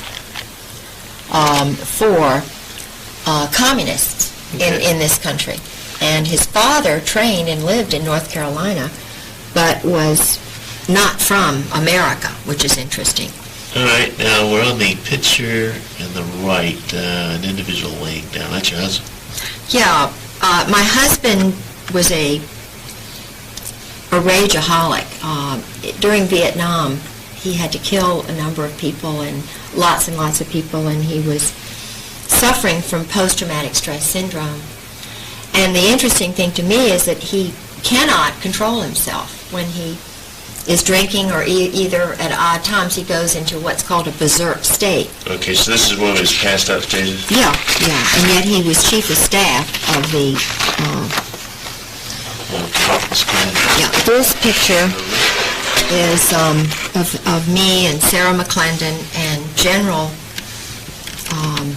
Carl Mundy, who became the Commandant of the Marine Corps after Al Gray, for whom my husband was Chief of Staff. This was at a party at 8th and I Street at the Marine Corps Commandant's house. It was a garden party for the Secretary of Defense. He's a good guy or a bad guy? Oh, bad guy. I mean, he knows what's going on and doing nothing about it, ordering hits and... and where was this taken again? It was in Washington, D.C. at the Marine Corps Commandant's garden party in August of 1996. It was a garden party for the Secretary of Defense and the Marine Corps Commandant Krulak. Who would have taken this picture? One of the military photographers, but they stole... I had at least 6 pictures of that garden party, and I would... because they were coming in my house and stealing pictures. This is the only one I have of that, but it's a picture of a picture. Because they didn't want me to have any proof that I had been there, but I was there. Okay. This is a picture of my husband's, supposedly his retirement from the Marine Corps, which you never retire, according to my husband, from the Marine Corps. You're always a mercenary, and you work under the New Orleans 4th Marines, which are under a different kind of law than our country. Napoleonic law is the law of Louisiana. And my husband was always going down to Louisiana. They have a training school for assassins. They kind of hop around from Lake Pontchartrain to here and there. And, this is General Al Gray, who was the commandant of the Marine Corps at that time when my husband retired. My husband was his chief of staff. This is my husband, George Raymond Griggs. Okay, hang on just a second. Let's get a good shot of Gray here. Okay, who's the guy next to Gray? This is my husband's son. He's not This quite one? right. Yeah, he's kind of a little bit of a, he's not right. And the lady? That's the commandant's wife. He married her very late in life because he needed a 3rd star. Now, who's the commandant? Al Gray, and her name is Jan Gray. Is she a good lady? She worked Has for... potentials? She has potential. She worked for him in his... See, even when he was general, he ran an intelligence operation, which was a contract organization, trying to hook politicians and get them. What is the word? In other words, In compromising situations. Yes. He has and still has an organization which brings in whores, prostitutes, whatever you want to say, who will compromise politicians so they can be used. Jan worked for him in that organization, which was not part of the military. She was a hooker. Well, Paul, I don't know. She chain smokes, she sleeps with the dogs and stuff. But when his mother was ill, when he was at FMF Lant, Fleet Marine Force Atlantic, Jan came to stay with his mother because she was on sedation and she may have talked too much to keep an eye on the mother. And then he married her because he would not have gotten his third star or whatever without having been married, because he is a homosexual. He's a well-known group sex homosexual. Okay. And that's my husband, that's me, and that's my son, Garland, who's now married, and I have 2 grandchildren. All right, let's see. This is a copy of my husband's diploma from the NATO Defense College at Rome. Okay, let's... He was in the 56th course there. Okay, again, this is the... NATO Defense College, which is part of the of NATO, North Atlantic Treaty Organization. Okay. He also worked for NATO, and I was the head of the on the board of the NATO Wives Club. This is just, the Norfolk branch of NATO. Some secret papers that he had in the house, of course, he shouldn't have had. These were operations that were going on, amphibious operations. These are just some landings in Norway and different brigades and names. This is an original of a memorandum from when he was at NATO. And this is a funny picture. I just heard about Marchenko was going to be at a book signing, and I kind of was curious to know whether he had even known George and so forth, and he did. And that's a picture of me with Richard Marchenko. And his father was, of course, one of these mercenaries who came to work for our country. And if you read any of his books, you know that they do everything they want. There's no right or wrong, and then these guys are churned out. And now this I have in here because this is about the royal family of Saudi Arabia. And my husband this is how my husband's gotten his power. Because my husband went to a private boys' school on scholarship. He was hooked the same way Oswald was, homosexually. And the 3 oldest Saudi boys were also hooked homosexually. The first one to come over after the uncle had been murdered, because uncle was a really good guy, and he favored the British. So these saboteurs, these communists who were in... Now, when you say uncle, you're not making reference like Man from U.N.C.L.E. No, the uncle of Okay. the Saudi royals. I just wanted if there's any connection between that television series and... But Mansour was killed. It was Mansour who was poisoned in Paris. Right. Okay. And my husband went to school with them. And now there's one of them involved with the Marine Corps. He's kind of... All right, this is the recruiter for my husband. I'm sorry it's not a better picture, but it was faxed to me, and they took the originals. This was a copy of an old one. His name was Charles Caddick, and he was a homosexual. Borland was a homosexual. Okay, I need you to hold it up about 2 inches. There, that's close. Charles Caddick died in the Saudi, one of the Saudi mansions outside of Marseille, where they used to have the group sex orgies. It's a place called Aix-les-Rosés. Okay. And Okay, I think that's, then we get into the diary. What's this here? Oh, yeah, this is one of my husband's friends whom I talked to about some things that were going on. He was on the ship with my husband, Ed Townley. Did you mention any of these during our interviews at all? No, I didn't mention Ed Townley, so he's not. Right. Let me see if there's anything here.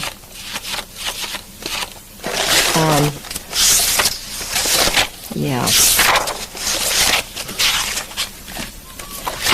When I was going through, they've taken so many of the originals, I met with Ollie Whipple. Now, Ollie Whipple is another Marine intelligence person who told me about Dale Dorman. Okay, do we have any pictures? No. All we need to reduce on this tape here is pictures. Okay. Or documents that are significant to anything we noticed. Englehart. My husband's getting mail Major for an Englehart. Joseph Major. And I know that there's connection. There's money's being laundered. This is a presidential citation, copy of one for my husband. Okay. Oh, and this number is important because this is not his Social Security number, and you can find out a lot by that number. I think it's either 077 170 or, but that number, you can find out a lot about my husband from that. Oh, here it is, 077 670. Yes. Oh. President. These are certificates of what? When he rises in rank Oh, I see. from one rank to the Major. other. Captain. We went from colonel all the way back. I see. He was, let's see, Now, next up after colonel is general. general.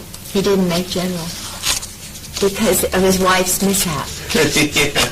You're still here. That kind of put him back a little bit. You missed him, huh? Now, No, I mean his first wife, oh. her death, which was not. Here, he was with the U.S. Defense Liaison Group in Indonesia, Okay. where they were training assassins on Timor. They have a little factory for assassins and terrorists that was started by Mountbatten. Okay. Okay. This is NATO headquarters. Oh, these are notes by his a Marine Corps friend of his from Princeton, who was in his class and who helped me a little bit to understand what was going on. But this is interesting in his handwriting because it says, Robertson says Kay has spoken of abuses, George spending up to the limit, $33,000 on credit cards. He says an intervention often might be good. J.R., Jim Robertson, is disturbed by Kay's stories, and this is J.R.'s number. Well, who is Jim Robertson now but the head of the Justice Department Criminal Division? And this is in his handwriting. They've taken the originals. Mike Kimmel was mentioned to me by Jim Proctor, who has written this. Mike Kimmel is the son of the famous admiral who was the head of Pearl Harbor at the Pearl Harbor bombing. And my theory is that these guys take the sons of generals and then they suck them into their little thing. Jack Herman, in the dark. Jack Herman was my husband's roommate from Brooklyn, whose father was Barbara Streisand's doctor, and who is really literally kind of a basket case since he graduated from Princeton. Siegel is the president of the class. Right. John Wilhelm, I think he's related to Charlie Wilhelm, whom my husband's now working for. He's in intelligence. We have a picture of him in the region. Yeah, we do have a picture of John Wilhelm. Murdered or something happens to me. And I'm really scared when I talk about this. All right. The more you talk about it, and the more people know, the more safe you are. This guy, his name is V.W. Wooten. He was and his son Wallace, he said it was his son. This is the license number, ZYF3977, Chrysler LeBaron Maroon. The time, it was 5:30:96, 2 o'clock, from about 2 until 4:30 in the afternoon. They were parked there, and on his clipboard he had personal data. He had a book entitled Religions of the World. He was obviously studying Islamic religions, because that was, what the thing. 2 Army pea green coats, his curriculum vitae, and he had 21 years of service with the Air Force. Among the top, I couldn't read the rest of that. Experience, 1992 to present. Chief of Security, K.I. Sawyer, commander of 350 persons, provides protection, top secret security, education, master's degree, bachelor's degree, squadron officer, Air Force Staff College, fundamentals of probably total quality, I don't know, awards, Air Training Command, member of the Marquette, he's a fraternal order of police member. But this is interesting. 1991 to 1992, Provost Marshal at Keflavik, Iceland, which is where all of this, the drug smuggling and stuff goes through that airport. Staff supervisor, 500 people, brief U.S. ambassador during the visit of the Pope John. He was guarding. This guy again is who? Was guarding my neighborhood. V.W. Wooten? Wooten. Yeah. All right, this is just a letter from Jim Proctor to Mike Kimmel, who was the son of the famous admiral, head of Admiral Kimmel, World War II's, the bombing of Pearl Harbor. Yeah. And it says, it seems George has recently disappeared from home for short periods. Kay's trying to talk to everyone she believes who knew George better than average, both in reference to where he might be and in perhaps a more important sense, what makes him tick. Apparently, his pattern predates their marriage by quite a lot. She's coming to Washington sometime the week of March the 4th through the 9th, but at a minimum, she would like a call from you. Her number in Virginia Beach is that. I saw your picture in the 35th reunion book, sailing off Shadyside, blah, blah, blah. And both of these were Princeton roommates of my husband. Okay. This is from the Princeton military ROTC book, which has the names of the men who were commissioned in the Marine Corps at the time my husband was. There's George Raymond Griggs, and there's Jim Proctor, who's handwriting in letter to the other guy. Okay. All right? And Tom Lewis, I think, is in there. These are just more notes. Okay. This is a medical complaint. When after I was battered and beaten, I tried to get copies of my pictures. They wouldn't let me have them. From the medical? Yeah, they wouldn't. These are just some little things about. It's not that important. I was just writing down things I remembered. I don't think this is really. This is just about some of his background.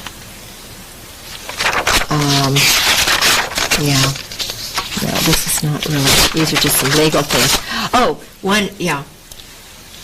I had so many break-ins in my house, and this was one, and they always had a Marine, 20-year Marine as a police officer, who would interview me and say, oh, well, there's nothing, nothing wrong. You just, you're just imagining things.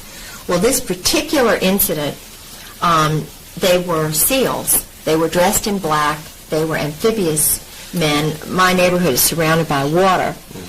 And not only did they break into my house and my car, they were interrupted by a neighbor's dog, a Doberman kind of dog, who chased them, and they left my suitcase in Judge Reed's woods. I guess they were intending to, to get it the next day or something.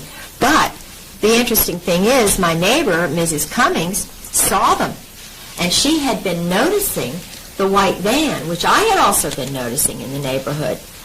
And she reported it to the police, and they did nothing about it. And the very day that we had a robbery, they had tried to break into her house because it looks out over my house during the day, like the day before. And she talked to the same police officer, and he didn't even tell her there'd been a break-in in my house. And they not only did they break into my car, but they broke into my brother's cars.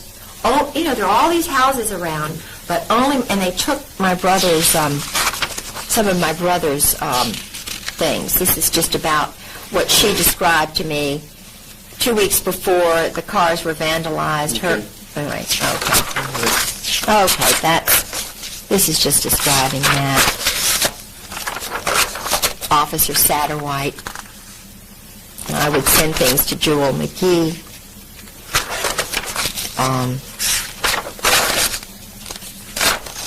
These are just, I had a lot of things going on in my house where they were doing things. Oh yeah, this is from the alumni list of Princeton, and I don't have in other words, the Saudi royals are in the alumni class list, but they're not in this particular one. But if you call the Hun School and you get a list of the alumni, then you will find the Saudis are there. Now this, the CFR list, this is why I have this. This is the CFR, Council of Foreign Relationship members, and all of these I've heard about or met some of them. My husband's mentioned. There's some that are also skull and bones at the same time. It's the Yale leadership crowd. Howard Baker, George Ball. Steve Bell I know really well. He is a friend of my former husband's family. Did we mention him in the interview at all? Steve Bell? No. John Blum we did mention. My son is married to his daughter. John Blum, he's a Brooklyn, Yale. His best friend is this Rockefeller guy, not Jay. His son is married to your daughter? No, his daughter is married to my son. His daughter's married to you. And they met, his father, they're Jewish, part Jewish. Mm-hmm. But what's interesting to me is that,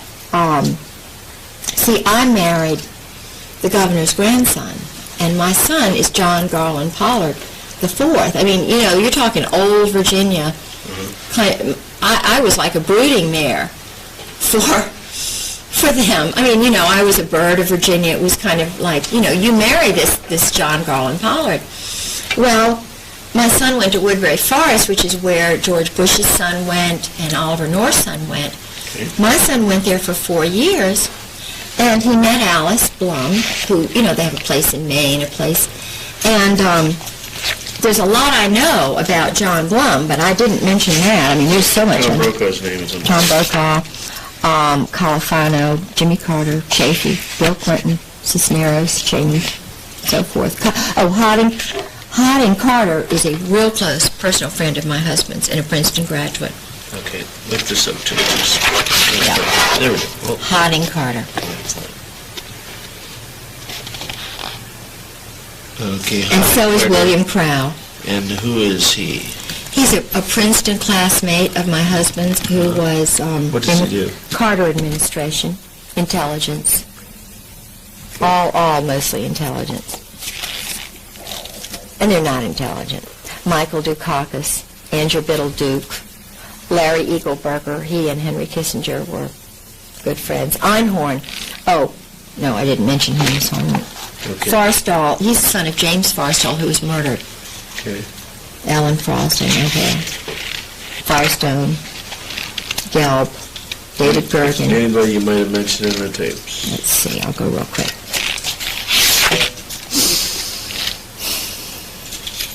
I may have mentioned David Hoops, but I don't think so. No, okay. These are just CFR people. Yeah. Henry Kissinger. Heinz, yeah. Oh, another good friend of my husband's is Cord Meyer, and Bob McFarlane, really good friend of my husband. Pelletreau, real good friend of George's. The Pincus family. Oh, Consuelo Rice, she's a good friend of my husband's. The Rostos, all four of the Rostos. Yeah, these are bad guys, major bad guys. David Rockefeller is a friend of my son's. He came to my son's wedding. David Rockefeller? Mm-hmm. In Connecticut. He was in Connecticut. George Schultz, really good friend of George's and everybody. He's a big power guy. He knows a lot. He's the one who went to Clinton's and told Clinton not to run, that they were going to get him. Yeah. And had a meeting, and Clinton threw something at him and stuff. Called Sarah McClendon. Sarah was full of that story for a number of days. Harry Train lives at the beach, and he's, I know him very well. He's part of the New World Order crowd, former. Strobe Talbot, another good friend of my husband's, really good friend. David Stockman. Dave Stockman, he's a Michigan boy. Oh, Caspar Weinberger, Cap Weinberger. That's it. What about Stockman? Oh, Casimir Yost, I mentioned him. I'm sure that's Mary Clark Yost's son. I'm sure. Yeah. I know it. Okay. Do you know Mary Clark? Okay. That's that. This I think is interesting. This is an intelligence and electronic warfare operations book distributed by the Army, and what it shows me is how arrogant they are about subversion and deception. In other words, this is just a regular old field manual, 1983 or whatever, and deception is so important. And deep operations, deep cover. Now they don't have the word. Open that up again where it says deep cover. Let me get a quick shot of that.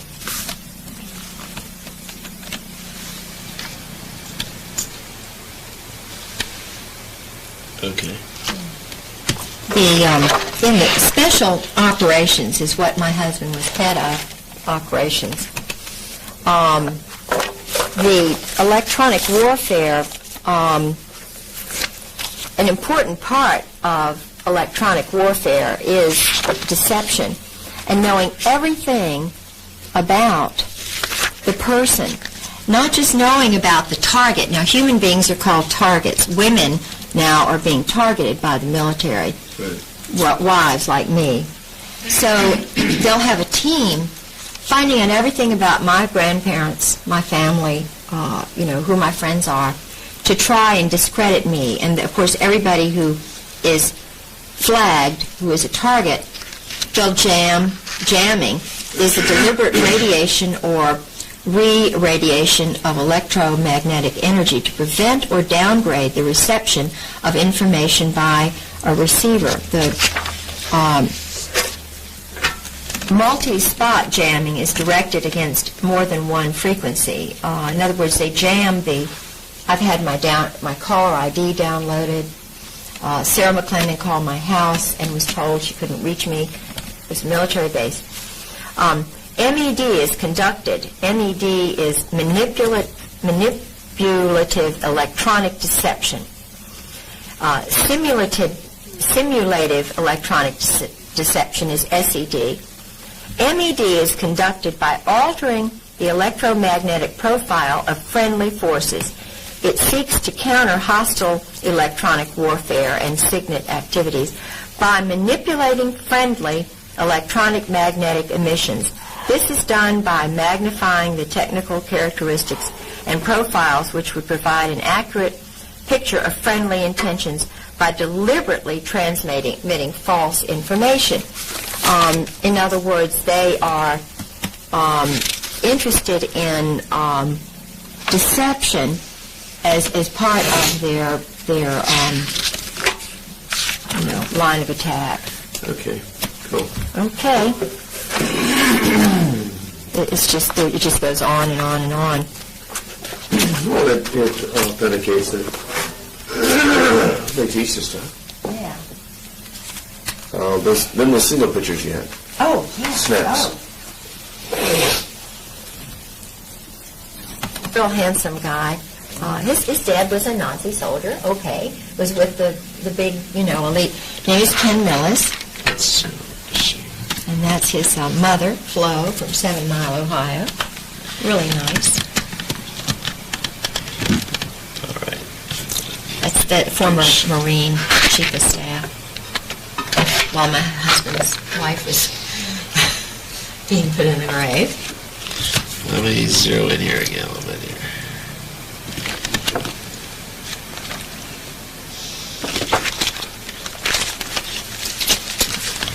This is weird. Back off a little bit. Gotta get tight on that.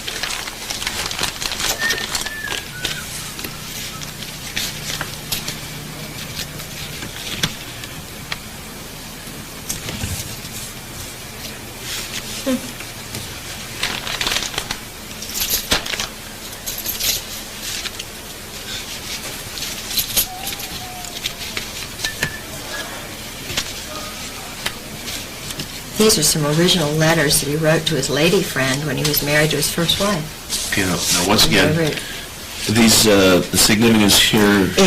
He is a Marine colonel who was always there when George would sort of disappear, but he was chief of staff. Okay, and the ladies are? His wife and his mother and my husband and me. Okay. Okay. Whoops. Oh, I'm sorry. Sorry. Okay, the other one shows that you're actually human. Yeah. Dog lover. Yeah. Princeton ashtray. And who's in the picture above? That's his first wife's mother and his daughter and his daughter-in-law with the baby that I just prayed that there would be a granddaughter. And this is Melinda, little Melinda, in front of the dollhouse in our yard. Okay. Okay? This is his first wife. Can't tell you what. With the dog. Let's hold those right about, I don't know. Let me put something up there so we get beyond that. How about this? Here we go. Just use a paper box. There we go. Just lay them on top of that. All right. I never knew Sue. That's his first wife. Mm-hmm. Okay, next. Yep. This is George and his cousin Bob. They're big drinkers in that family. I don't know who the other people are. Okay. This is George in one of his rages.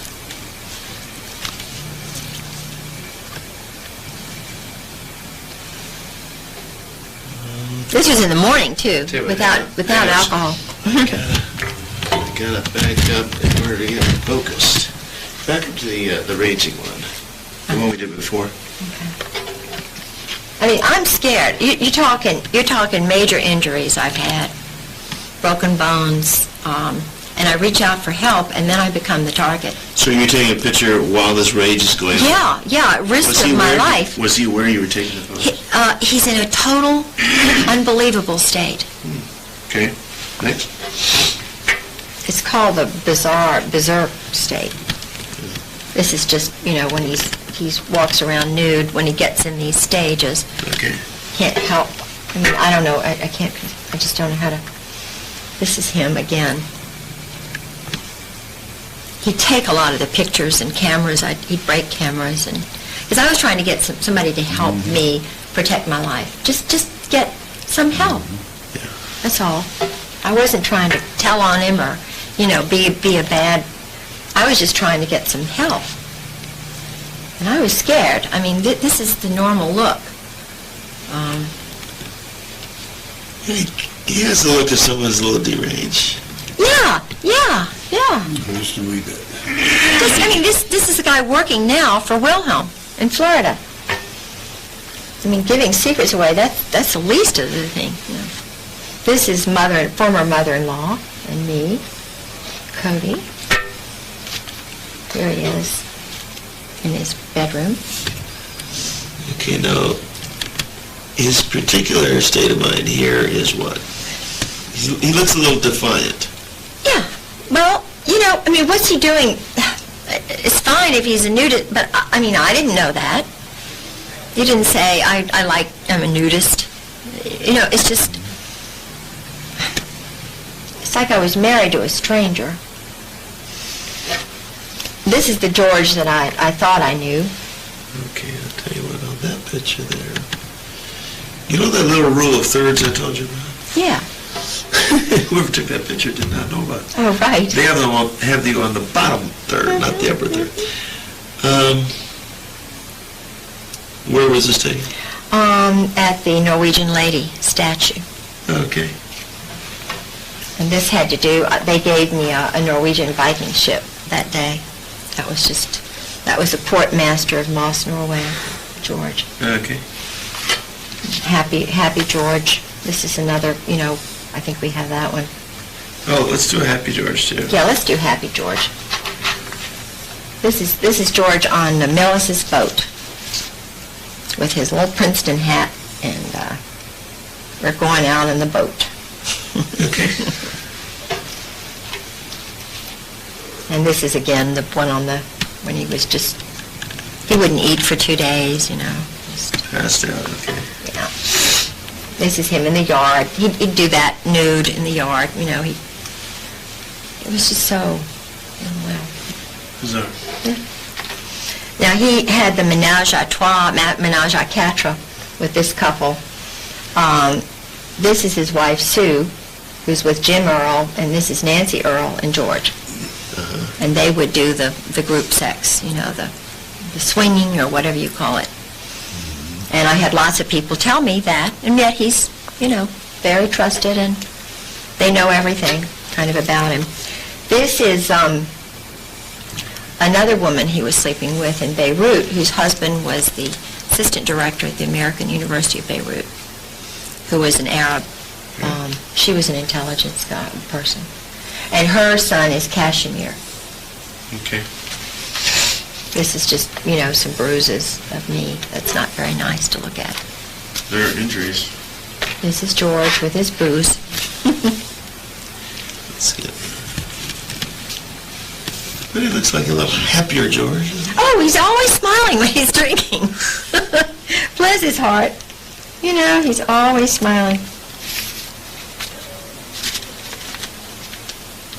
Okay. I'm trying to...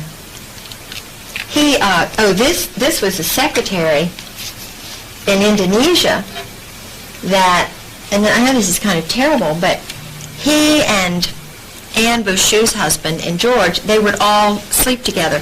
He went to visit her parents in Australia. And he told me about that.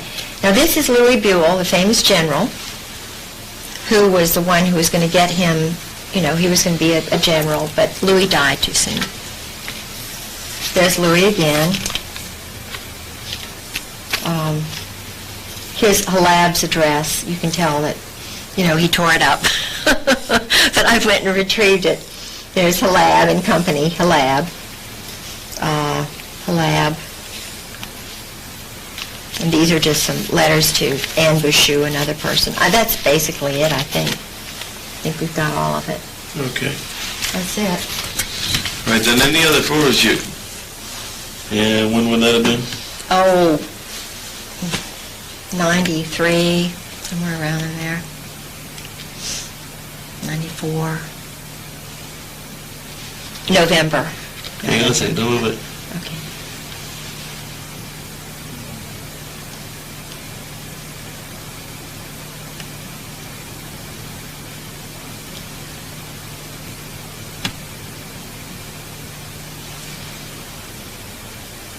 Okay. Okay. This is Mr. T. Parker Host, Burma assassin, friend of my husband's, owned one shipping agency when he met my husband, knew he was a friend of George Bush's, wound up with 8 or 9. Changed from being a Democrat to a Republican to introducing George Bush in '96 when he came to speak to a banquet that he arranged for, ostensibly for John Warner. But when, they did a fundraising thing, you meet George Bush and Barbara, pay $1,000 or $500. Well, he's a mover and shaker and a nudist and a group sex guy. His sons are real messed up. But he's my husband's best buddy. That's it. That's George's. And that's at his farm. And we would go to the farm, and George and Parker would go out on the boat for 2 and 3 hours. And I thought, what is going on out there, Okay. Here's a little thing about T. Parker Host, became chairman of T. Parker Host Incorporated. David Weibel, that's just Parker. Okay. This is his wife, Ann, and I introduced him to her. Good work. She's my school friend, Is she still married to him? Yeah, I mean, he's loaded. She wants a lot of money. Her uncle is one of the guys who went to the moon, Collins. Her grandfather was this big Army general, so I didn't know Ann was all that well connected to the Army. Her uncle was head of the Army's big, after he retired, library or, their records. Yeah.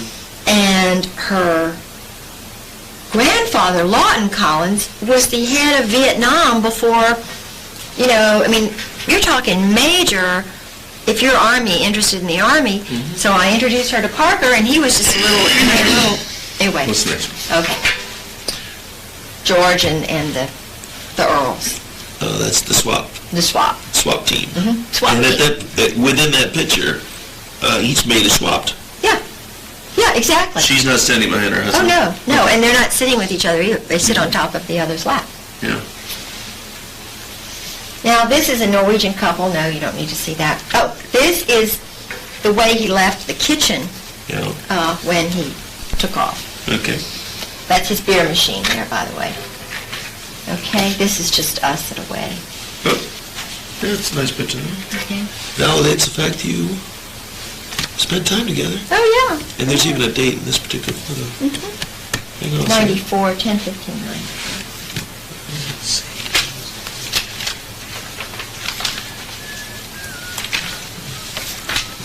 This is a little good here. This gives a summary of his background. You might need a copy of that. This is his whole, it's not really, doesn't go into the operations and so forth, killing operations. When he was in Jakarta and Naples and Shea and Beirut. Next page. That's it. Good.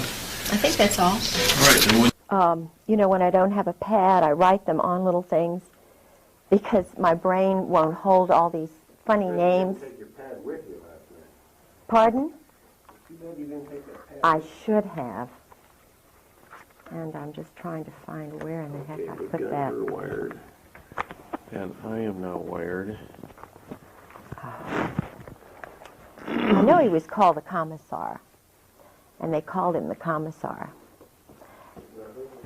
He was the one who did all of the training for the, they had a Halo school, George told me, in the Philippines where they trained the Delta Force, the assassins in the Philippines. They also had a school like that. The Australians had one in Indonesia on an island where they're having big kind of East Timor. East Timor, Yeah, it's in the mountains. And it was started, yeah. And the Portuguese are involved in this in some way. Based on your newest lesson, you learn about the line of Thursday. Very good? All right, great. We're rolling. We're recording. We are doing it right now. We're having a fascinating conversation talking to the wife of the former Chief of Staff, Marine Atlantic, head of the intelligence group that went to Beirut. They were already meeting over there. He was before the Beirut bombing. The NATO intelligence wet operations guys, psychological operations guys. Okay, now when you refer to wet operations, W-E-T, does that stand for something? Yes, it means murder, assassinations groups.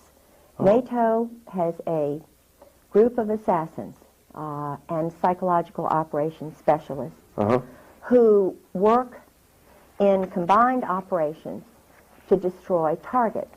Okay. My husband tried to explain to me the first 3 years of marriage how it all works. I was assistant director of the Chamber of Commerce. I was the first woman on the board of the Foreign Commerce Club in Norfolk. He thought that I was a worldly woman. I had dated a number of guys who were high level, like Jerry Unruh, who was the captain of the Saratoga, a man who was very high up in the Army intelligence in Richmond. I had been married to a governor's grandson whose family were all in intelligence. His father was Harvard economics professor. They thought... You even mentioned that years ago you dated John Engler, John who Engler, is now he our was governor. in ROTC. I'm sure it's the same John Engler if he was in the Navy. I dated a John Engler who was in the ROTC in Norfolk because, you know, Norfolk is the largest military complex in the world. We have Langley, the Air Force Base, which does intelligence work. We have Camp Perry, which is an intelligence, international intelligence spot. All of the naval bases, the Master Jet Base, Training and Doctrine Command, which is Army, Fort Story. And in fact, Fort Story was where the recent Secretary of the Army was told he had to leave. I have intelligence guys who tell me truth because they know they can't talk, and I get a lot of scoops. Toko West, who was basically honest, and like Colin Powell, most African-American men are not going to condone murder and assassinations and so forth when they find out about it. Togo West... No, you think there's something, I'm missing something here. The Afro-American man is not like... Generally. Generally. So you feel that Colin Powell is a different cut of general than these other guys we've been talking about? Oh, absolutely. Colin Powell's... The wonderful thing about some of the African-American men I've met is they'll tell truth. Why would they allow these guys to rise in rank then? As puppets, thinking that they will, you know, be able to make them do certain things because psychologically they're innocent, they're naive. They cannot believe that our government has got hit squads, that there's group sex going on, that they are giving people money in exchange, you know, for their services. Mercenary training is going on in the Army and the Air Force at the highest circles. And Colonel John Ryman, Dr. John Ryman, they have him targeted as a kook. Colonel John Ryman lives in California. He was on the high track up, the Rising Star track. He was in Great Britain. He found out about a murder over there. Okay. He reported it. He also had the crazy idea that there ought to be a peace college in Cambridge. You know, we ought to really start working towards peace. Well, the minute he got back, he gave an idea, a synopsis of his sort of peace college idea to Colin Powell and his wife. Colin Powell took it to the National Security Council. When Ryman got back, and I'm not sure of the logistics and the chronology of all of this, but I'm in contact with him, he was put in a funny farm. I think he was put in a place in either New Orleans or St. Elizabeth's Hospital, where they put Ezra Pound and where they've got Reagan's assassin. St. Elizabeth's Hospital, like the Eastern State Hospital in Williamsburg, has Army intelligence people in there. They're targets, people who have decided to tell truth or whatever. In other words, people who believe in the American dream, who are Christians, who are trying to get things straightened out. If they transgress that line where they upset somebody in high command, just like in Germany, they all of a sudden move from being a person to being a target, from being a human being, a Christian, a loving, wonderful soul, to being a target, therefore the enemy. This is also what happened in Germany. Why should God makes us all wonderful and beautiful? Those of us who have the courage of our convictions and who believe in what Christ did, who stand tall, why should the leaders not be able to speak and tell truth? Because it's in the rainbow of truth, the rainbow of individuals who are God-fearing and love truth, in which we can build a better world. So why are good people silenced? Why are their papers gone through? I have an interesting, I took some notes last night, and I'm trying to, Okay. Well, they're silenced because they are, they're in a conflict of good versus evil. Yeah. In this struggle. Where am I? I need my. No problem. We can find Yeah, it. I need my. Your checkmate book is down Yeah. there. Oh yeah, this is what. Is it in there? Yeah.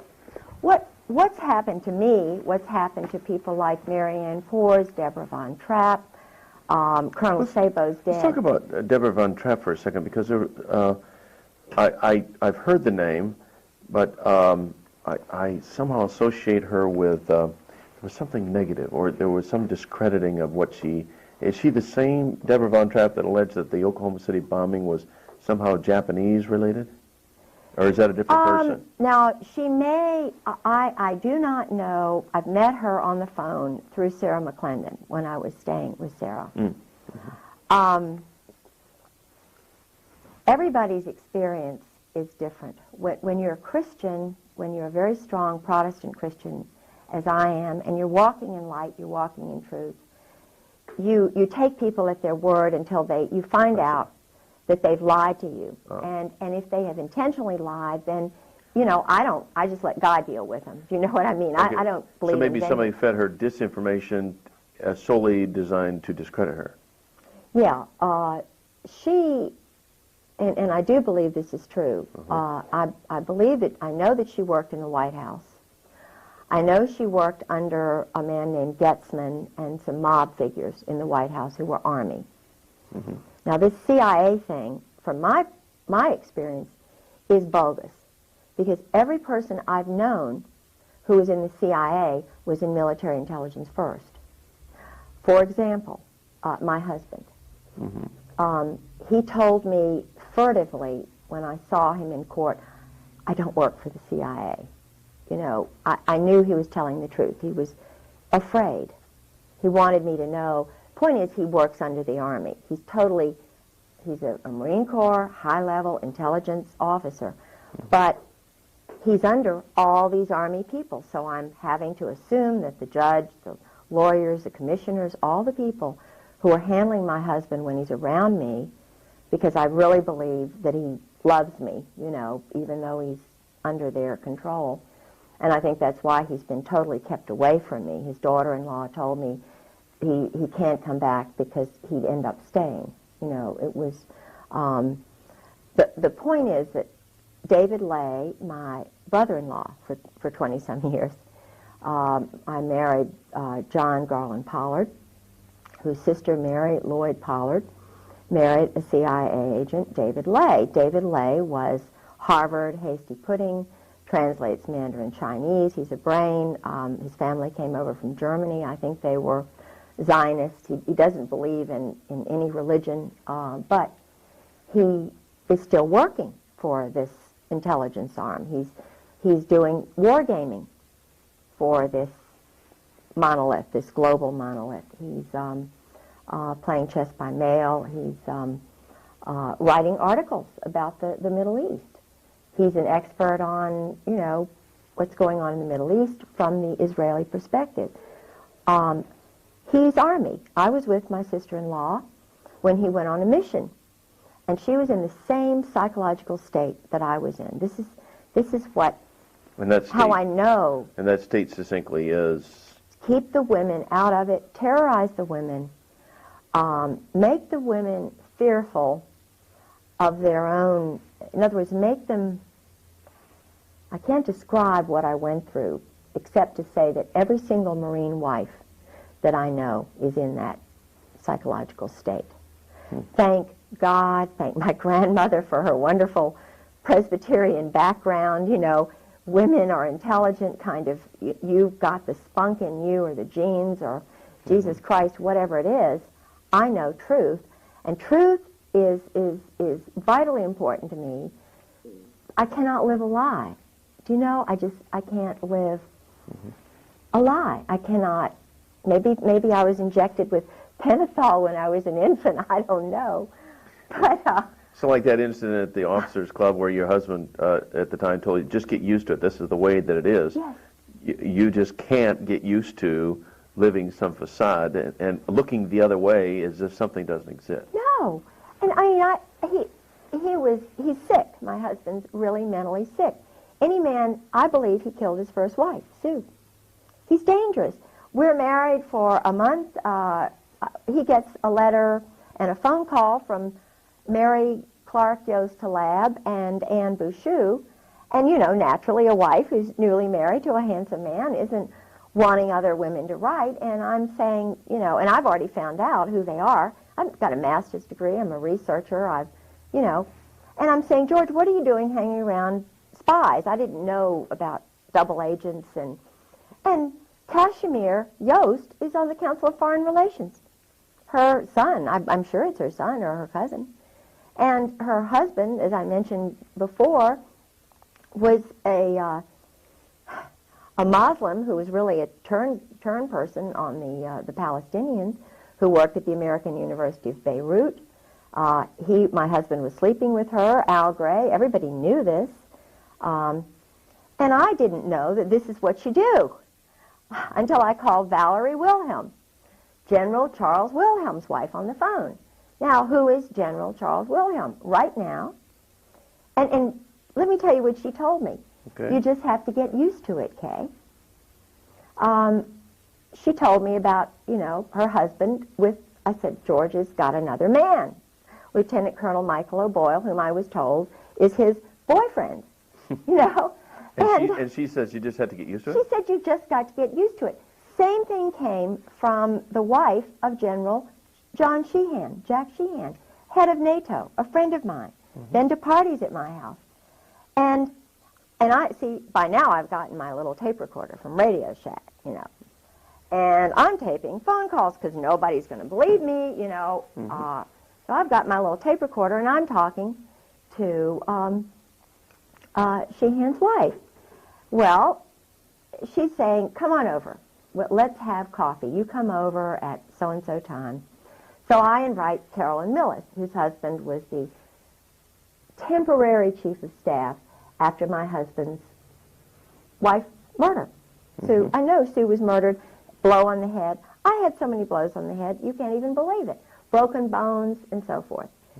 Well, in the middle of these terrorism episodes that, you know, my husband would put me through, he would say things like, you know, I'm down on the ground, he's got a 45 to my head, or he's strangling me with his thumb on my jugular vein, you know, and he's saying in this sergeant-like voice, you have got to believe me. You cannot question me. In other words, it's like, I am being interrogated, or I am being, it's the most awful experience to have the one you want to love, the one you have made your commitment with, have you in pinholes, and knowing he's an experienced guy, you know. So, it's horrible. And these wives, now I cannot say whether their husbands have done the same thing. I don't think they have. But what they train them to do is to be speeding along the highway. It's shock treatment is what it is. I've been told it's shock treatment. And they're driving along the highway, and you've got an important person to meet or an important party. You know, you're all dressed up, or you're going to somebody's house. So he screeches on the brakes, provokes you in some way. You don't even want to fight. You say, I don't want to fight. You know, what is this all about? And he's just speeding up, going like, you know, 90 miles an hour, screeches on the brakes, and then he gets out and runs. You cannot believe It's horrible. And where did he run to? Oh, there was a party, a Norwegian party. The first time that happened was when we were down in North Carolina with the camera, you know, when he wanted to get my camera. I nearly drowned. He wanted me to tell him where the camera was. He tried to kill me that night to scare me so that I would behave.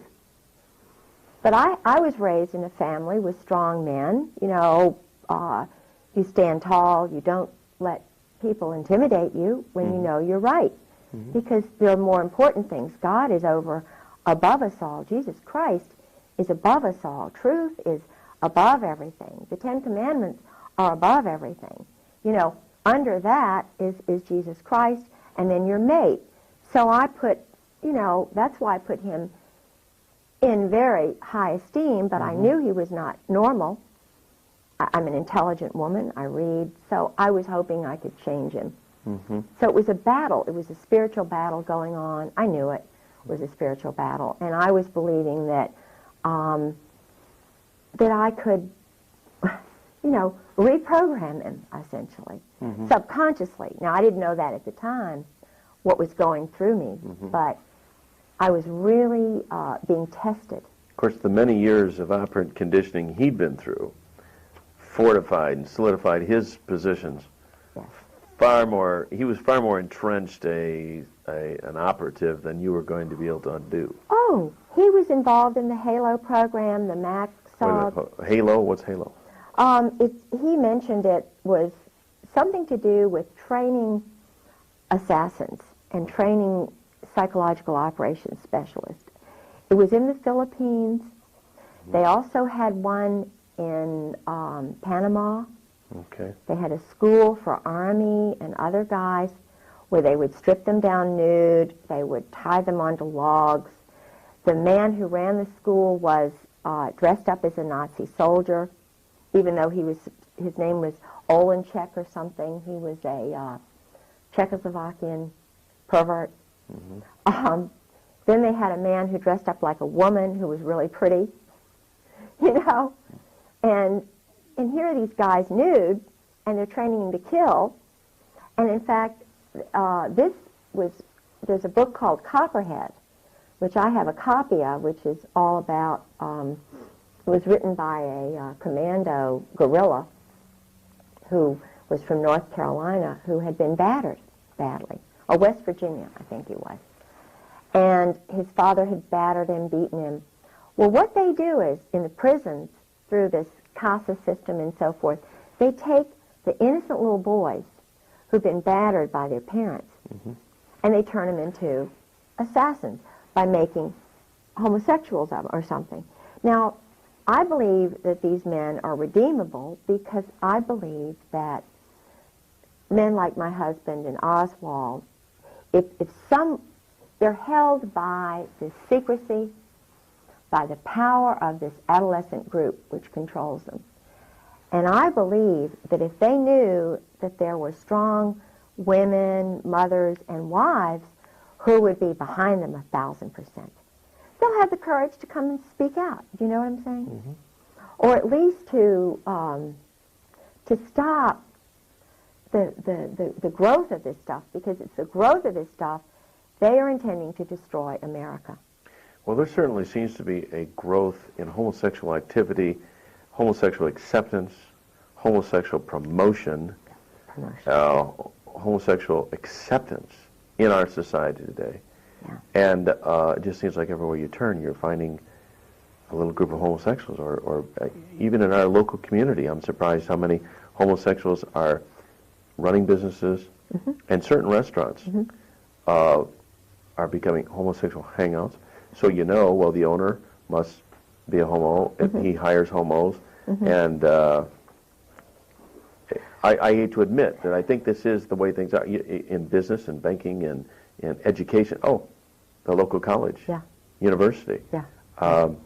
I've had people tell me that they're just loaded. You cannot get a job unless you are special, elite, irregular. Now, the frightening thing here is, number one, this is the underlying thing. This is what happened in Nazi Germany. This is exactly the same pattern that happened in Nazi Germany, the exclusion of women and mothers who love their children. Now, I'm pragmatic enough to realize and say, look, we mothers look at history and we look at the future. We're pretty daggone damn wise. I don't use profanity unless I'm talking to soldiers, but I've learned to use, this is what they listen to. They're really, I can talk sailor talk, I can talk Marine talk, I can talk commando talk, because I'm the, little bitch who loves Jesus. And, when you're in the streets, Christ wasn't out there with all the goody-goodies. He was out there in the streets. He was out there talking to them, the drunks and so forth. I know how to reach them because I don't mind transgressing into this kind of little verbiage if that's what Jesus Christ did. But the danger here is that, yes, it's growing. It's a growth industry. It's growing exponentially. So what's going to happen? What's going to happen? They're cloning people. Do they need women? Which women are they going to have? The party girls, the bimbos? In Norfolk, just to give you an example, Lieutenant Governor Dick Davis, Marine, second wife is a prostitute. He loved her very much. She had a wig salon. My uncle, Dr. George Bentley Bird, was the major obstetrician for everybody in Norfolk, prostitutes, everybody. Mm-hmm. He told, our whole family knows, who the prostitutes are, who goes to the Saint and Sinners banquets. Judge Richard Kellum. This is a nice guy. Now, the Saint and Sinners banquet, is this a local affair? Yeah, okay. Yeah. Every town has got this sort of, Saints and Sinners group. The sleep-around group or whatever, okay. The group who tolerates it and has a little fun. And they're all guys. Well, okay. But the thing is, where's it going to lead?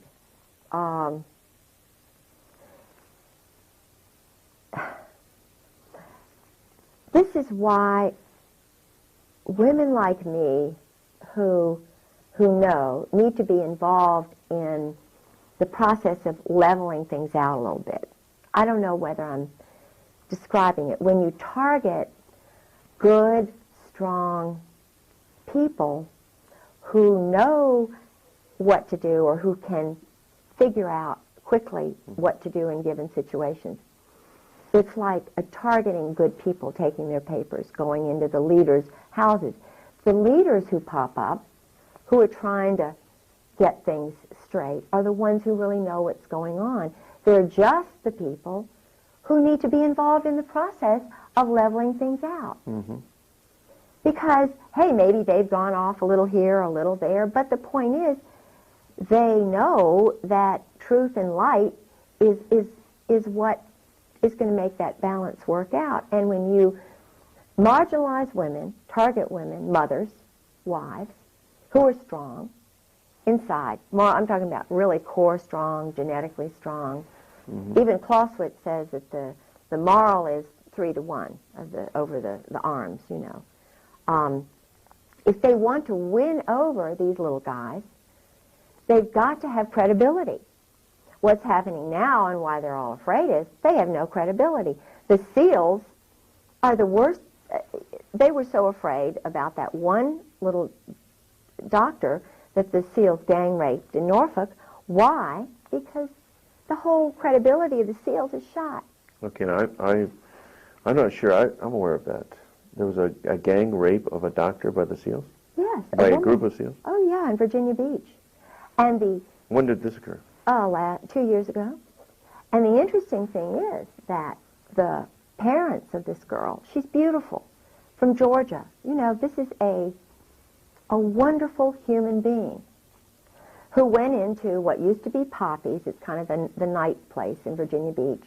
When I was single, mm-hmm. I went there, we would go there, 4 of us women, young mm-hmm. women, Molly and Sally and myself, and we go there, and the doctors would go there. It was kind of a place.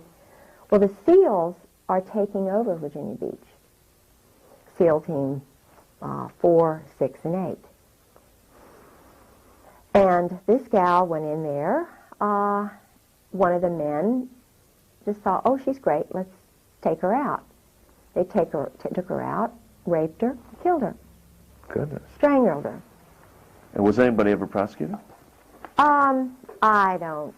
I don't really know what happened because it's been hushed up by the local courts who are controlled by Army JAGs and Marine Corps. And again, JAG stands for? Judge Advocate General. And these are guys, all who have been involved in their wives have been handled, gotten rid of their first wife. They're sleeping around with another bimbo woman or another man. They're participating in group sex. C. Lyden Harrell is one. There are lots of them. Who's he? He is a man who was, now I'm not anti-Mason, but I have suspicions about Masons. Some of the things that they do in the darkened rooms, and I've been told that... Well, it's a secret society, isn't it? Yeah. But I know that he sabotaged me in my case. I think there's money. Oh, he's the judge. No, I've had a number of lawyers that they sort of said, because, I have no lawyer. I'm trying to fight for all these other women and mothers and for the people who know truth. And because I'm verbal, because I'm articulate, and I'm also gullible, I want to believe that there's somebody good out there who's going to help me fight this thing. Because I've got photographs of being battered. I've got doctors' signatures. Sarah McClendon, the senior White House correspondent, has an affidavit where she tried to call my house. And men answered the phone and said, this is a military base, and the Griggses don't live there anymore. Now, Sarah McClendon could not even get through to my house. For 2 months, she had to go to another phone just to call me. So I knew that all these other people I'd called in Washington were trying to call me, and the calls were being rerouted. Now that is in this book. This I found in Goodwill. And so I shouldn't mention this because they're going to go now start culling Goodwill, but all the intelligence divorces, there are a lot of divorces going on. The wives will throw out their husbands' books, or the husbands will throw them out. They're mad at the government. But, I found, that's why they've been raiding my library. That's why they've been... What's the title of this book? This book is called Intelligence and Electronic Warfare Operations. Okay. Now, this book is all about what happened to me. Army, Air Force, Marine Corps. Where is the FBI Psychological Operations Unit? Quantico, Marine Corps base. The only FBI agent who came to me, who was allowed to come to me, was Dan McNally, 20-year Marine. Homosexual, I believe. I'm pretty sure he is because, and I'm not saying that he's a bad person, but I am saying that I was not allowed by any other FBI to have any other FBI agent come and hear about the break-ins to my home, the battering that I went through, nearly killed, the murder of my husband's first wife, serious business. She's in a grave, Suzanne Workman Griggs. She died on April Fool's Day, 1987. And the doctor wanted to do an autopsy. Couldn't do it because the 2 men who were doctors in that hospital, Dr. Lawrence Smith and Jean Lamb, Army officers. They owe their life to this business. And they take orders. Of course they take orders. The judge in my case, Judge John Moore, his first wife was put away because she was telling truth. And I found out from Carrie Brown, who's an Army officer who had a Purple Heart, who told me exactly what she told him. Now, he's the judge in my case. Across the street from me lives another judge, Judge Jefferson Davis Reed, Naval Intelligence. found my suitcase in the woods. I've known his family since the beginning of time.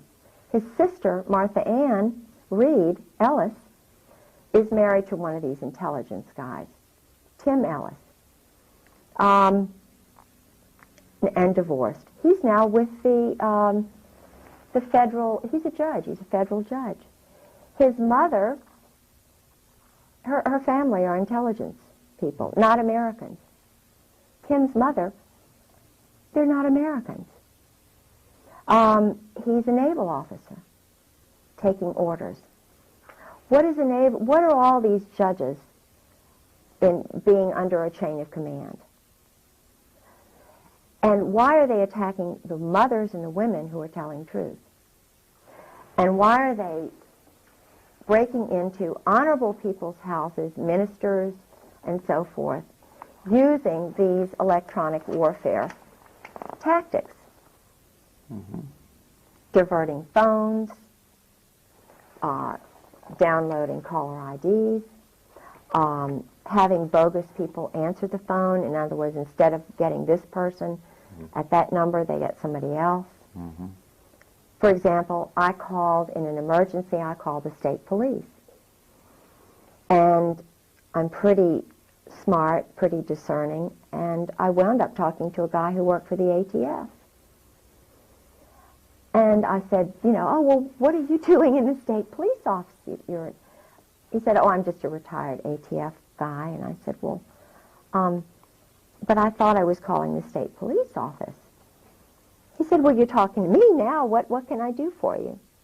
I said, well, if you're retired, I want to talk to an active duty, you know, a good guy from the state police, please. And I said, by the way, I don't like you ATF guys because of what you did at Waco. You all murdered innocent women and children. You ran over them, you shot them, you put tanks on them, and you killed them. You're murderers. I don't want to talk to you. He hung up on me. He didn't like what I said. Well, you know, if he's so sensitive and so defensive, how can he deal with women if he can't cope with truth? This is what, you know, 80% of the American people feel, or 90. Waco was murder, savage, brutal murder. And what they did to that man, you know, Randy Weaver's wife, shooting a mother with a baby in her arms. What's going on here? Right. No. And one woman hears that, one mother hears that. She doesn't like the ATF anymore. I don't know any woman who likes the SEALs anymore. I don't know any other mother who really likes the ATF anymore. I mean, what's going on here? We're mothers. This is stuff that went on in Germany, and fear tactics. So we say, heck, these guys are adolescents. You know, they're adolescents. And so who's running them? Who's in charge? We turn into Dorothy, the Wizard of Oz. What's going on here? So little old mothers like us, we all think alike, and we're all Dorothys now, just marching and saying, look guys, what's going on here? You're all little men from Oz, why don't you grow up? You know? And it can be straightened out. Do you see any similarity in what's going on in this country in China, Tiananmen Square? You know, we've all seen the picture of the young man standing up in front of the tank. I don't know how much long-term effect that had in China, but it still sticks in the minds of a lot of people here. You know, like Tiananmen Square for China, Waco for America. Are there similar, is this a turning point, a rallying point? A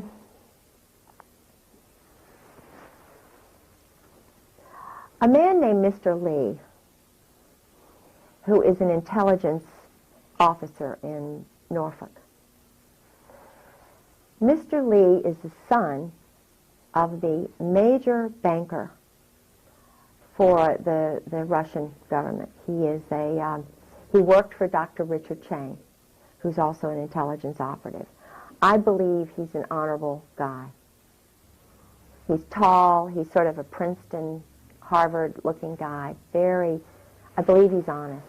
Okay. He came to Virginia Beach, and I was putting together sister city organizations, and I was trying to get the leaders of all the different ethnic groups in Norfolk to sort of start a sister city program in globally, you know. It's easy to do that, but I didn't understand how the intelligence community worked at that point. I knew things were going on, and he was bringing together all these potential sister cities in China. Our State Department had opened up cities which had independent corporate entities, and we had shows on all of this. This material's all been stolen out of my house by my husband and his friends. I started noticing, because I was led spiritually to goodness, to good people, to light and truth. I didn't understand the weapons and drug military culture that's running our government and I believe parts of the world.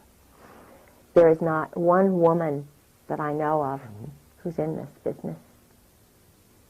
I believe, and I had the pleasure of meeting your wonderful wife last night, Pastor Strawcutter. This is a woman who's wonderful. This is a woman, this is my kind of woman. You know, and I've met a lot of women like that. We go through hurdles, and I don't mean to cry. It's all right. But we're strong. And we know truth. And they're going to have to kill me before I give in. I believe in good men like you. I believe even my husband's core is good. I think that's why he's away.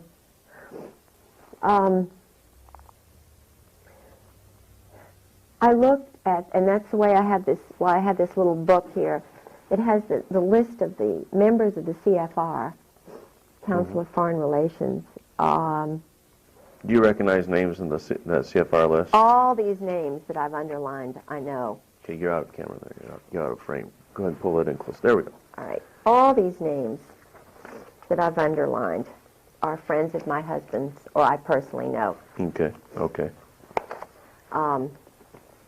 My son, John Garland Pollard, and I hope I'm not jeopardizing my family, but and I believe that there are some good people possibly in here, so I want to qualify that and say they're not all bad. Just because you happen to know them or underline doesn't mean that It doesn't mean that they're bad bad. list. No, right. no.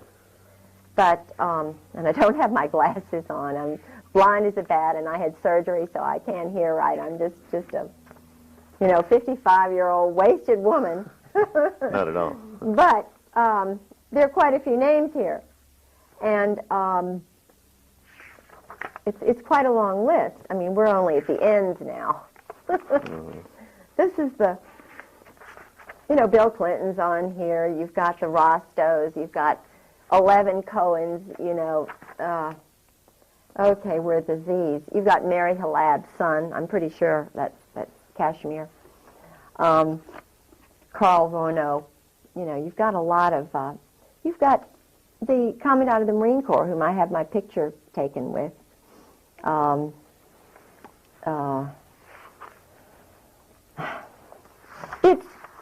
It's an interesting list of elite political, military,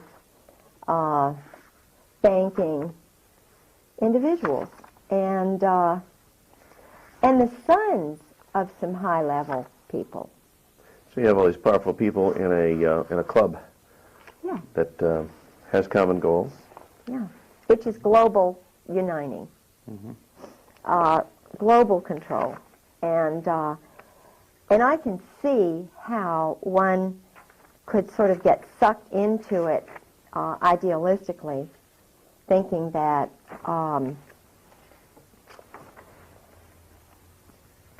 it's something that we should, world peace and harmony and everything. And I mean, I can understand wanting world peace and harmony. I'm trying to find a name here. But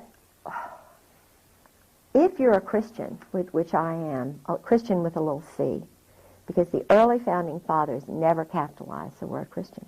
Did you know that? Did you know that all of the founding fathers were homeschooled? Did you know that? Yeah, Madison? I was aware of that. Yeah. Think about that. Did you know that all of the Virginian founding fathers were only gospel Christians? Matthew, Mark, Luke, and John. Didn't even read the end time stuff, the Old Testament. Did you know that Thomas Jefferson was a born-again Christian the last, 7 or so years of his life? Did you know he was corresponding with Adams in Massachusetts? That he took the New Testament and the Gospels and was trying to find out everything that Christ did? And I believe he was murdered. And I believe it had something to do with this Admiral Levy, who took a mortgage on his house so that he could build the University of Virginia, so that he could take and get his papers, his correspondence with Adams. I believe it was, now I'm the only one you will have ever heard this theory from. My undergraduate degree is in Virginia history. Okay, so the University of Virginia was founded by Jefferson. Money that he obtained by mortgaging his home. From a Kabbalist by the name of Admiral Levy. Levy. Okay. Now, I know that... it is an interesting theory. Of course it is. Dare to think, dare to theorize, dare to use the hypothesis, to come out with the thesis. Now, Levy, you mentioned he's a Kabbalist. Yes, and a Mason. Like a descendant of the Illuminati. Of course. So, and a weapons dealer and a reserve military officer. Even way back then. They were doing... Now, think about this. What they're doing today, they've been doing for Of course. many years. Think about this. John Paul Jones. Supposedly the founder of our Navy, was a criminal. Why would they twist it like that? He was also a Kabbalist, also a Mason. He and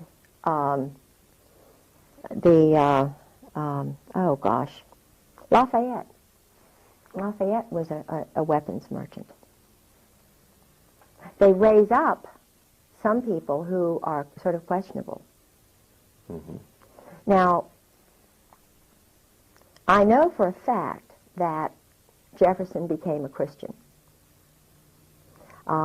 He did not necessarily believe in the divinity of Jesus Christ, so maybe you could say he's not technically a Christian, but he said, I'm a Christian. He was working towards, he was going to Baptist churches. He was contributing to the American Bible Society. Do you hear this? No, of course not. Jefferson was a born-again Christian who was searching for truth, who was murdered, I believe. Okay. And at the same day he was murdered, so was Adams. Think about this. July the 4th. And of course, you're being a Virginian and a descendant of James Madison, and a student of Virginia's history. Somebody like yourself could dig this out and would dig this out. It would be germane to you, whereas who else would it even be important to? Yes, I was. God and my Christ had put me in the most amazing places and times. You would not even believe. When I studied at the University of Edinburgh, I received a grant in 1978 to work on Lord Dunmore's papers. Lord Dunmore was the last royal governor of Virginia. I was invited by the current then Lord Dunmore, Johnny Dunmore, to work on the Dunmore papers. No one but John Selby has done any work on Dunmore. So I stayed with, I'm not going to mention too much because I don't, but the point is, I know a lot about the triangular trade, what was going on in Bermuda. Triangular trade. Yes, For our Tom viewers. Devine. The triangular trade is the illegal weapons, drug trade that is still going on today. Israel is basically running it with the New York bankers.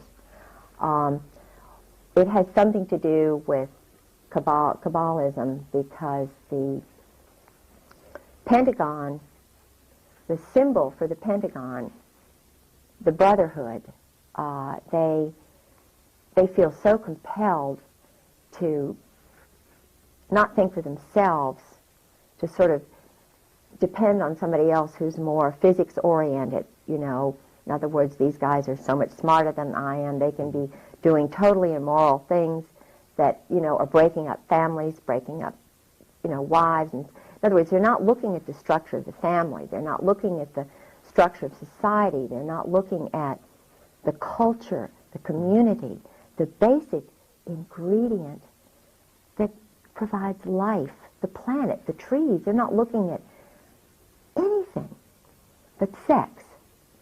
And when one perverts and twists, in other words, one focuses on, yes, sex is wonderful, you know, it's great. I'm a, you know, great proponent. But there's so much of a focus by this group on sex, and the military, you know, they go back to Greek days and they have all these symbols of, you know, the Washington Monument is supposed to be a phallic symbol, you know, and they say, well, this proves, you know, because the Greeks were doing it, the Egyptians were doing it, and it's this secret little group that was, you know, back in the days of Nefertiti and you know, Mark Antony, and it just proves that we're just great because we had the Holy Roman Empire, and Alexander the Great that was homosexual, and Catherine the Great was, you know. But it's debauchery. The thing that one has to realize is that God knows best, you know. Mm-hmm. It is an abomination. It is a sin. Now, we've all sinned. We're all sinners. I don't believe we should be putting people on stakes for doing this. I think Jesus Christ said, the simple answer is this, which Mandela said, the simple answer is this, just repent. Just show that you're changing your life. You know, I've sinned. Everybody's sinned. I don't believe that that targeting people, whether you target them this way or that, is the answer. Mm-hmm. Now, this is just my personal opinion. I am not a judge. I wish I could be a much better judge than any of the Kabbalist male judges in Virginia Beach, because they are doing this to women, mothers, who are honorable people who are telling truth. And I would like to hear Hannah More tell her truth. I would like to hear Grover Wright's wife, Lynn, tell her truth. These are generals' wives. These are wives of judges in Virginia Beach. Okay. I would love to have heard Ken Whitehurst's wife tell her truth. She was shot. You know. Well, no, in Virginia Beach is Pat Robertson. Would you like to see him be a judge? No, I would not. Okay, why is that? I wanted to believe that Pat Robertson was honorable and good. He's a Marine. Did you know that? Did you know that he went to the psychological operations school, whatever that is, at Yale? Now, I'm not saying he's bad, and I'm not going to judge Pat Robertson, but I know that he was under the influence of a Belgian man who is very powerful in this group. I know the one thing I can judge him on is that, I will say things, and I know they're going to get me for this, because Pat is very powerful. But if you walk into Pat Robertson's Williamsburg Inn, it's a hotel there, and you're poor, and you are a woman or a person who's poor or an African American who's poor, and you walk into that gift shop, you've walked into the house of the Sadducees and Pharisees. The dresses in there cost starting at $200. The belts, I mean, these are clothes, basic commodities. Now, I'm not saying that's wrong. It's wrong to have money, and as I say, I'm not going to judge him. But from my perspective, the way my father was reared, there's a lot of money going on there, and Christ. I walk in the steps of Jesus Christ. Now, I'm not saying that, you know, Well, because I'm not really sure about all this. Everywhere you seem to look, and you find the leadership, whether it's in banking or education or religion, there seems to be also this line of military intelligence, Ivy League background that. You know, the Pat Robertson has the same kind of pedigree as these other people that we kind of filter through. If somebody's going to be the leader of a television big-time ministry, it would have to be someone who would be kind of a chosen one. Yeah. To be allowed to rise in that kind of power. And he I think he's basically a good guy. You know, I mean, I really, I like the fact that he's promoting Christ. I nearly got arrested there. At the 700 Club? No. I went in to use a law library because I'm fighting the Kabbalist group in Virginia Beach because I was nearly battered to death. I was nearly killed. I am a totally abused, psychologically, physically broken bones wife. Now, it says that if you are this way, you just get a warrant and you get your husband to say he's sorry or something. You know, that's all I wanted, was for my Marine Corps husband to say, I'm sorry that I did this. But if he's got men behind him telling him to do this, they're not going to let him say he's sorry, are they? No. If he's got Phil Holwager, the pastor, who's also Yale-trained intelligence chaplain with Pat Robertson, who's the pastor that I took my husband to try and get him to become a Christian, if he's meeting with Phil Holwager and Phil Holwager is telling my husband what to do, that says that Phil Holwager is a programmer for my husband. He's been trained in mind control. And Phil Holwager admitted to me, I've had psychological training, yes. And it slipped out. Oh, well, I made the mistake and told George, you know, in other words, he let me know that he has power over my husband. So then there's Ty Kroll, who's in the same church with my husband, who is a sailor, and he did some sexual things to his son, and he had his children taken away. Well, he's in the church and a good guy and everything, but he's a pedophile. Now, my husband, and I'm sort of taking up Ty Kroll's side, because we're in the same Bible study. It's kind of interesting. But Ty Kroll and my husband are meeting kind of secretly with Phil Holwager. And then there's T. Parker Host, who's running around nude at his farm, enticing my husband out, you know, and they go away for sort of boat trips for 2 hours. Now, I'm saying, as a woman and a wife, what's going on here? All of a sudden we go up to Matthews County where Holwager also has a house. Host has a house. But it's also where my grandfather, Miller, was born. So I feel very comfortable in Matthews County. These people were not born in Virginia. Do you know what I mean? And yet they're bringing, all of a sudden, spur of the moment, taking my husband up and then taking my husband away on a 2-hour boat ride. Or we get to Phil Holwager's son's house, and then all of a sudden my husband's riding home with Phil Holwager in the car. It's all been planned. So I'm saying, and this is just before, just after my husband got back from Norway, And I'm trying to remember whether the King and Queen of Norway had come either just before or just after this. It had something to do with the King and Queen of Norway's visit. They wanted to keep me away from the King and Queen of Norway because I believe they're Christians. I believe they're honorable people. And I was able to prevail against this group by going to the Norwegian ambassador, who's a wonderful man, and saying to him, and this is where Jesus Christ comes in and God comes in, and I know that they're with me because I'm good. And I was thinking about the good Norwegian people who wanted to see the King and Queen of Norway when he came to NATO. And all I did was what any honorable citizen would do, representing the honest little people who were Norwegians in Virginia Beach and Norfolk. I wanted them to have a chance to meet their king and queen.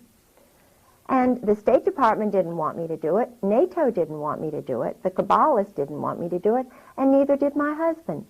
But what happened was I was with a solid, wonderful person, Ambassador Kjell Vibe. And we went to the Norwegian embassy. This was, I know I'm digressing and this is hard to follow, but Kjell Vibe and I were sitting at the table with my husband and an intelligence operative named Bill Nelson, who tried to sabotage the Norwegian group that I was running in Virginia Beach. And Kjell Vibe, we were planning a trip to Norway in August, which I think was just a bogus sort of thing to kind of, I don't know. To appease you a little bit. Oh, yeah. And I knew things were going on with my husband and the weapons sales and, you know, all of this stuff. And because he was dealing with the embassy, the American embassy, and with people, and, you know, there were things going on. And I knew things were going on. I was sensing it really strongly. So we were in Washington, sitting around the big table in the Norwegian embassy with the ambassador sitting to my right, Bill and Kate Nelson to my left, my husband across the way, and Suzanne Baptist, who is the daughter of the man who started the Sister City Association. And we were supposedly planning this trip for the mayor of Virginia Beach and her husband to Norway. And he let it slip, the ambassador let it slip, that the King and Queen of Norway were coming to Norfolk in October. And the ironic thing is, it was the very day the Nobel Peace Prize was being awarded in Norway. I didn't know it at the time, but I thought, this is really strange later on. Here's the King and Queen of Norway are at NATO headquarters the very day that they're giving out the Nobel Peace Prize in Oslo, which is where the King and Queen of Norway are. And I mentioned this to Mayor Obendorf, whose husband is involved in this weapons sales stuff, because her husband, Roger Obendorf, and my husband went to this deserted airfield. Roger Obendorf is involved with Andrew Fine, who's Army intelligence, who tried to take over the Norwegian organization from me when I knew that the Andrew Fine does all this group swinging sex with his wife and with NATO couples. And, you know, and I'm going, something's going on here. Roger Obendorf and my husband went to this airfield. I wasn't allowed. So I knew, because my husband was meeting with other people, like, in other words, this is big. Yeah. Now, when you mention NATO group swinging sex, are you talking about some of the most powerful people in this world, the leadership of this military? Absolutely. And their wives being privy? I mean. Yes. Yes, I'm talking major. I mean, this does not give security to the people of not only this nation, but the people of the world. No. To think that people who have the power to kill others, wage wars, send your sons and daughters into battles, these people are complete, whacked out degenerates. Absolutely. Let me give you an example. Because I was involved, I love people from other cultures. I went to an Episcopal religious girls' school, and all of my they had girls from all over the world there. They had a Turkish, my chemistry teacher was from Turkey. Her name was Mrs. Kunt. I had a Daddy Didion was an Armenian. Turned out he was later a spy, or they told him, he was a spy, but he was from Armenia. I had a French teacher who was in the French Resistance. St. Margaret's School is a school for double agents, or at least, but it's a great school for girls because you're with all these people from other cultures. You know, we had the president of the school's father was with the Ramco. I didn't know about all this stuff and how they kind of do it. Woodbury Forest is another school like that. I sent my son there. He went 4 years to Woodbury Forest, which is where President Bush's son went, Oliver North's son went. It's in Orange, Virginia. I didn't know how it all worked. And I mean, if it works for peace and Christianity and love of Muslims, love of people, give them the right to their own cultures, the way the British did, you know, because I believe basically wherever the British went, I know there's a big hate Britain movement going on, but wherever the Brits tended to go, whether it was India or Africa, they allowed the cultures. They still wore saris, and they still were, you know, the ragheads were ragheads to protect their heads from the sun. Now they're called ragheads, and they're targeted as enemies by our little boys. Our little boys are taught to hate ragheads and to kill raghead women. Well, I don't think that's very Christian. So I'm looking at the top guys, and they're not Christians. So it begs the question, well, what are they? Well, that question was in my mind after I was married 3 years, and I started delving.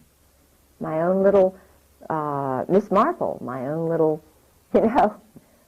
And I've arrived at the definite conclusion that they're not only not Christians, but when you have group sex and homosexual sex and orgies and things of this nature by the top people who are running my city, at least, certainly Virginia Beach, I started looking at other military towns and started asking questions.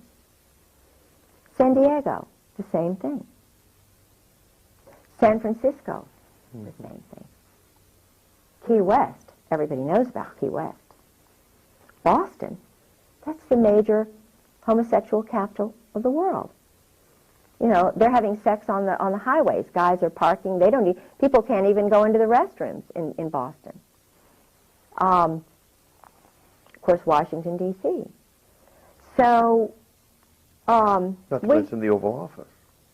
Yeah, well, but at least, now I don't know about, see, I know that he is sick and he's addictive, but I believe that, now that you all will all disagree with me, but I lived with Sarah McClendon, and Sarah is a senior White House correspondent, and I believe he was just addicted to sex, and I believe that he was put into that office to try and control him, but I believe that he has repented. I believe he had strong grandparents who loved him, who were Baptist.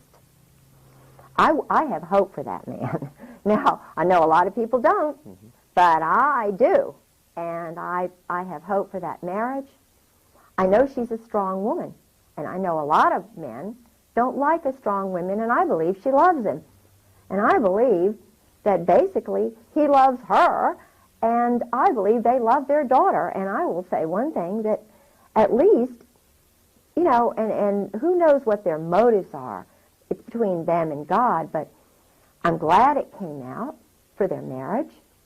Well, at least he's not, he doesn't seem to be homosexually inclined. No, So we'll this is it. Give him that The much guy, credit. and they don't like that, you see. That's why the little guy who's, you know, the little short guy, what's his name, the homosexual? Stephanopoulos, or... yeah, his... George Stephanopoulos. Stephanopoulos. Well, I met him. See, I went into the White House with Sarah, and I met him. He's a little short guy, and I even saw the place, the Mambo Jumbo room, where he hangs out, right around the corner from the Ontario. Well,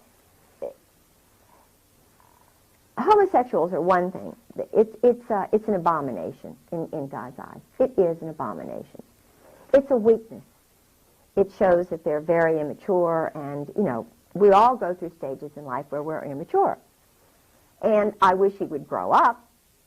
There's a whitehead who's an ambassador who's a homosexual. And his lover is one of Bill Clinton's attorneys from North Carolina. Now, I like the way that man thinks. He's a homosexual, but I like the way he thinks.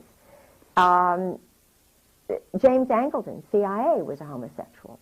The head of the FBI was a homosexual. Paisley was a homosexual. They murdered him. All of the British intelligence agents were homosexuals. I haven't yet arrived at my theory on that, except that it is a weakness. It is a moral weakness.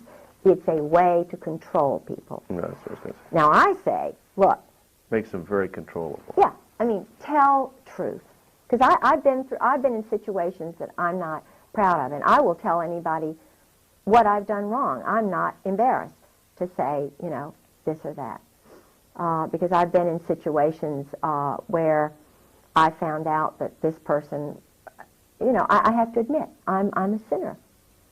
But the point is, when you find out and you repeat the sin, you're addicted. They call it addictions. It's sin. And why is it sin? Because your weak nature, if you're in a position of leadership, you shouldn't be leading. Mm-hmm. Yeah. And admit your errors, and that's why I think Bill Clinton will be stronger out of this. He wants peace in Israel. That's what this is all about. He wants peace in Israel. I did notice that when Hillary made overtures toward the Arabs, whoa. I mean, somebody yanked her chain, and that became a major issue. I was living in Washington with Sarah McClendon in the Kennedy Warren before the election. If you will remember, a plane went down on his birthday. On whose birthday? Clinton's. Okay. I mean, I believe it was a plane. There was a traumatic... I went to his he had birthday parties at 7 different places. It was his 50th birthday. The birthday party in Washington, he was not there. He was in, I think, New York or some other place. But I went to the birthday party, which was in the Kennedy Warren, in the basement of the Kennedy Warren. Okay. A friend of mine went into the birthday party. The point is, that night, I remember it vividly, there was a psychological terror thing for Clinton. It was either his plane that went down, something happened that night that was meant to say, don't enjoy this birthday, buddy. Remember, we told you don't run. George Shultz came all the way from wherever he was. Sarah told me this. George Shultz came all the way from, I think it was California, to meet with Clinton before the election to say, don't you dare run. You're going to get it if you run. I know it. And that's from Caspar Weinberger is the guy who's the evil one. Caspar Weinberger pulls a lot of strings.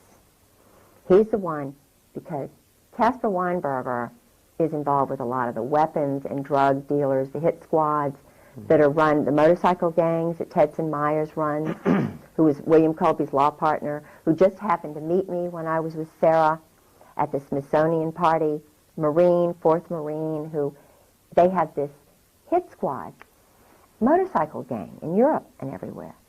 They call it a motorcycle society. But who runs it? Retired military guys. And just after they meet up at Caspar Weinberger's place up in Maine, Consuela Rice and Tedson Myers and one of the lawyers that Marianne Poore knows, the Motorcycle Society will ask yourself, what do? What happens right after the Motorcycle Society meets? Now they'll probably get this and find out, well, we've got to change the time when our Lady Diana is murdered. They have, because I read all the newspapers. I go into Barnes and Nobles, and of course they're going to cut out all the news and stuff. But they had a minor war in the Netherlands or wherever. They had another attack by motorcyclists on Cyprus.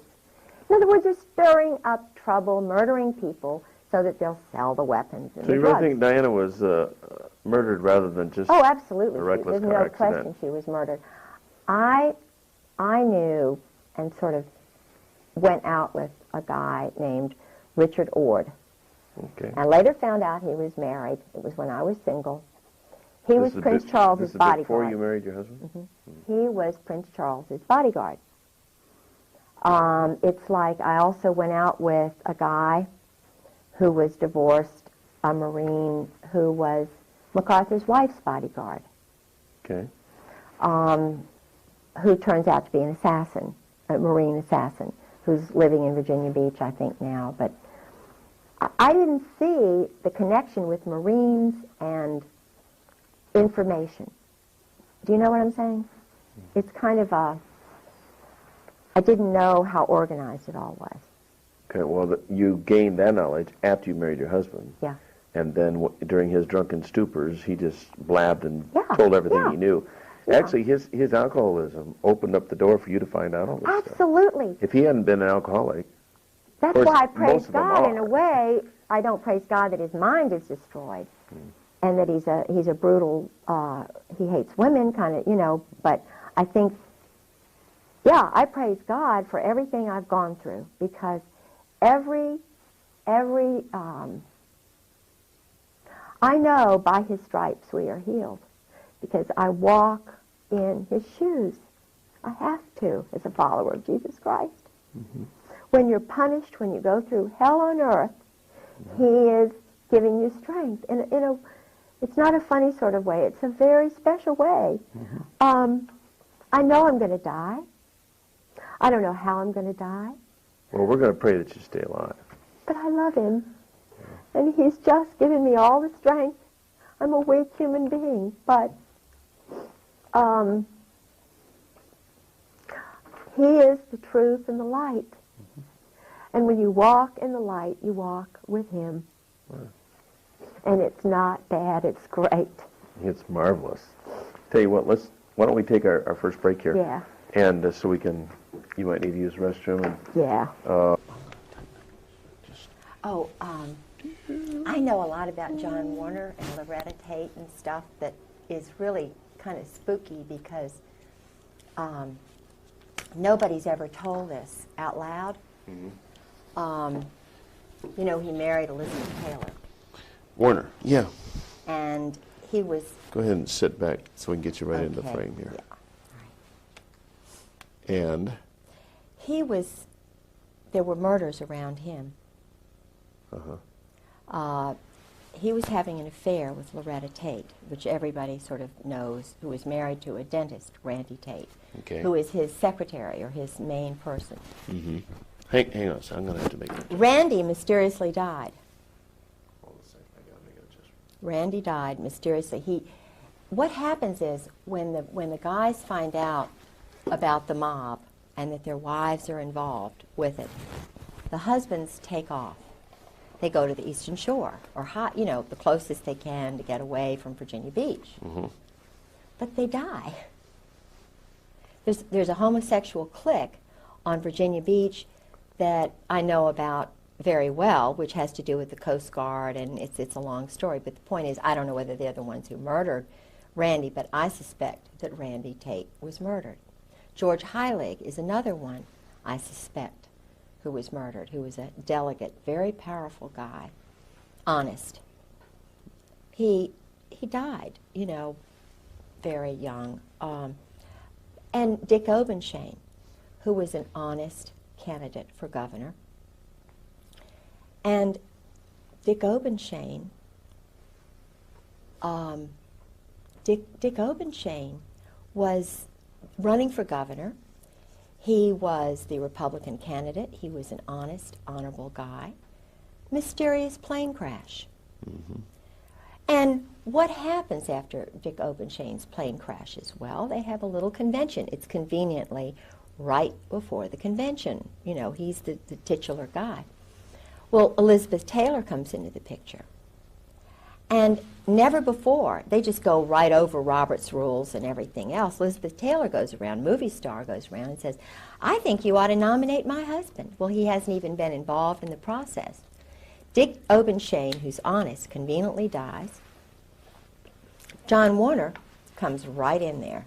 They did not want Dick Obenchain in there because he was not controllable. Warner was. Same thing with Paul Tribble, who's a cousin of mine. Oh, I'm a Waring, and his family are Warings, and we're related. Paul was married to Rosemary Tribble. Well, there were some things that were going on, thinking that, in other words, Paul Tribble could not really totally be controlled. He was, they got rid of him. Rosemary knew a lot of stuff, and they get rid of the good guys. Murder, I believe that... Well, don't they refer to this as Murder, Inc.? I mean, yes. another name for... Well, the Marine Corps so-called- are the assassins. The Marine Corps are the assassins for the mob. If you look at guys who've been in 4 years, let's just take Tedson Myers, for example. Now, he's a very nice person to talk to. He was involved with the founding of the Peace Corps with Sergeant Shriver. He's from the Brooklyn Bayonne mob. He came from that group. They sent him to Ohio State. Then his 4th year, as I understand it, he did something like truck driving school. Then he goes into Korea and becomes UDT. And then they underwater demolition. In other words, assassin. He's very smooth.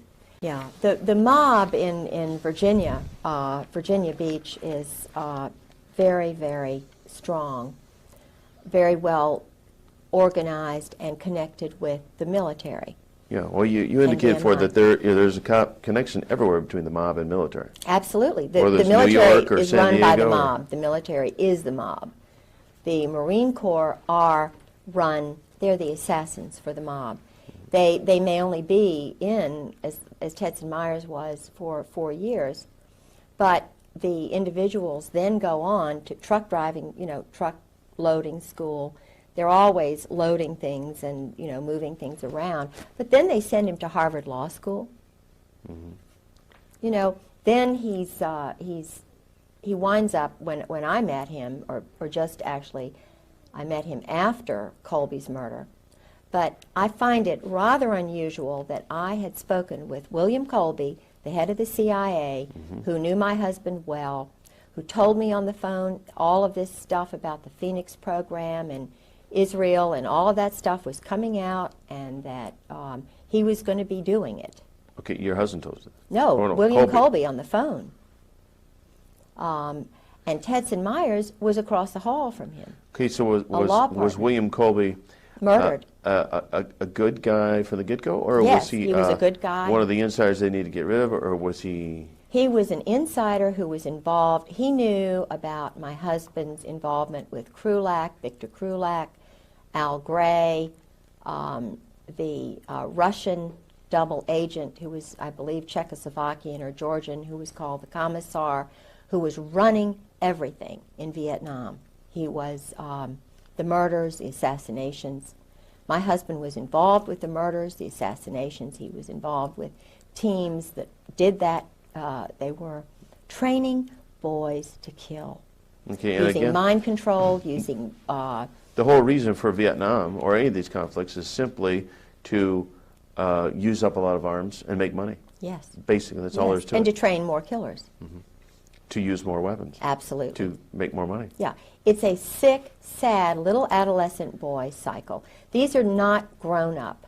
These are little men from Oz. That's what I call them. Al Gray is a sick little man. Al Gray is a That was the general. former commandant of the Okay. Marine Corps.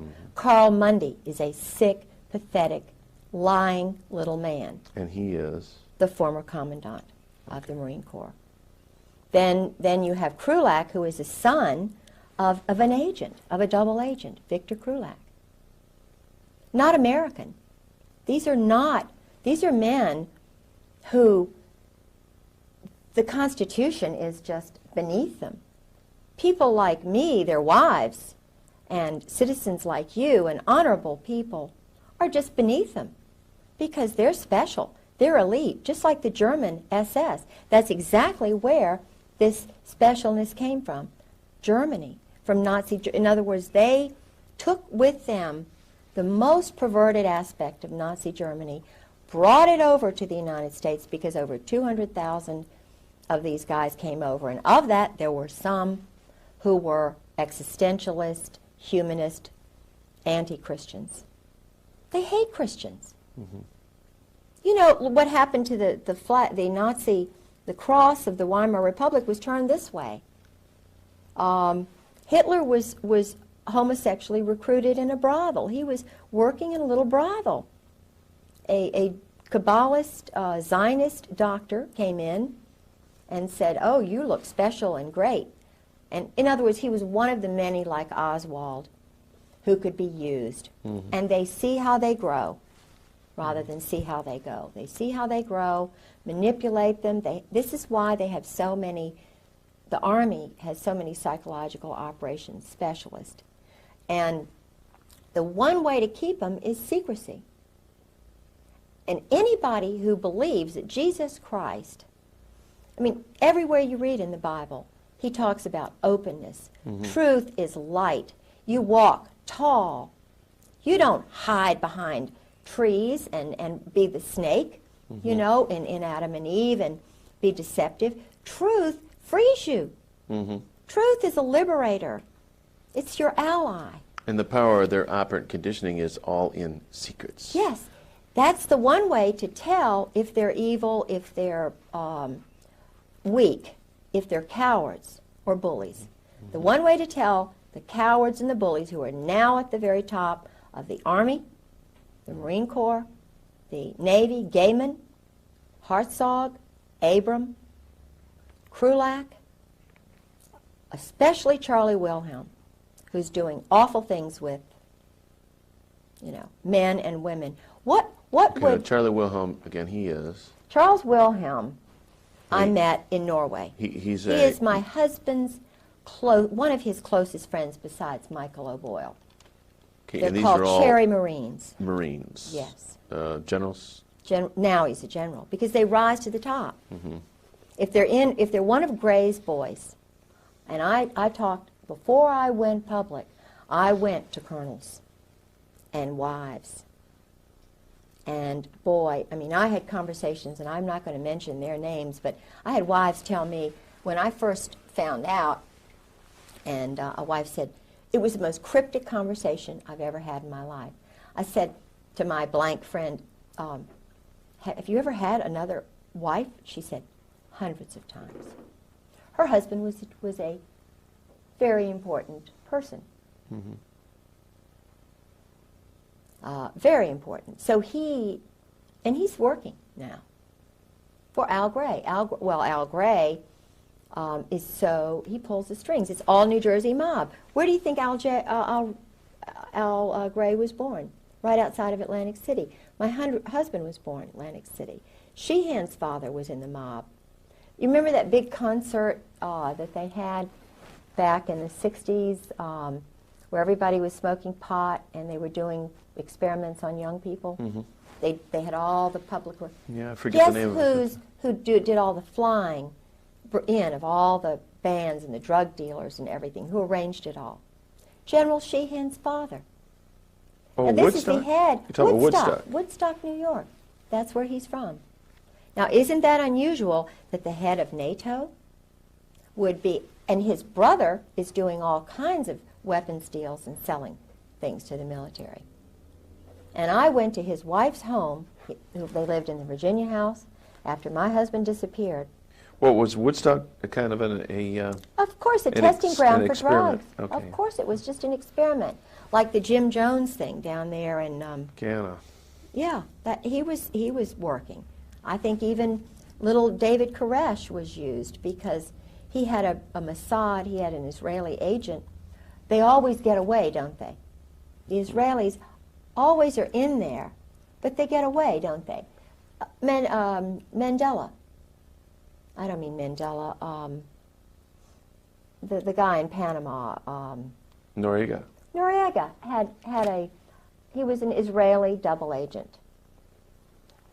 Anybody who is Jewish is automatically a member of the army, the Israeli army. They have a joint relationship. How can they be loyal to America if they will shoot ships like the Liberty and it's covered up? I dated Lawrence Geis's son when I was a teenager, about the time I went out with the governor here, and John Engler. I'm sure if he was in the ROTC class, I dated him, and I got letters from him. Seemed like a really nice guy. But my love at that time was Tom Williamson. And Tom Williamson was a Yalie. His real father was killed in World War II. His mother, who was a Ballantyne, Admiral Ballantyne's daughter, a wonderful person, married Lawrence Geis, who was a captain, and then he became an admiral. And I went to the change of command to the Forrestal. I really did like that family very much. And being a Norfolk girl, old Norfolk, grandfather was in naval intelligence. He retired a captain in the reserves, military doctor, very prominent family, and I lived next door to my grandparents. I was sort of the good to date this girl, she's a lot of fun and stuff. So I dated Tom, and I went to Yale to visit him and so forth, with Bob Tate and some of the guys up there. Well, Admiral Geis took over the command of the Forrestal. He was the head of the whole everything for the military when the Liberty was bombarded by the Israelis. Right. And one of my best friends, Josie Taw Lennon, you talk about a wonderful, she's been through a lot, woman. I've learned a lot of information from her. Josie's brother was on that ship. Did he survive? Of course, no, he was murdered. He was a rising star, brilliant young boy. I think about 30-some guys died on the SS Liberty, didn't they? Yes, he was one of them. It's now being run by a group that's holding it down. They don't want it. Why don't you? Those Israelis, and yet every Jewish person who's in the military is a member of that army, whatever it is. Now, something is very strange here when you have the whole State Department, not one Christian, not one Protestant in the Near East section, not one Muslim. Why not? They have Jews there. We have Muslims in the Navy. Why are there no Muslims in the Near East section of the State Department? Why are there no born-again Christians or real honest people who are not under some chain of command? Why don't we have anybody who can decide right and wrong, who has to be interpreted, Something is strange when you have a State Department that is run by Israel. There's something really strange. It's no wonder there's no peace. Do they want peace? No. They want to control all those little countries around there. And there was an interesting luncheon, it was a dinner that I had over at Carolyn Millis's house with the Marine wives and some of the, I don't know what they really are, but I thought they were wonderful until this night. And I was really caught into this. I was getting into this cult. Shh, don't talk. Don't talk about the go-go dancers because your husband's career, even though, shh, don't tell this, don't tell that, quiet, you'll get, We were sitting around the table, and we always would do prayers before dinner. And there was a woman there, and she was from Pat Robertson's place. She was married to a Jewish guy. And I'm not saying that he was bad. I think I met him once. They were at Carolyn's Christmas party. But it was right after, was it Begin who was killed, or who was shot? The prime minister, the president of Israel. My mind's blank. I know, it's either Begin or no, whatever. Anyway, it was right after that. And it's furthest thing from my mind, I was thinking, oh, great dinner, this is great. So this woman said, and we were in the middle of the prayer, and she said, "Oh, just thank you, Jesus. I thank you, God, that you killed Begin. We just praise you for that. You know, this is an evil man. We just praise you, God, that you killed so-and-so." Yeah. And I'm sitting there.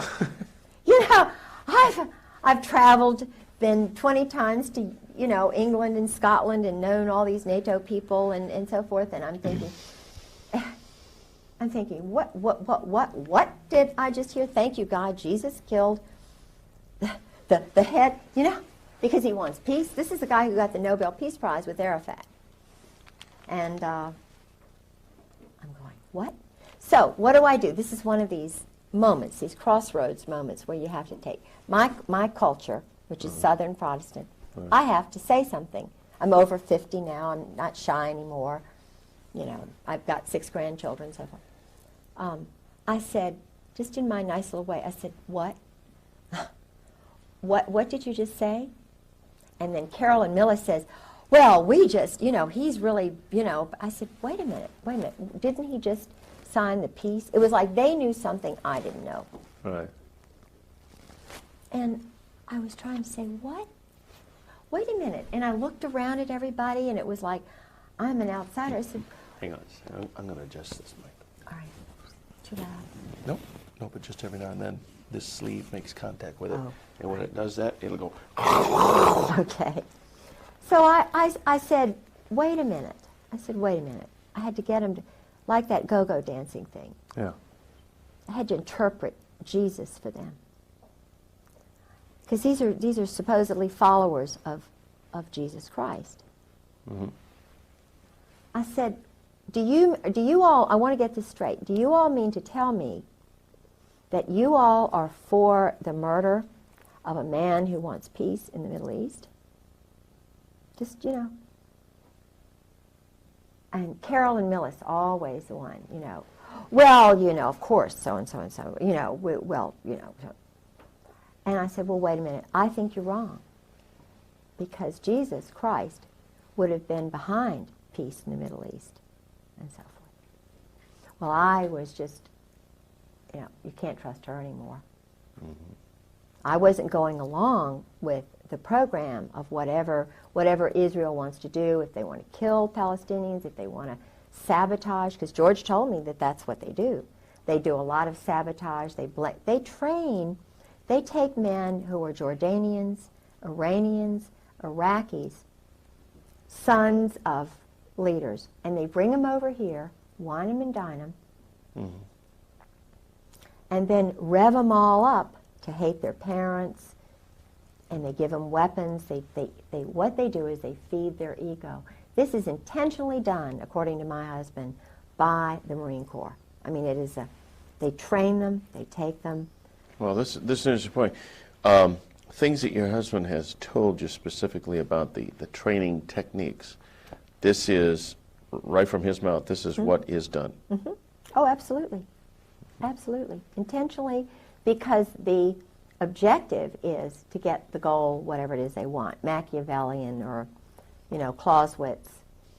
And, of course, my husband was reared, he was suckled on Proust, Sartre, Camus. If you want to read his thesis, it's in French. It was written by Todevay, and, you know, but it's at the Princeton University library. You can read what my husband believes. Now, this is the Chief of Staff of the Marine Corps. This is a guy who writes with a purple pen, which means homosexual, mm-hmm. arrogantly so, writing with a purple pen. Al Gray, he's working under Al Gray, called Gray's Boys. This is what they call them, Gray's Boys, all homosexuals, Cherry Marines. There are books on Cherry Marines that I've got. Everybody knows about Cherry Marines. Now, if you have to be a Cherry Marine to get to the top, and then you read about Krupp and the German High Command, and you know that they're using the same word, special. Mm-hmm. You know that they changed the eagle to be the colonel and the captain. You have to get an eagle.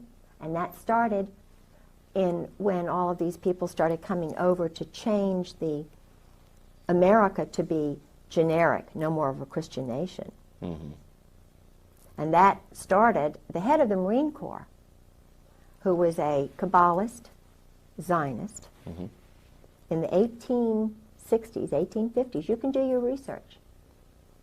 When did they change the Marine Corps emblem from being, I think it was a bugle, to having an eagle on top of the world? And who was the commandant when that happened? Ask that question and find out the answer. And then wonder, like I do. And George told me, he said, you know, we've always been the murderers. He said, you know, why do you think we have the red line down our pants? And he said, now because he was trying to interpret for me. We have this X on top of our hat or something. You know, it had something to do with target practice. I spoke to his uncle Dick Griggs, who also works for the mob, the intelligence community. It has something to do with the schools. They have money, limitless money. I believe it's mob money for poor boys to go to these fancy schools. Uncle Dick has a little computer like Roger Obendorf does. Uncle Dick. George's uncle, Richard Griggs, who became his father because they were trying to get him away from his father. He was away from his parents for 8 years. His uncle handled him. His uncle is getting money from this group. He used to be just a school teacher in Princeton. But he has 2 sons, Bob and Jeff, who are like my husband's brothers. Now, what does Bob do? That's the question of the century. What does Bob do? Bob handles an account for my husband. And I started asking questions about, well, where is this? Bob moved from Princeton, then he moved down to Oklahoma City. He was near that Augusta Golf Club, and now he's in Colorado, and he's handling this account that George has money in. And I see papers of my husband's after Beirut. In other words, he'd done a job. And it was a civilian job. Now, here's a colonel in the Marine Corps doing a civilian job. TAD. TAD. It's where they go off and do a job sort of undercover. They get a new... George says he's had so many different passports with different names. I'm getting mail from an Engelhard. He's got accounts now for an Engelhard. I get mail from Princeton private account. From Merrill Lynch is involved with the mob. They have rogues in there who launder cash money.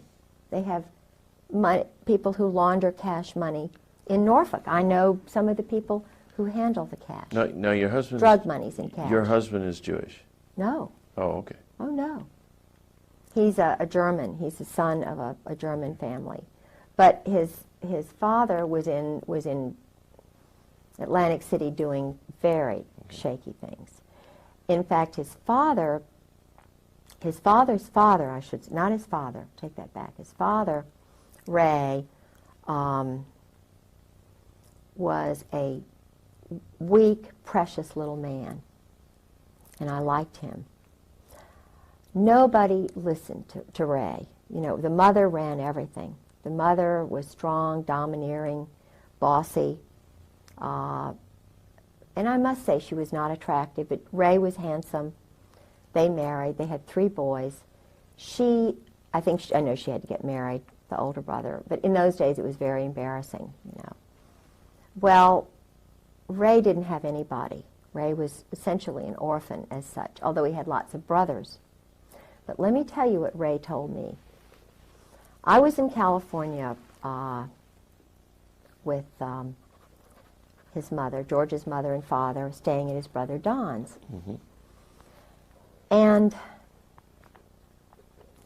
everybody, the world revolved around Mother. But Ray had a lot of wisdom there, and I was anxious to know what really went on in New Jersey, why they left New Jersey, why they left Atlantic City, what happened in Lawrenceville, why George was put in this school and not seen for 8 years. What did happen? All right. It had to do with the fact that they were poor and desperate, that the sister, Rhoda's sister, George's mother's sister, married someone high up in the intelligence community who was he went to the Presbyterian school or something like that. But Ray had been in prison. George's father had been very shortly in prison in New York. And this is, you don't talk about that.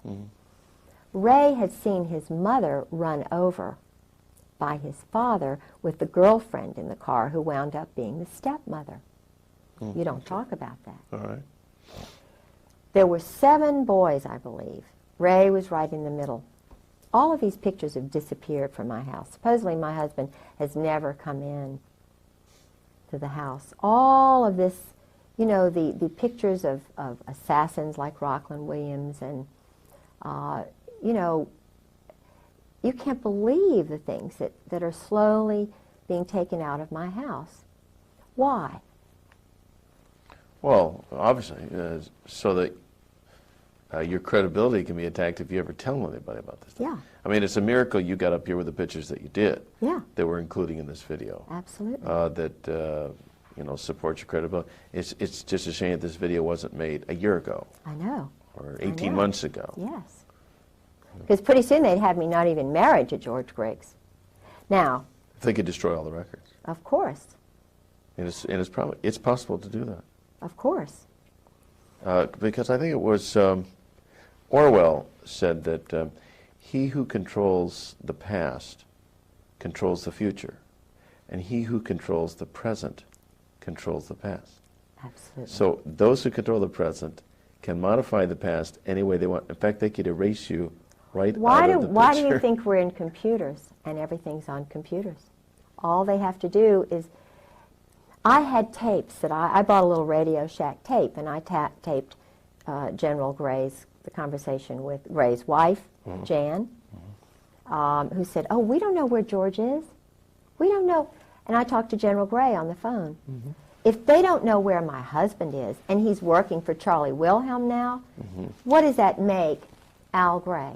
After I've been battered, and I'm calling, I've got pictures of bruises, hematomas, broken foot, putting a .45 to my head, laughing at me while he's standing over me with my arms in pain, chasing me in bathtubs, you know, so I'm hiding and saying, "Please don't kill me," while he's laughing. I took diaries and so forth. Why do they want my diaries? Why don't they want my evidence in the court of this? And I've got it right there for Judge John Moore, who's a commando. Why does John Moore kind of giggle at me? Why, you know, what is so funny about being battered as a wife? When his first wife is dead in the grave. Well, what's funny to them is that it doesn't matter what your claims are, they're in control. That's it. The chickens can do anything they want as long as the foxes are all in cahoots. That's it.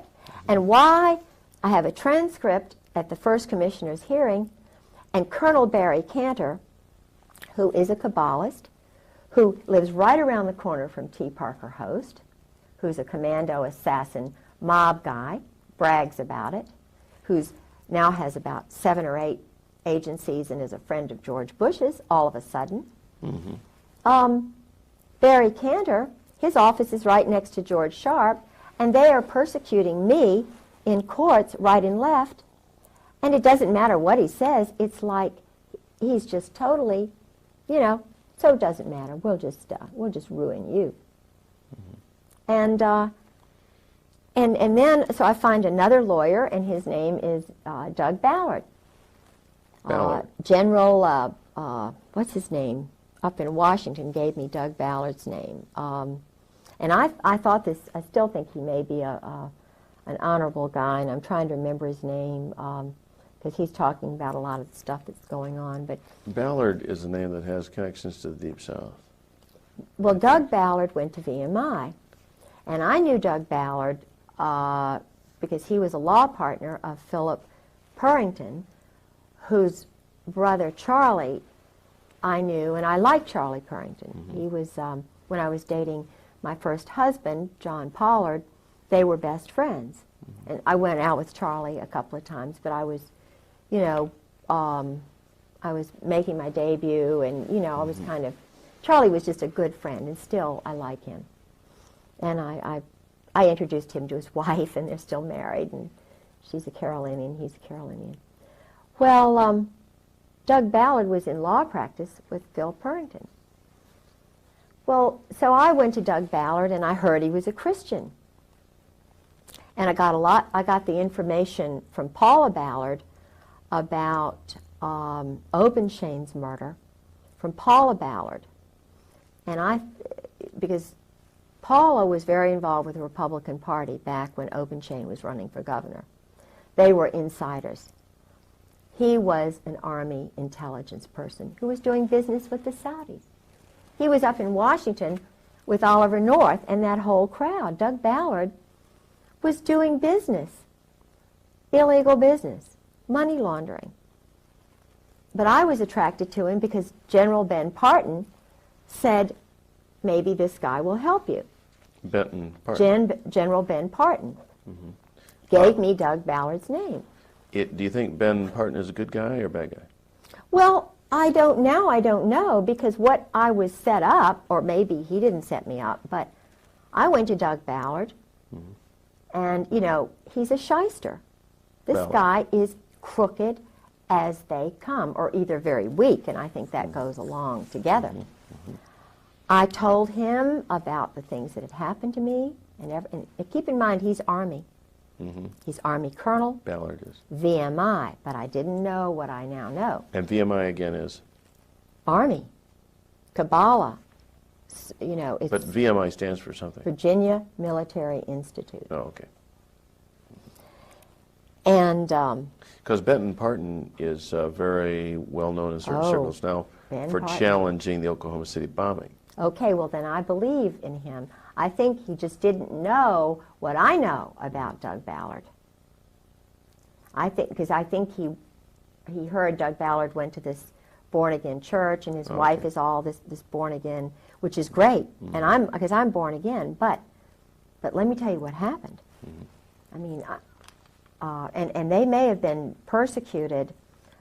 They did go through some persecution, but what happened was, and maybe they know too much, but what happened to me was this, because he is part of the Brotherhood, Doug Ballard is. I trusted him with my file. See, Barry Cantor, my husband's lawyer, is an Army colonel. Ballard isn't colonel. The judge, John Moore, is a colonel. The commissioner, two of the first commissioners were colonels. Andrew Agee, who is mixed up with Crooks in Virginia Beach. He's a commissioner in Virginia Beach. Then there is the first one we were going to get. No, Agee was the first one we were going to get, Army Colonel Reserves.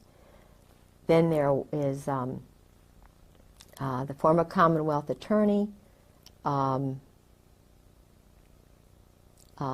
Evans. He's in the Masons, and I just talked with his wife not long ago, and she was shaking her head like, yeah, I know all this stuff, I know all this stuff. Well, there's a brotherhood. And Andy Agee and Andrew just Evans, who was Commonwealth's attorney, they're part of this brotherhood. Now, they were going to judge the case for me. Then we get the third guy, who was in the House of Delegates, Ned Caton. He is a Coast Guard JAG intelligence guy. So finally, we choose Ned Caton to go because he had done work for us, and I don't think that's really right. But the point that I'm trying to make is that every single one of these men who were judging a battered wife, almost killed, first wife dead, do something with the husband, bring up the battering. It's handled. We go into his quiet, secret office. I think I have a lawyer given him $1,500, and he's one of these society lawyers. And he doesn't want to mention anything about the abuse for some reason.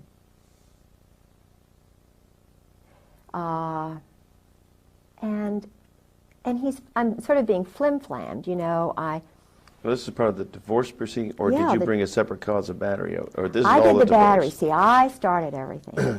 So you filed a criminal charge? I filed a criminal charge, Of battery. battery, Okay. because, you know, you're indoctrinated to believe that if your husband's a perpetrator, my husband is a gross perpetrator. Okay. And So you were seeking civil damages against him? no, all I did was take out a warrant to have him brought back. I see. And that's when the 20-year Marine police officer came in, the 20-year Marine FBI agent came in.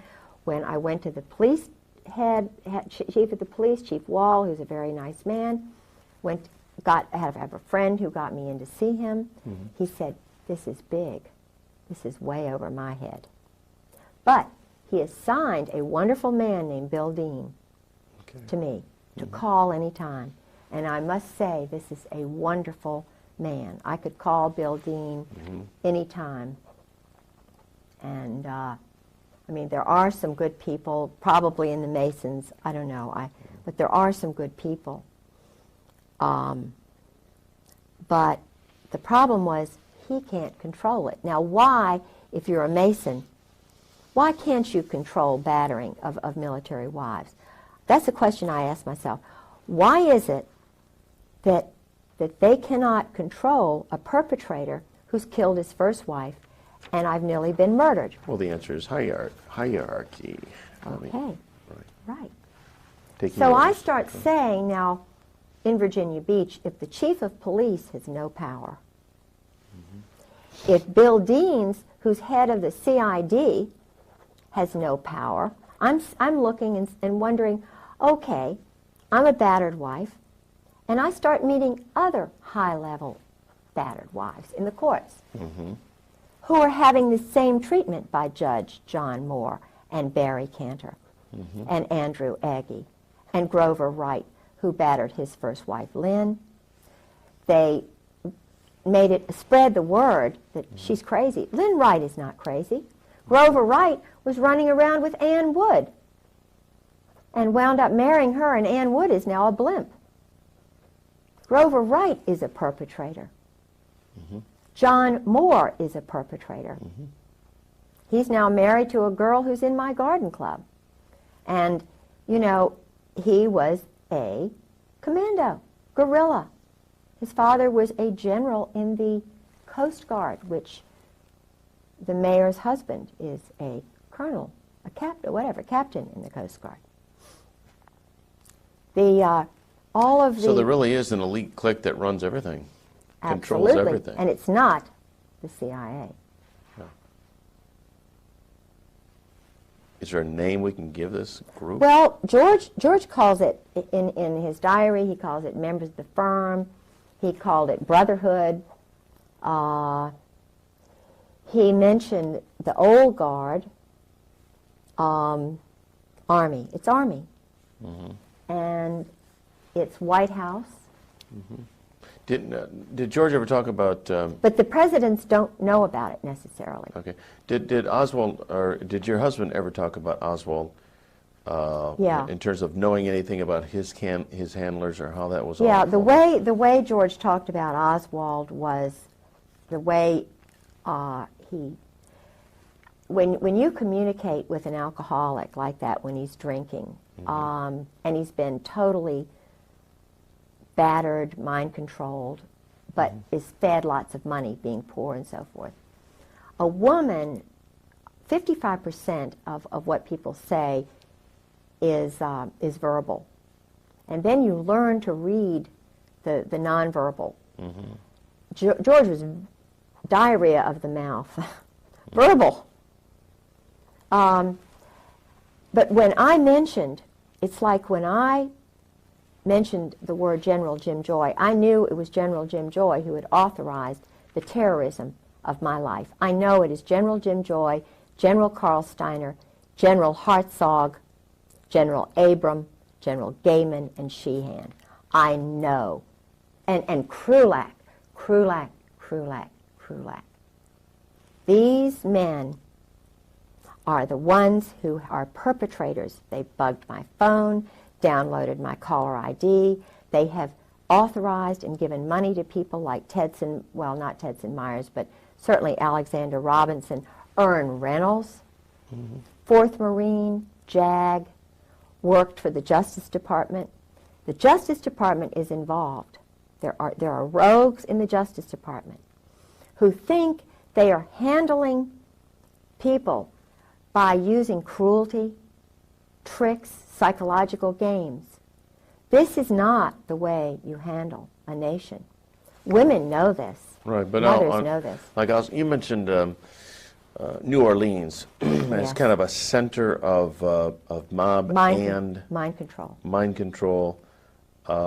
illegal criminal activity. Did your husband ever mention any of the people there in? Yes, he did. In fact, he went down there. Okay. He went down there with General Gray, with Michael O'Boyle. During the time of '63? Oh, he was always going down there. And Michael O'Boyle was going down there. Well, your husband was a young man at that time.